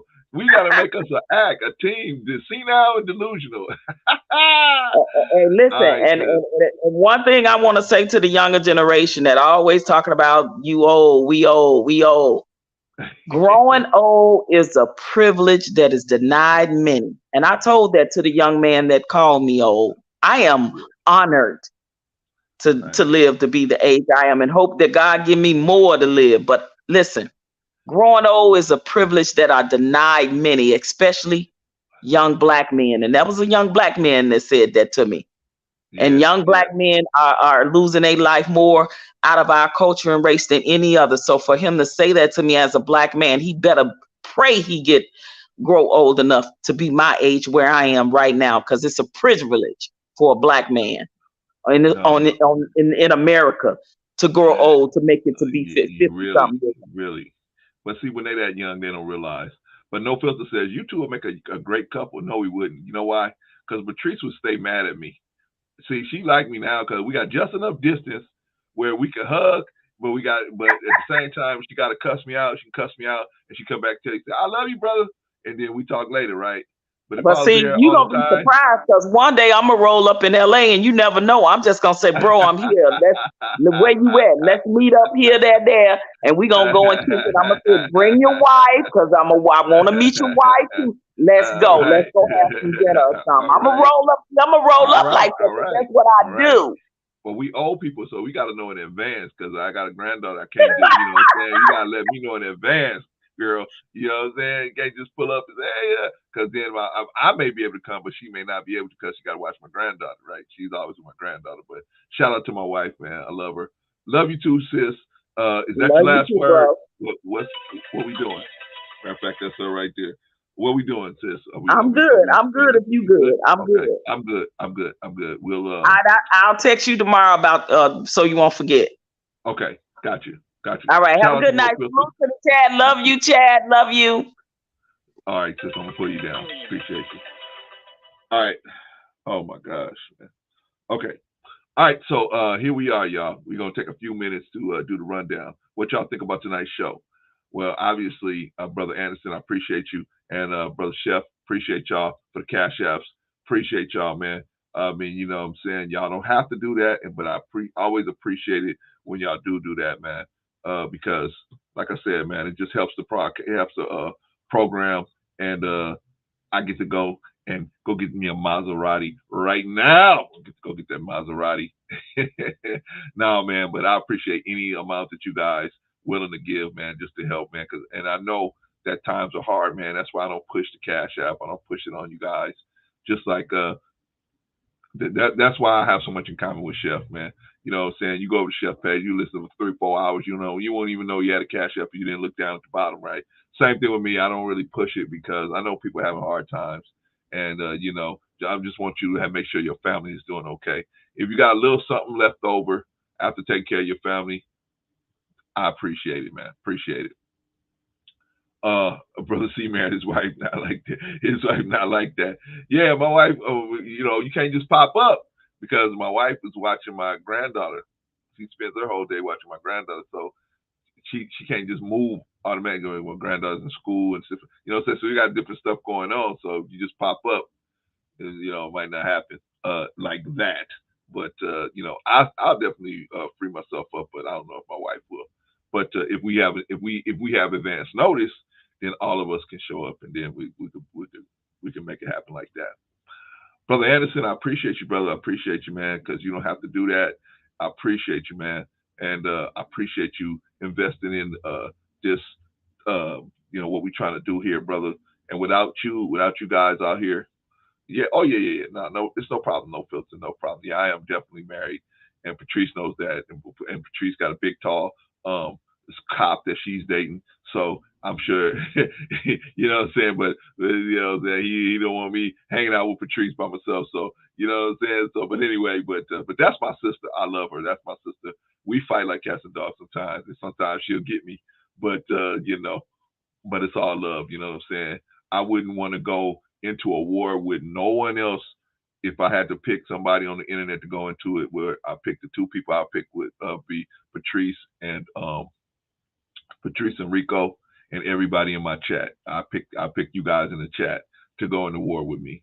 Other than that, the people you don't see here that haven't come here and not hanging out here, not so much. But anybody that stops by here, I know that they stopping by here because they're showing love for what we're trying to build here. What we're trying to build here, we're trying to give here. All of us are donating our time We're not getting paid anything. Well, we get the cash outs for you guys, but you know what I'm saying? You know, I appreciate everything you guys donate, but none of us are making running this thing off no salary. You know what I mean? We just it's just in Islam we have what they call pillars, and one of the pillars is charity. You know, you gotta be charitable. You're gonna call yourself a Muslim, you gotta be charitable, right? Patrice, stop it. Patrice, stop it. Stop it. Brother Nugo said, "Great show, Brother Claire. Definitely, we'll look into the pacts with the politics. Yeah, man, it's donations. Big Papa said donations. I'm gonna say it again. Hey, what's the deal with Brother Umar? Shout out to Brother Umar, but Brother Umar says everything 3 times. I'm from Philly. You got to check out the academy. You got to check out the academy.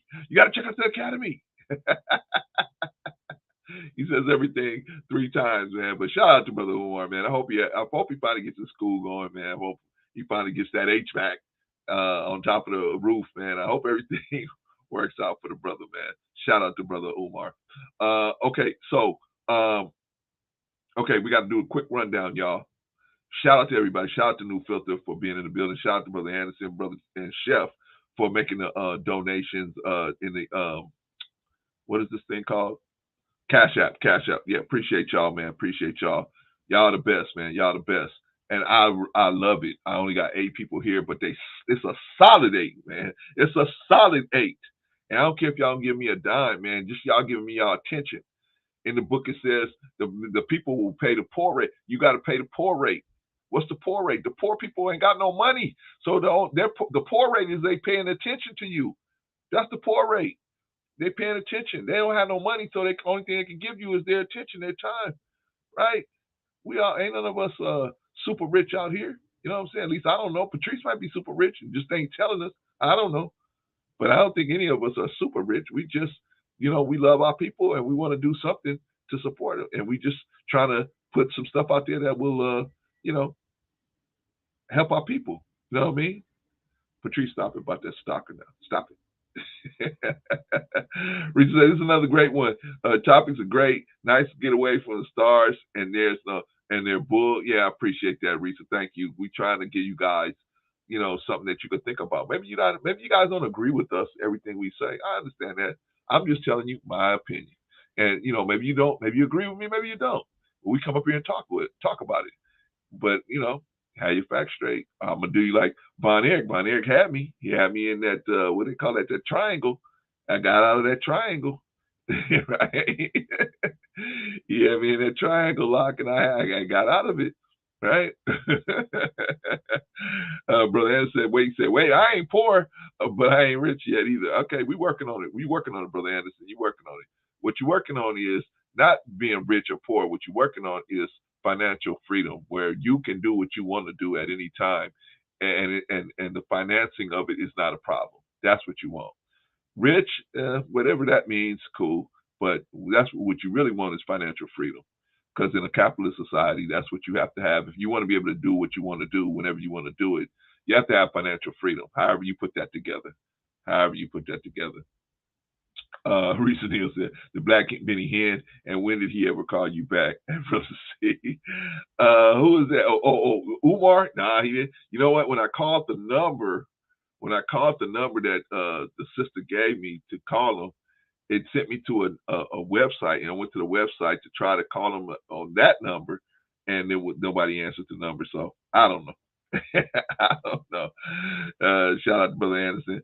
Shout out to OG Patrice, stop it. Patrice, stop it. Patrice, go to bed. It's 11:13. Go to bed, Patrice. Go to bed. The rest of you guys on the East Coast, you guys need to go to bed too. So I'm gonna close up I'm gonna close up everything. Brother Anderson said financial freedom. Yeah, man, that's what you want, man. That's what you want. You want to be able to be free enough to be able to do what you want, but at the same time not have the cost of what you want to do be an issue. Right? That's what you want. That's what you want. If that means being rich, whatever that is, then be rich. But just like I said, you just make sure you got enough money And that's another thing we're going to do. We're going to do another a topic on retirement, because Black people are retiring with zero retirement. And that is another bad thing that we're not doing. We're not planning for the future.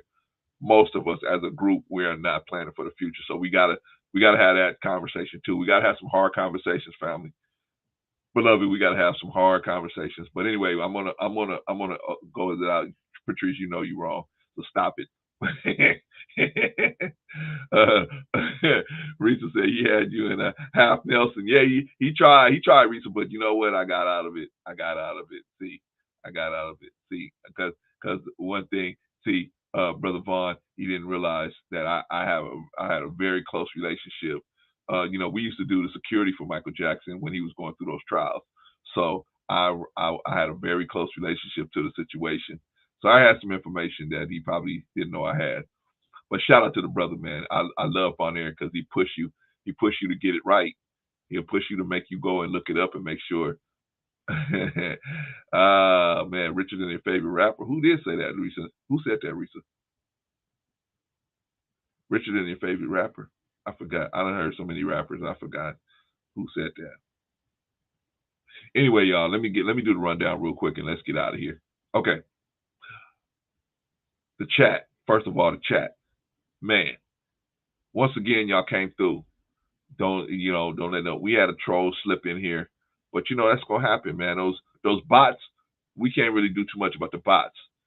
When I really want y'all, John Daniels, holy smokes. Oh, AD said that. Oh man, well, hey, if he's richer than your favorite rapper, that's good for him, man. Good for him.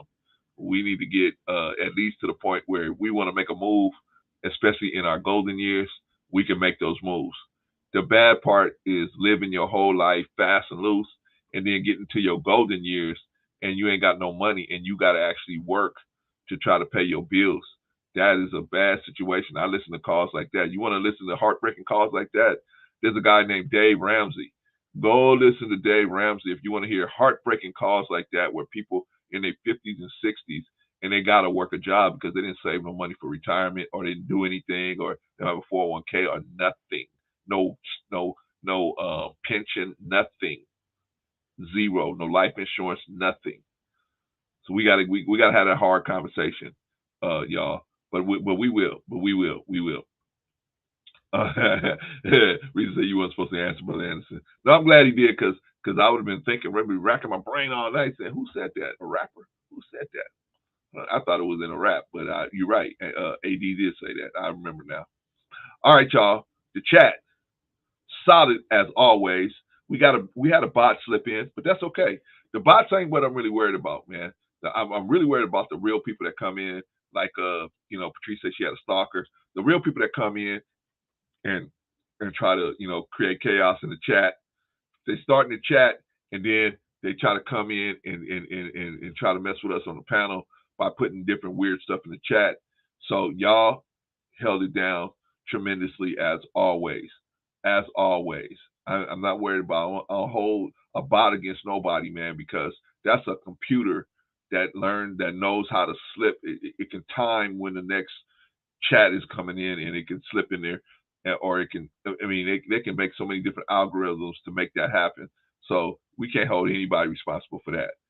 But the people that actually come in and try to set up a game and try to trip, we don't want them to be able to trip. You know what I'm saying? We don't mind them disagreeing. I don't mind anybody disagreeing with me, but I don't want them to disrespect anybody in the chat or disrespect anybody on the panel. That's the only thing, man. If they're respectful, we can deal with them. And y'all make that happen. So shout out to the chat. Shout out to y'all, man. That y'all one part of the game, and we the other part of the game. And together, we all together are Let's Talk to Better Black Life.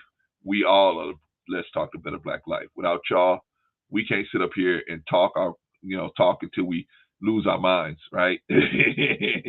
We can't keep talking without y'all. So if it wasn't for y'all, we'd have to be in the chat wrestling with people in the chat. So appreciate y'all. Strong performance from the chat. Strong performance as always. But Clarence, ain't nobody in here. It's just 4 or 5 of us. That's okay. That's okay. It's a strong performance from everybody that was here. Strong performance from everybody that is here. Because remember, the internet is 24 hours, y'all.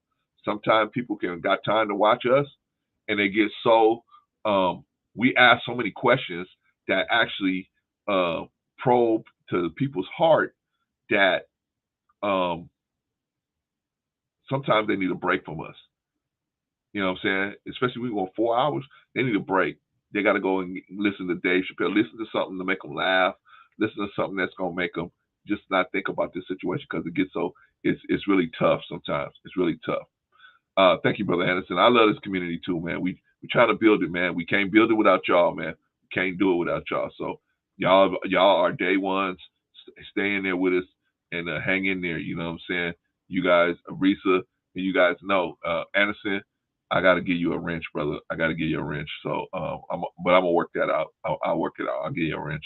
But I need people, you know, like saying like Risa, Quantum, yourself, that can, you know, when you in there, if anybody look like they're moving funny, get them. Let them come crying to me. But strong performance from the chat. Strong performance from the chat. Let's do the rundown. What about the stage? Who do we have come up here? We had Brother New Growth. I like that young brother, man. That young brother, man. And he don't always agree with me. Sometimes he don't. Sometimes he agree with me. Sometimes he don't. But he's always respectful, man. He's always a respectful brother. Just like Von Eric. Real respectful brother, man. You know. And so even though he don't agree with you, he'll put you in that half Nelson Risa. But by the time you see how, you know, you listen to how smooth the voice is, next thing you know, you're in that half Nelson. You're like, what happened, right? But shout out to Brother New Growth, man. He always has good takes, always has good questions, and he's sincere about helping his people. I can see that from, you know what I'm saying. He may have a different methodology from me or you or whatever, but the whole point is we all want our people to do better, and that's I think what we can rally around. Shout out to Brother New Growth. Strong performance as always. Who else was on the panel today? Let me see if I can think. Who else was there. Oh, I know. My sister, OG Patrice. OG Patrice came up on the panel today, and I had saw her someplace else on another content creator. I was messing with her, and she just ignored me like I wasn't even there. But I said, okay, that's all right. Then they start talking about men's intimate issues, and I said, oh, let me let the ladies talk, because I got to get out of here. I said, let me let them talk, because now they're hitting too close to home. Let me get up out of here.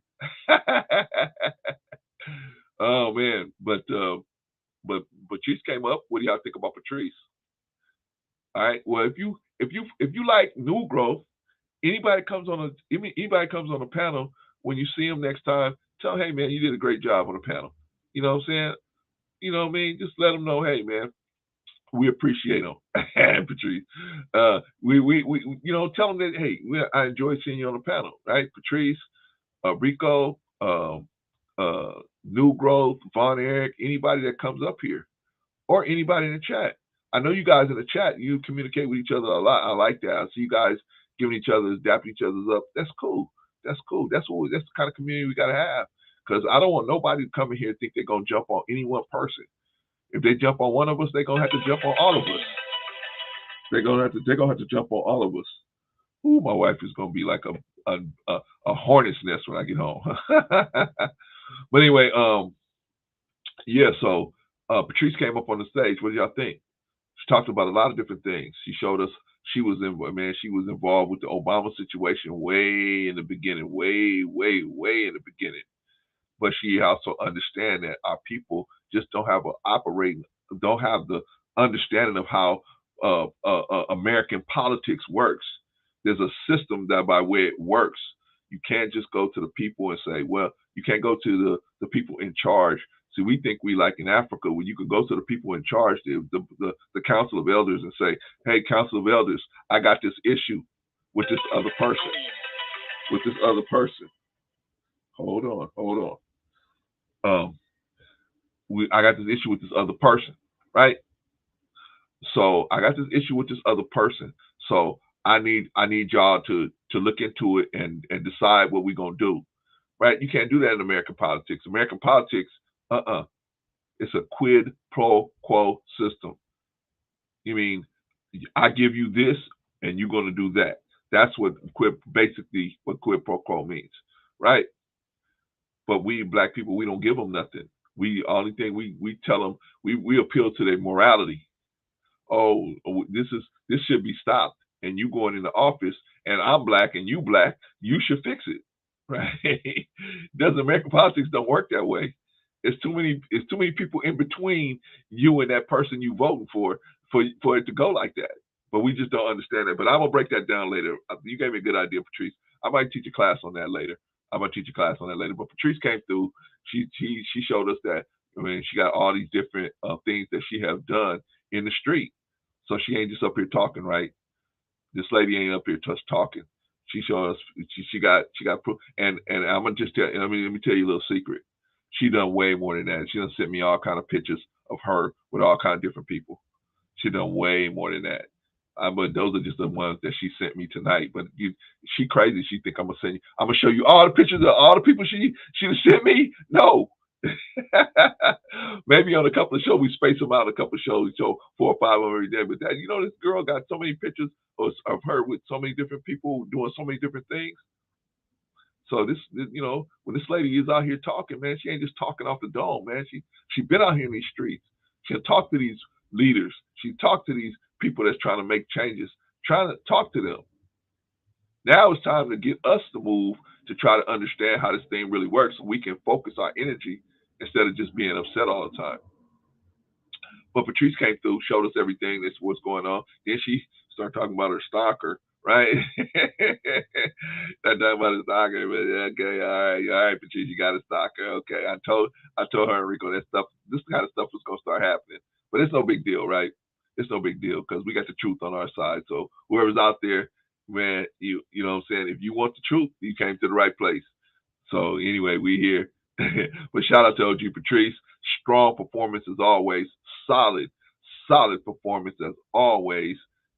Always adds a lot to the topics, to adds the street vibe, everything. She brings person actually out there talking to these people, actually talking to lawmakers. Well, we ain't just out here saying that, well, I don't even want to talk about nobody, no other content creator. Let me stop right there.